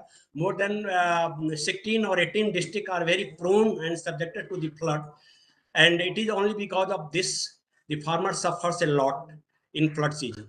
The another investment area is the establishment of the hatchery unit. The total hatchery unit of the Bihar is operating at the current scenario is 195. And it is only because of this we are moving towards the sufficiency of the fish seed production. The next thrust area is the establishment of the feed plant. If you look into the total potential of this state, the total ponds and tank where intensive or semi-intensive aquaculture technology may be inducted and incorporated is 93,000 hectares. If we propose, our government is proposed to cover 10%, at least 10% area in scientific feed-based aquaculture system. And if we convert the 10% area in feed-based aquaculture, the total feed required at the rate of 7.5 ton per hectare, keeping in view of the feed conversion ratio of 1.5:1, the total feed is required 70,000 metric ton. And the fish target, if we achieve by utilizing the feed-based aquaculture, is 5 ton per hectare. The total fish we are able to produce is 45,600 metric ton. That is roughly the substantial contribution of more than 40% in current production. And you look into the matter of 1 more minute to wrap, please. Yeah. If you look into the matter of the feed price, the average feed price, if you consider the average feed price of the Rs 30 rupees per kg, the investment of the total business of the feed-based aquaculture is 2,100 crores. Similarly, in aqua medicine pharma, currently only 5% farmer are utilizing medicine input-based aquaculture activities. If we cover 10%, the total investment opportunity and business opportunity is 45 crore rupees. So there is a lot of scope, and its feed sector or aqua medicine, aqua pharma sector invest the new vista, open the new vista, new window of the employment opportunity of the rural youth, particularly those who are living in village. Thank you, sir. I think if you can conclude in the next 1 minute, that will be great. Yes.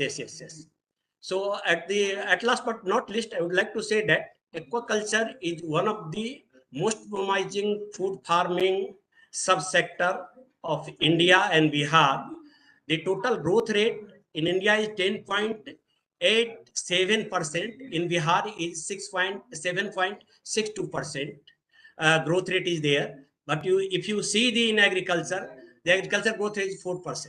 So there is a vast opportunity to invest in this sector, and this sector not only provide the fish nutraceutical value, but it also ensures the environmental sustainability and ultimately greatly contribute the economy of the state and socio-economic upliftment of the rural downtrodden. Thank you. Thank you very much, sir. Thank you for your valuable points. And I believe there is Nilkant in the panel who is very closely working with Bihar. So he's the one who's going to relate to all of it said. So so we'll move on to the panel next. I would request Dhananjan Kumar, if you can just switch off your video, please. We'll just keep the panelists alive. And all right, so starting with the panel, I'll just introduce all of you alphabetically. So Marin, starting with you first. Marin Mendes, who has an extensive experience of working with communities on the ground and has been engaged with the not-for-profit sector for the last 15 years. He's a national facilitator for the Indian Network on Ethics and Climate Change and leads implementation of INEC and climate change and sustainable development issues that both capitalizes upon the network's vast expertise and paves the way for new opportunities to create climate resilience. Through the platform created at INEC to identify relevant dedicated public-private climate funding mechanisms, as well as new national and regional partnerships, and coordinate the securing of large-scale multi-partner and multi-stakeholder projects and programs in the field of climate change adaptation or mitigation.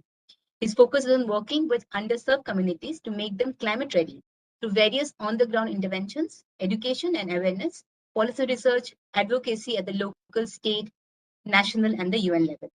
On one level, INEC's work is to create resilient communities, and on the other end, it is to advocate the decision makers for the need to strengthen resilience building and adaptation to protect the lives and livelihoods of the marginalized communities in India. Marin, very much welcome to the panel today. We move on to Nilkant Mishra, who is the founder of Jal Jeevika, a thematic resource organization to provide support to fish farmers. At the state and national level, Nilkant is integrating inland fisheries into existing fisheries, CSOs, funding agencies, and government ministries to support the growth of the sector. Nilkant has successfully integrated inland fisheries in 6 states, livelihood programs, Madhya Pradesh, Jharkhand, Orissa, Bihar, Telangana, and West Bengal, and is currently scaling his model in Bihar, Uttar Pradesh, and Maharashtra. He's linking fragmented components, farmer groups, government schemes, fisheries research institutes, and the market to unleash the full potential of the fish and water plant farming industry. Nilkant believes farming of shared resources would enable farmer groups to become economic forces that will spur growth in their communities. He's demonstrating this by using the most commonly available shared resources in villages, inland water bodies like ponds, lakes, and watersheds. Nilkant is building the inland fisheries industry in India, run and owned by landless and marginal farmers, and by helping farmer groups and cooperatives see the economic opportunity in tapping and acquiring rights over water bodies. Nilkant places shared resources owned by collectors at the center of the model, and he supports the entrepreneurial growth of farmer groups through diverse linkages and capacity building. Nilkant Mishra, very warm welcome to you. Dr. Shrikant Sharma, our third panelist today, holds a PhD in agribusiness management. He has total of professional experience of 13 years as a faculty, researchers, and corporate executive. His subject specialization are entrepreneurship, food processing, livelihoods, and rural enterprise management, and has managed relevant projects, conducted research studies, and training programs. Dr. Sharma has conducted more than 100 plus training programs of over 15 projects, and he has published 25 research papers in peer-reviewed journals and presented papers at various academic conferences. He has published books and submitted policy research reports. He also writes in magazines and newspapers, and he has received 2 awards for his research work. Dr. Sharma has attended 25 professional trainings. He has conducted 10 international training programs, several guest sessions, 15 national level seminars and workshops.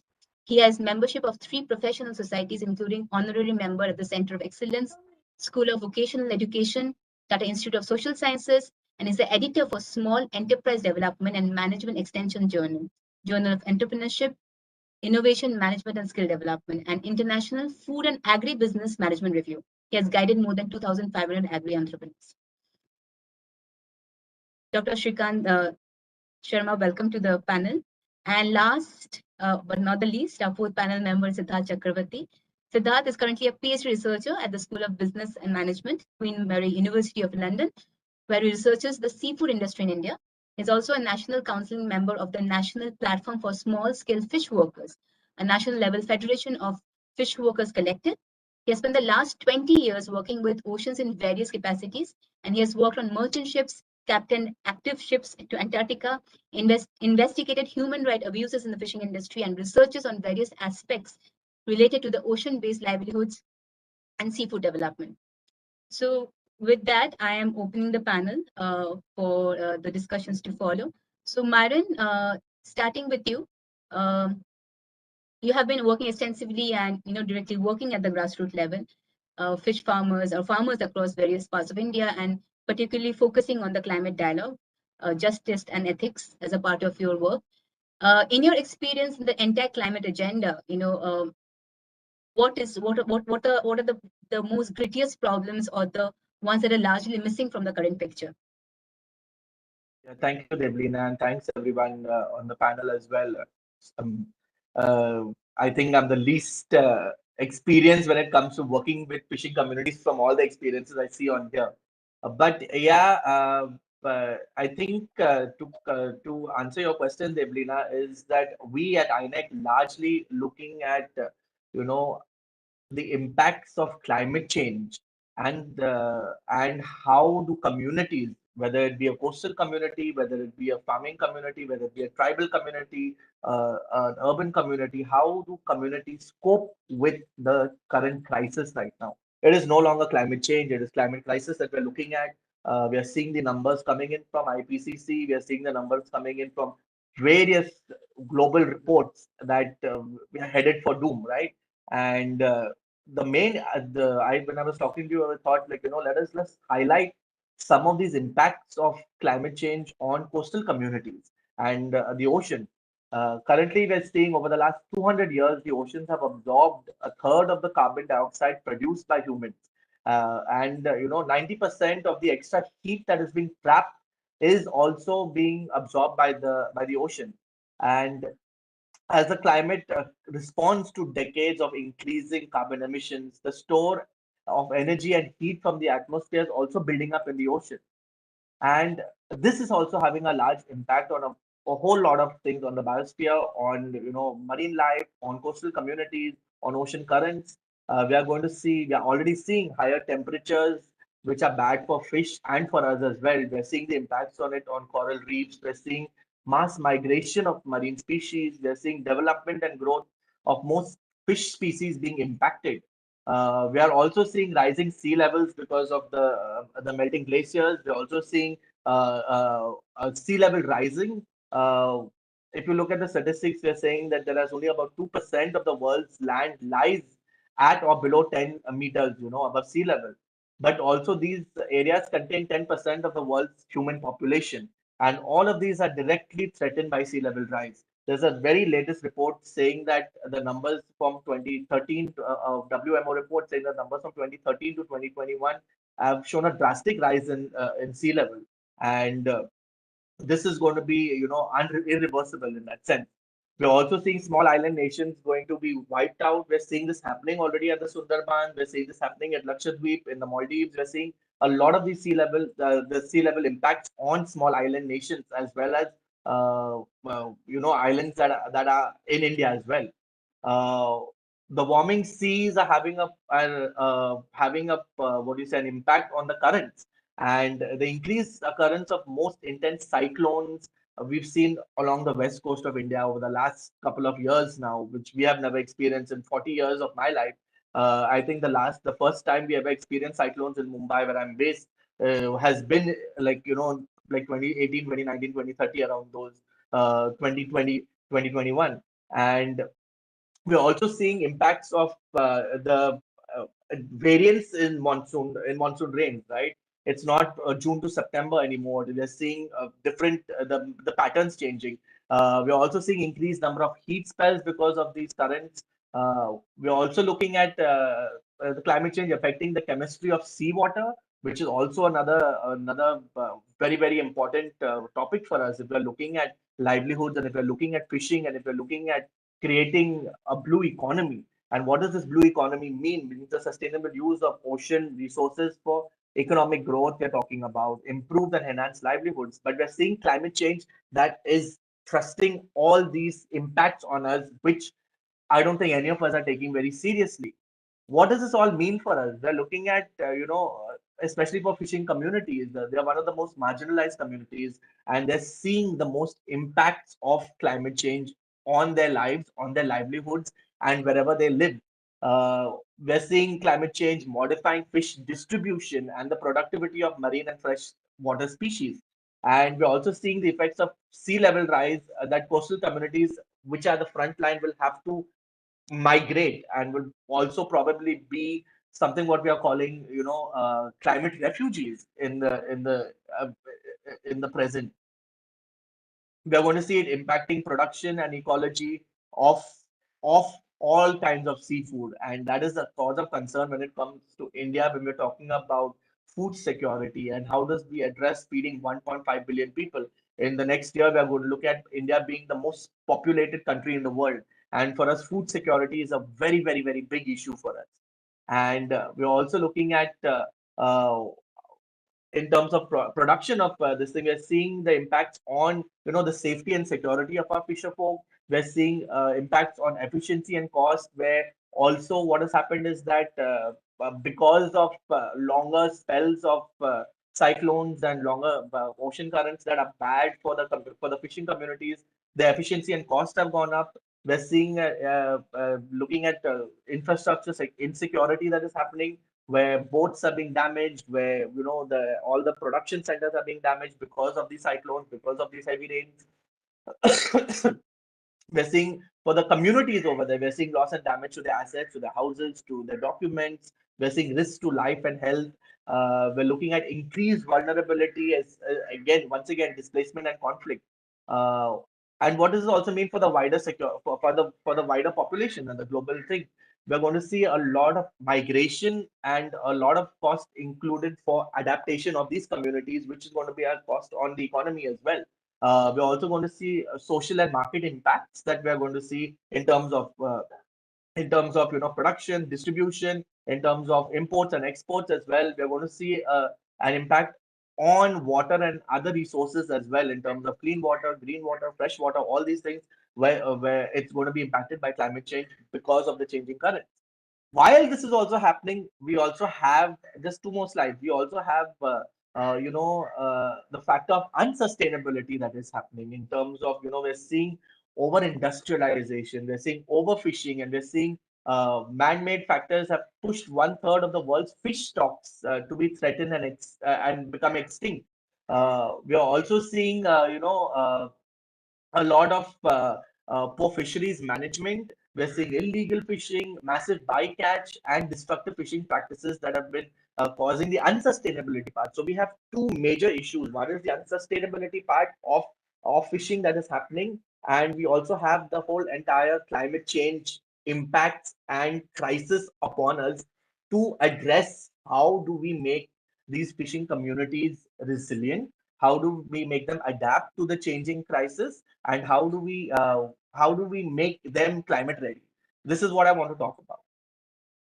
Thank you, Myron, and thank you for bringing all the words like climate refugees or climate crisis, and that kind of nicely paves my way as I go to Siddharth next. And Siddharth, you have a very interesting relationship with the oceans, and between all of us here, I think you have spent the most amount of time up close and personal level with the ocean, sailing all around the world. And you are working in a very interesting space of livelihoods, human rights, which not too many people talk about it. So in your experience, how does accountability of basic human rights and among seafarers, among fishermen, among other ocean-based folks kind of tie up to the either the dialogue for the blue economy or dialogue for this climate justice, as we call it? Yeah, thanks, Develina. And Happy to be here with everyone else, some familiar faces. Nilkanji, seeing him after many days. But also through the day, I've been on the session since morning, and it has been very interesting to listen to the tech side and the fintech side of supply chains and traceability, because that is something that I am frankly not very informed about. And so I think in my in what I'm going to say in the next 5 minutes, it's perhaps an invitation to kind of link into some of the questions that I have listening to the 2, 3 panels and the speakers from this morning. So, there's been a lot of thrust on the idea of production. I mean, we've heard every panel go through talking about production, and I briefly wanted to just talk about, what underpins production, especially in a nature-based industry like fisheries. And first is the ecology, and second is the labor in itself that is involved in production. And I think the meeting of tech or profits or profitability and sustainability into both of these is very important. Because the other thing that we keep hearing about is also, if we were to talk about capture fisheries, we'll see that the name of Japan keeps coming up very often, right? Like Japan has done this, Japan has done that. When it comes to carp fisheries or inland fisheries, there's the idea that China has done this, China has done that. And I think both those countries, we have to look at their fishing industries as having had tremendous impacts on the ecology. And also from my previous work, I know that, for example, the Japanese sashimi market has some of the worst labor relations and human rights abuses that exist in the world. So automatically just focusing on sustainability or profitability does not translate into ecological outcomes and social outcomes, which are positive. And I think on that degree, I just wanted to say a few points.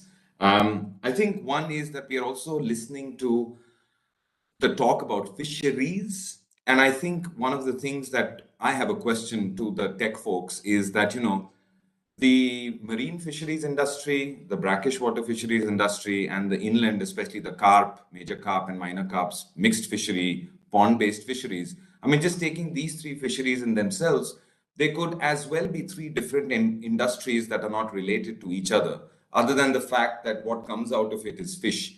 And so, for example, I think, marine fisheries, for example, are completely outside of control in how they reproduce. So what Myron spoke about, the climate crisis or the way, I mean, there's very little that tech can do for the mackerel to come back next year, right? On the other hand, we know that carp fisheries have attained now a level of reproduction and spawning and hatcheries, but that took 60 years for that process. And it's an ongoing process that is still being kind of finalized. And then in brackish water fisheries, you can almost predict that you'll have a harvest in 90 days, 100 days. So there's different ways in which each of these fisheries have control of capital over the production process. And I think thinking about them as distinct fisheries or perhaps tech startups that go into particular fisheries, I think it might be interesting to have a conversation about why are particular value chains able to have this technological penetration and why do some remain outside of it completely? And if we were to then talk about a fishery at a national level, what would be these distinctions that we would kind of maybe draw between these fisheries to be able to have, as has been mentioned by many speakers, a democratic or an equitable kind of fishery? And it would be interesting to see, because finance as well, right? Like we do know that there are heavy multinational corporations in the shrimp feed or the shrimp export business. They're even trading on the stock market, which implies a certain kind of predictability in volumes, a certain kind of trust in the growth of the sector. But fisheries, you don't even have formal loans that come into the marine fishing sector. So there is definitely those kind of variations that stall the equal kind of control of tech and capital into these fisheries. And I think it's important that we look at that. And the related point to that, obviously, is that because of these unpredictabilities and these different natures, we also see that social relations, whether that's labor relations, whether that's land holding, whether that's caste or gender relations in different parts of the country, are very, very different. So as Mr. Tuntun Singh has said, Bihar has got nothing to do with Andhra Pradesh, has got nothing to do with Maharashtra. And so when tech companies again try and go national, how are they going to embed themselves into local situations where these kind of different relationships exist? I think that would be interesting to keep in the center of these conversations as well. And related to labor, I think there are 2 aspects that I want to kind of speak about. One is that, on one side, we have the small scale, the livelihood based fisheries, whether that's small pond farmers, fish farmers, small and marginal rice farmers who are now growing shrimp, or small boats, to the point where, one could say that almost all of marine fisheries are to some degree on a global scale, small scale. And on the other side, then there's a lot of focus on the tech, on the production side of things. But I'd like to also have us think about what happens to labor relations outside of the production process. So, for example, in Andhra Pradesh, which produces 70% of India's shrimp, almost all of the hatcheries and the processing plants employ workers from Dalit communities, farm workers who were landless and bonded traditionally, who have got displaced with the rice industry dying over the last 100 years, ever since they had the Godavari basins develop. And those regions now see people working on daily wage in very informal conditions in the processing plants. Or the Persian industry in Maharashtra and Goa or Gujarat, trawling industry has a lot of Adivasi and tribal people all the way from central India migrating into conditions that are fairly not very suitable and something that we would like to associate with as a democratic fishing industry. So I think labor relations beyond the production point also need to figure into tech and traceability at some point, in the way how are we carrying through this democratic and equitable fishing distribution. Just a small example, there's a government report that says that one purse seine boat in the marine fishery has 135 households that rely on it. Now, the biggest purse seine boat has about 40 people on board.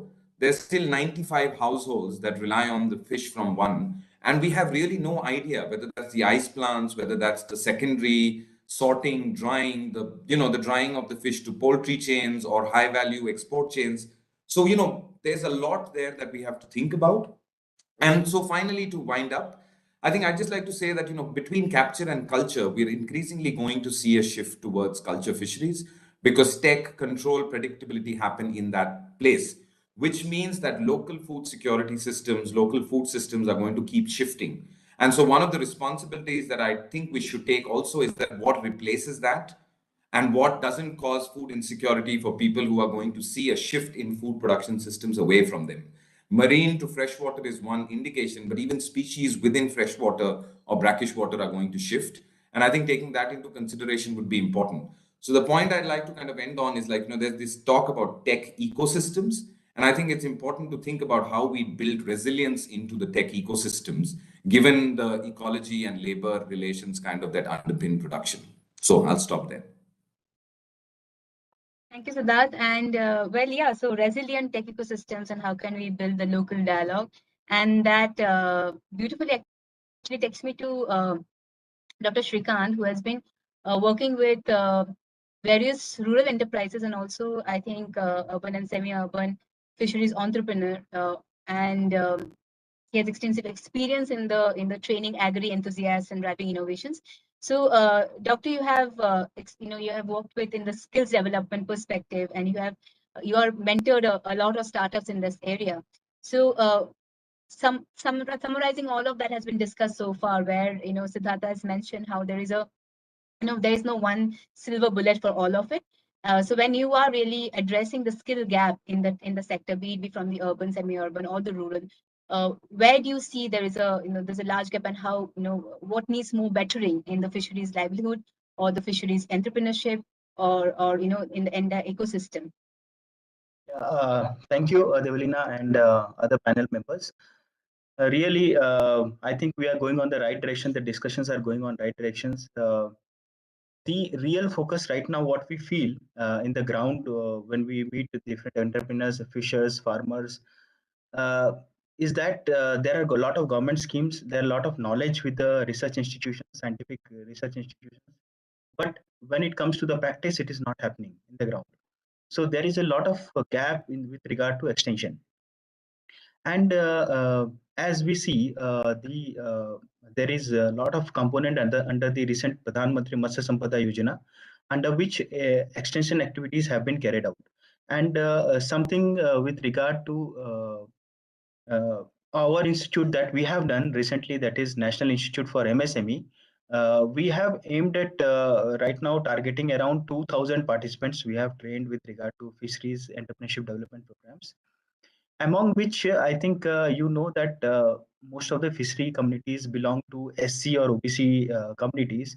And in this regard, we have trained around 750 SC youth in fisheries and aquaculture entrepreneurship development. And there is also a scheme of called as entrepreneur model under the PMMSY. So in that, around the shortlisted beneficiaries, out of which the 24 beneficiaries, we have given, after they have been shortlisted and selected, we have given them the guidance how to run their business successfully. Because most of the times when the scheme is given and the bank has come into the picture, they have given the loan, but running the enterprise in a very effective manner so that they can repay the loan as well as do the fish farming in a good way, training is sometimes what we felt was necessary. We know that there is also another scheme called as FIDF, that is Fishery Infrastructure Development Fund, under which there is 3% subsidy which has been given on fishery related projects.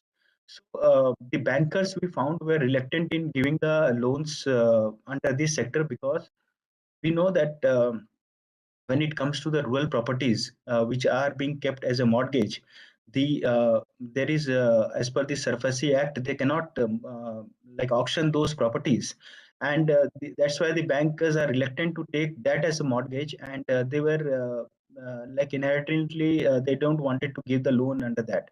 So in order to motivate them and to bring them into uh, the flow of giving the advantages and benefits under the PMFSY, because it is a credit linked scheme, a workshop was conducted for exclusively Southern region banker, in which there were 5 state level banker committee which participated, and 26 nationalized banks, including the 8 state government departments, NABARD, NCDC, who are also the stakeholders. And in the similar lines, during the COVID time, we realized that the online tech is one thing in which we can really reach the ultimate beneficiaries. So webinar were also conducted in which we reached around 600 entrepreneurs, retailers, fishers, they participated in that. And we also found that women are specifically involved in fish retailing and other fishery processing related activities. So workshop in the presence of Dr. Meena Kumari, who was ex DDG ICAR. Also, we conducted that seminar in which she participated, and we invited the successful women entrepreneurs, women associations, and we took this activity forward to really reach the women entrepreneurs in empowering them with the knowledge and skills for fisheries in this sector. And as far as after all these activities, we have realized that there are various enterprises which are coming up in this sector, and the picture is very good, I think, as compared to other sectors. We are growing faster than the rate of in which the economy is growing. And the sectors which are of prime focus are commercial fishing, seafood processing, then exporting, retailers, and food processing related activities. And when it comes to the constraint that the entrepreneurs are facing, is with regard to technology aspect, business report preparation, mobilizing the finances, some knowledge, and some basic infrastructure related things, and sometimes marketing also are the challenges that they are facing. And we know there are a lot of activities that can be taken up in this sector, and I think during the due course we will be discussing on all these parameters also. So I think over to you, Develina. Thank you, sir. Thanks for addressing the various schemes and workshops and trainings that you've been conducting. But I'll just go over to Nilkant, and Nilkant has been extensively working in this sector. And one of the things that he mentioned once in the conference, and that has kind of stuck to my mind, is adopting a pond, where the local take responsibility of the fish productions, and so that has stayed with me. And Nilkant sir, you recently came from a world will not travel across Madhya Pradesh, Bihar, Uttar Pradesh, and you keep traveling, so on and so forth. So in your experience, in your so when you and Shrikant sir talked about extension gaps, which you do in your own personal capacity, and we are whatever Myron has talked about, Siddharth has talked about. It's typically talking about developing the local ecosystem, or as Myron taught me, this jargon LDCs for NDC, which stands for locally developed changes for nationally determined contribution. I think that's a jargon that I learned from Myron, but I think that's what we're talking about in a more thing. So sir, if you can talk about the the very the critical gaps that you're trying to address, or what are the maybe the three big difficulties that you face on your everyday interaction with the fish farmers. Yeah. So thank you, Devlina. This morning onwards, I was also into other sessions like Siddharth he said, and I was listening a lot related to trade and economics is one of the prime mover.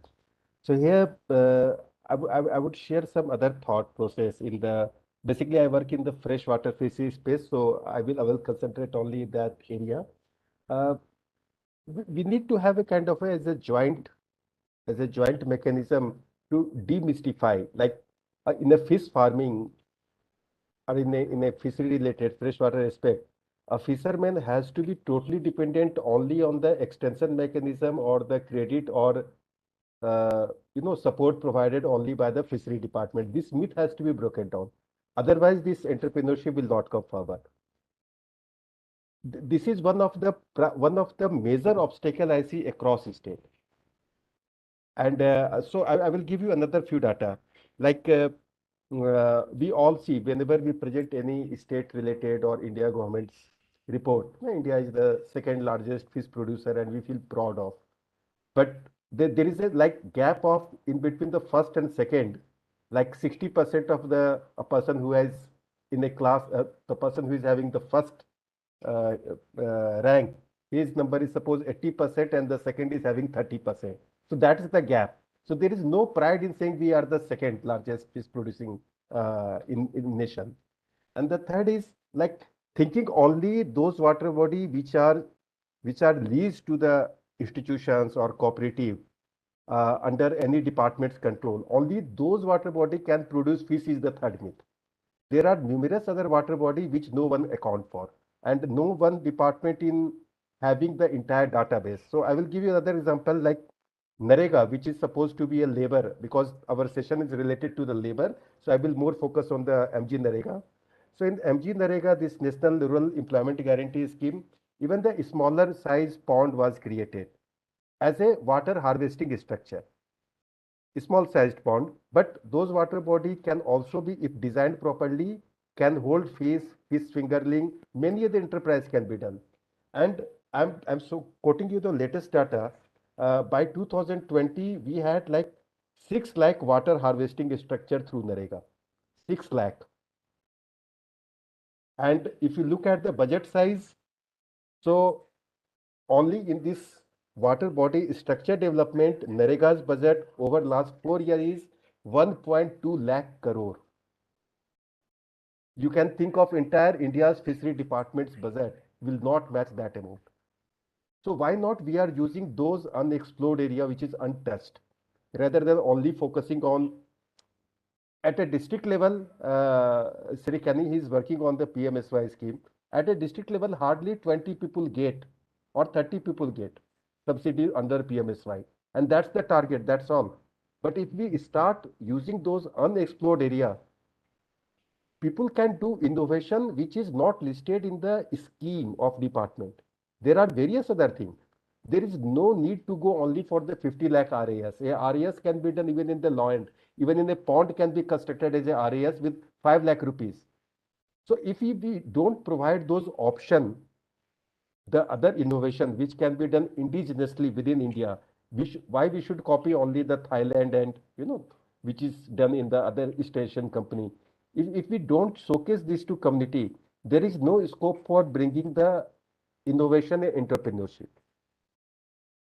Other example I will give, like we this entire our hilly area of India from Kashmir up to Arunachal, it's a perfect place for this trout farming.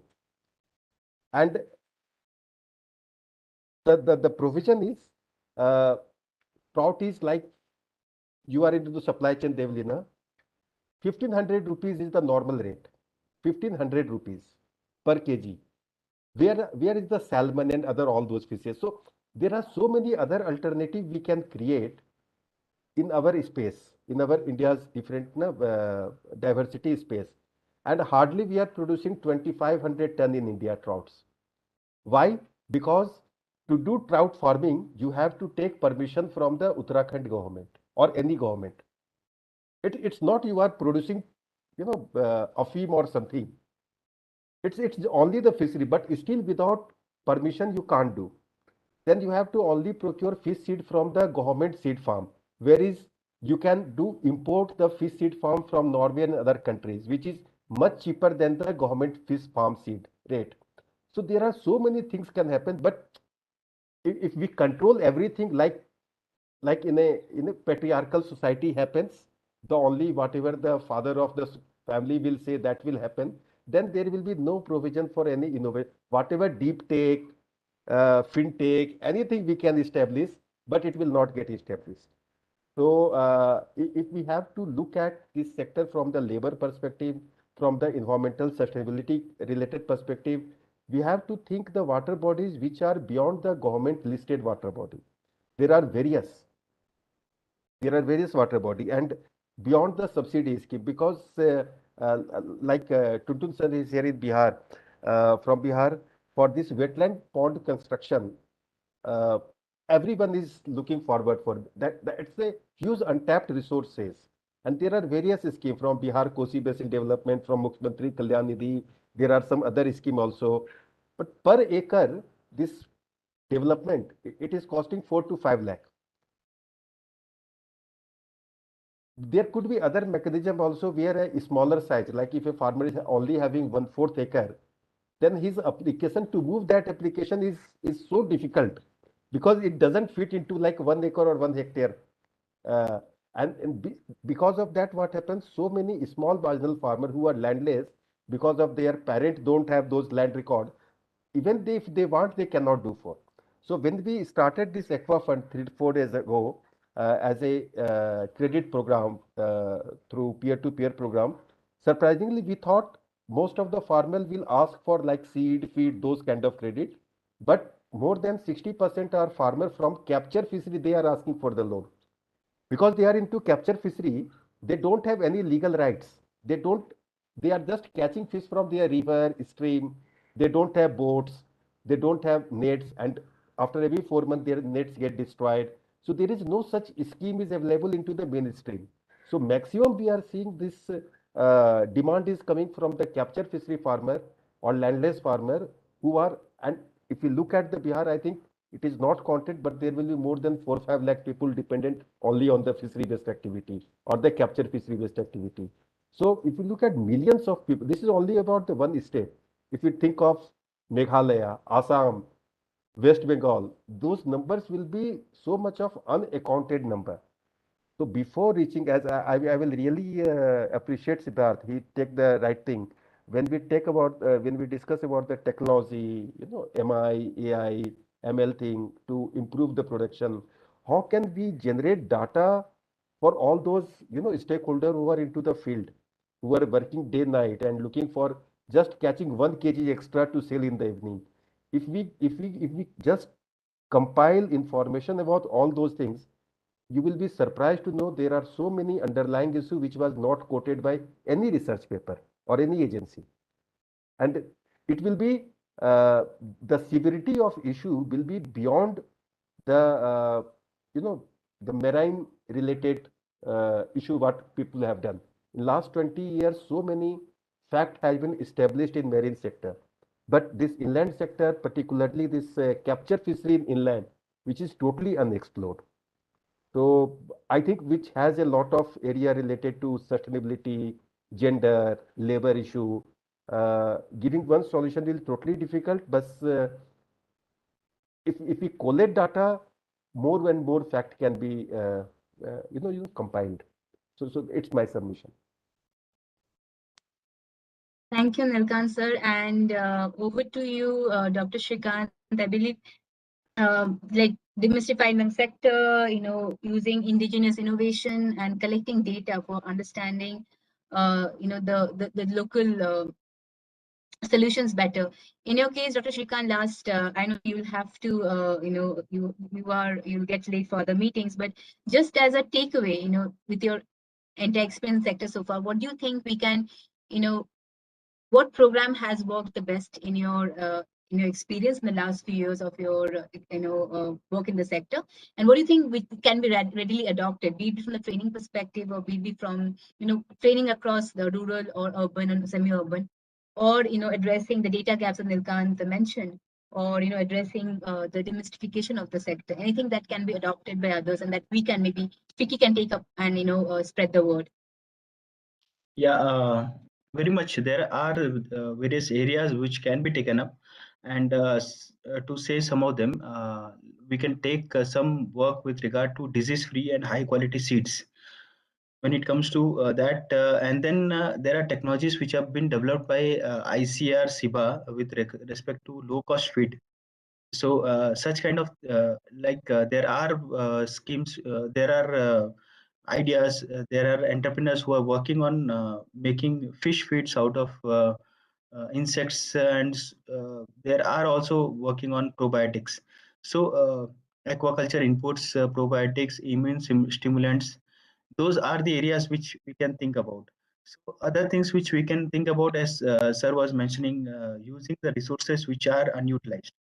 So water bodies which are unutilized, we can think of those things, and then where there are saline areas or alkaline areas, we can identify those areas and also utilize it for fish farming. Beside this areas like automatic feeders, solar powered equipments, hybrid technology in which both solar as well as wind things are there, so that when the fish they go for the capture, they don't get lost with respect to international borders. So those things can be taken up, and beside this, I find another scope with regard to agro-tourism, because we know that if we can integrate fisheries with the tourism sector, that is again going to be another additional income for the farmer. Then I can say that there are great institutions working in this area. Beside NIMSME, we have National Fishery Development Board, which has three major schemes, namely Pradhan Mantri Matsya Sampada Yojana, in which there is a provision of up to 60% subsidy for SC/ST and women participants, and there are 40% subsidy for the general category. And with regard to FIDF, as I mentioned, 3% is interest subvention exists. And under the entrepreneur model also, for the general category, there is a subsidy up to 25%. This entrepreneur model is under PMMSY again. And for SC/ST and women, that is the subsidy amount is 30%. And here the ceiling limit for general category is 1.25 crore per project. And for SC/ST and women, the ceiling limit is 1.5 crore per project. And the subsidy is released in 3 installments, that is 20, 50, and 30%. So there are various people coming out with, I think, major things like fish processing, vending, biofloc, RAS, that is recirculatory aquaculture system. And many we have found that joint liability groups, farmers, producer organization, companies, they are coming up and also taking advantage not just of the schemes which is given by the Department of Fisheries, but also there is a possibility of convergence with other departments, like sir also mentioned about MNREGA, and similarly convergence with the Kisan Credit Card, then Ministry of Food Processing and Industry. So when you are going for food processing related things, so in that case also the convergence can be with the MOFPI schemes under Kisan Sampada scheme, which is basically on creation of infrastructure, cluster development, food processing, preservation capacity, backward forward linkage. So in all these areas, there are possibilities of convergence also. But there are certain constraints and which, as my other panelists also have rightly pointed out, that due to certain climate change issues, also we are facing certain issues. Destruction of spawning grounds are happening. Due to unplanned construction, we are facing certain issues. Drainage and irrigation projects are sometimes, which is sometimes good and bad both. So, and when it comes to fish marketing, those certain tech startups are doing a great job. I can say that, and like Lysias and others, they are doing good. But I think so. Many more have to come in this sector, so that I think there is a lot of possibilities in this sector, especially when it comes to export. There is a potential of up to exports from up to 1 lakh crore rupees exclusively from this sector only. And I think there are various other benefits also, as sir was mentioning, that fish is one of the cheapest source of protein, and it is one of the area where we are able to develop the livelihoods of many people, and we are able to make an impact on the society as well. So I think my friend, but what Nilkant Mr. Sir is saying, I also agree to his points, that there are certain other ways of doing the things also, not only the way what we are doing currently, and all the ways have to be explored in order to benefit the ultimate beneficiary. So what do you? Yeah, so my last question, or not question, maybe a thought that I want to share is that myself and Nilkant sir are in the startup sector of fisheries, and one thing that is eluding us for the longest time is data, and good data. So do you think anything under the PMMSI scheme or any interventions are there, any government functions that can help us collect data? Because collecting the right data from fishing societies, be it inland or marine, is a mighty difficult job, and we are doing it in some scale, but it needs to be like magnified to 1,000 times level. So is there anything that the PMMSI scheme or any kind of government function that can help us gather data and correct data for us to build other interventions on it? So if you talk about the potential of pond and all those things, those kind of data, or the fishery farmers data you are talking about? I'll typically say about even the demography data, the fisheries farmers, fish farmers, or fishermen, fisherwomen data, the demography profiling. I'm sure that such kind of data is being maintained by the state government department, the district fishery officers. If you are talking about certain districts or certain states, those data can be made available from them. If you are thinking about maybe certain data, I think that is available with the state government departments. When it comes to beneficiary data, we have the data of certain beneficiaries whom we have trained, and similar way, the kind of applications that we are receiving. In fact, there was one thing that we did in our bankers conference also, that whatever applications are going to the bank, the National Fishery Development Board wanted to collect those data in order to find that which applicants are getting rejected, so that they can be handholded and they can be provided the support, so that they can make a successful project report for the bank. So that kind of data we ourselves wanted to collect from the bankers, but that was an issue for us. But whatever application that maybe they are receiving, those data are available. I think and fisheries data, individual farmers data, I think might be available with the district fishery officers. I think our from Bihar government, we have Tuntun Singh sir. He can give some more light on this. Yes, sir. We are having the district-wise fishermen communities data, particularly in fishermen cooperative society member. District-wise, we are having.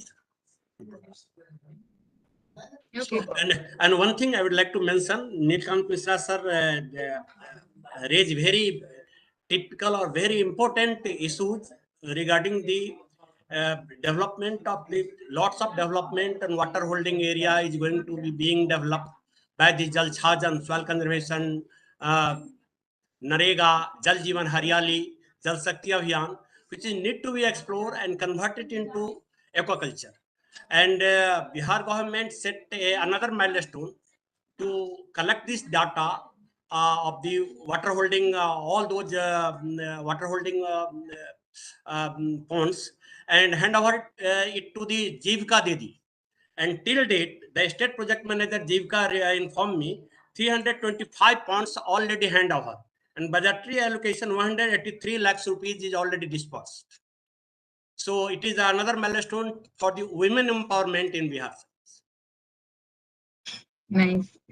Congratulations, sir. Really very good news, sir. Thank you for sharing this. Thank you for sharing, indeed. All right. So I think I'll move on to Myron for your last thought on this. Myron, I think both of us are currently designing, this climate conference of with Southeast Asian countries. And I would ask, yes, sir, please go ahead. One thing I would like to mention regarding the question of Siddhartha, sir, regarding the wetland area development. Wetland area is a very thrust area. 9.4 lakh hectare is there.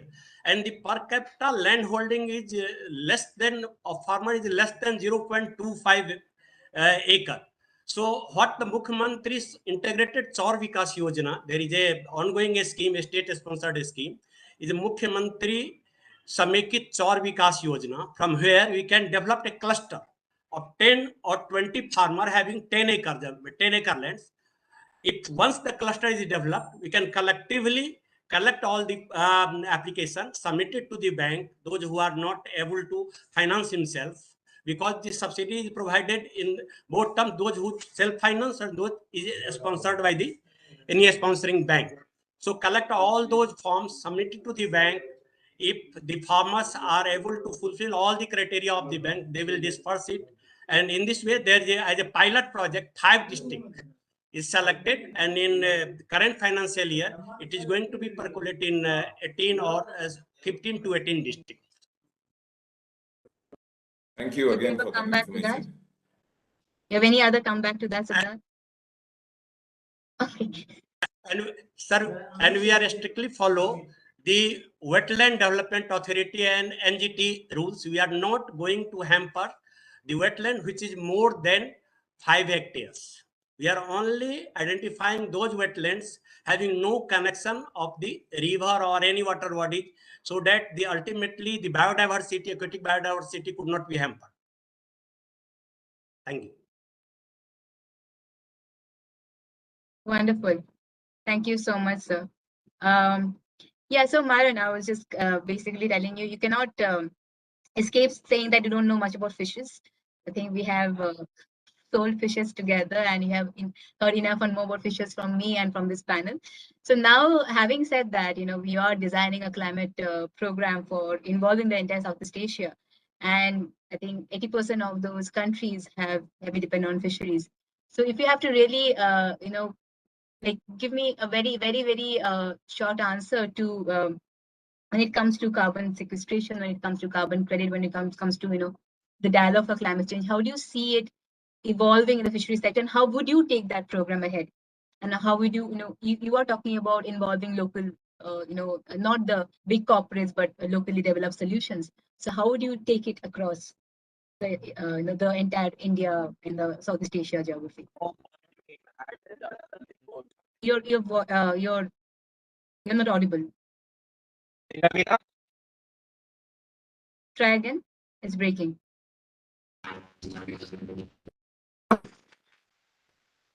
Still breaking. Hold on. Say again. Now? A little distance. Yeah. Maybe come a little closer. Yeah, please go ahead. Okay. I think one more jargon you missed out was climate finance. That is a big hot topic right now, especially from the whole ESG perspective and from the whole sustainability perspective. And I think just to add to what Siddharth had mentioned earlier, that if we are looking at creating resilience of communities and of from the fisheries perspective as well, we need to have solutions that are local. We need to have solutions that are contextual. We need to have solutions that are people friendly, decentralized, that address a bottom up solution rather than a top down approach. And this will also include having discussions with fisher folk, with fisher women, with the new generation, whether what is it that is interests them, because we're also seeing a loss of what is it called, interest from the young community, young fishing communities, or the younger generation in terms of getting into fishing, and why that is. And if you're looking at creating new and better livelihood options for them, what are those options? And I think we need to get back to the ground and bring it up to look at policy from that perspective. All right, get back to the ground and bring up policies from that perspective. Thank you, Myron. Siddharth, I'm going to ask you a very different question. I have seen you across multiple forums, but suppose tomorrow I tell you, Siddharth, if I give an option to start a startup in the fisheries sector, in the marine sector, what would be your, the problem statement that you will first look at solving? And I'm not talking about tech, I'm not talking about, social, anything. What is the problem statement that, keeps you awake at night? I know there are multiple, but if you have to really prioritize it. I think I would want to look at kind of benefit sharing of seafood value chains, but more importantly, we know it's unequal, right? So then kind of think about why is it unequal and what can we do to address it? I think a lot of that answer lies in people's relationships, either between the state and people, between the private, public, or private and people themselves. So I think if we are to think about resilience or equitability, I think we definitely need, somebody else earlier from Freshar spoke about trust. I think, this is a sunrise sector that has been mentioned many times. It is also a sector on which the sun has set many times for many groups of people. And I think that's where I would want to go and target looking at what we can do about the sector.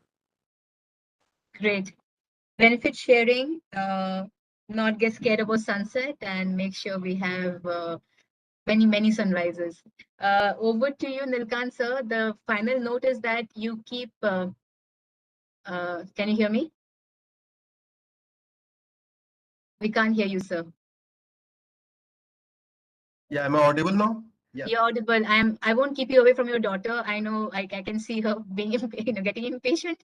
But very quick question is that you Siddharth talked about benefit sharing, and you have in every forum I hear you say that you don't have to build, one person doesn't have to build everything and anything. Then enough and more in the system. You need to collaborate.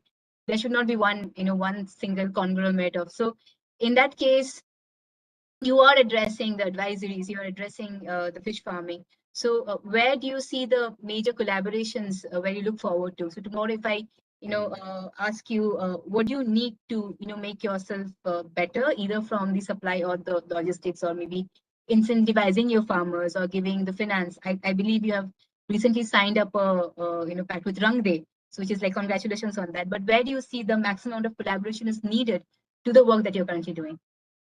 So it's really very difficult question, Devina, but at the moment where at this juncture, we feel partnership in supply chain is the most crucial in this fishery space, because this is most of the thing, whatever we see, the existing agencies who provide fish food or the fresh food to the urban area, it's very limited in few of the major city or the metro cities.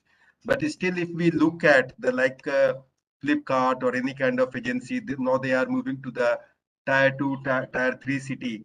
So same kind of facility, those opportunity exist maybe even to the supply chain agency in fresh meat segment. And it requires different things like cold storage, logistic, Last mile logistics. Yeah, last mile. There are so many different things is there, and it's all it requires heavy investment, and we all know in the fishery space still the investment is very restricted. Everyone is looking forward to see some pilot. So in that space, doing pilot with 4-5 agencies together in a location, I think that makes more sense. To prove a concept rather than just moving alone. So still, I will say like collaboration is the one of the thing which is needed in this sector. But yeah, supply chain is most challenging part, and Supply that chain is most challenging part. Well, thank you, everybody. I don't think if I could just do justice to the topic because it's a very broad topic, but I believe I could, we could have some kind of, thought generation here. And I hope to keep this dialogue active. Thank you, Tuntun sir, for joining us from Bihar at a very short notice. And but any parting remarks from any one of you? Anything that you want to say that you have not got the chance to? Okay, I think I've exhausted all of you.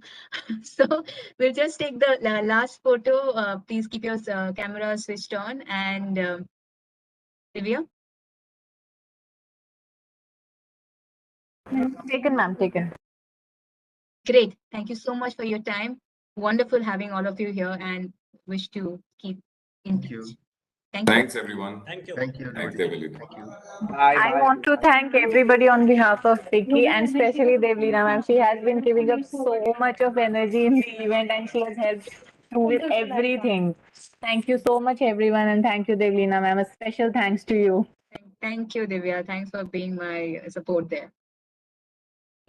Thank you all. Lovely talking to all of you. Bye.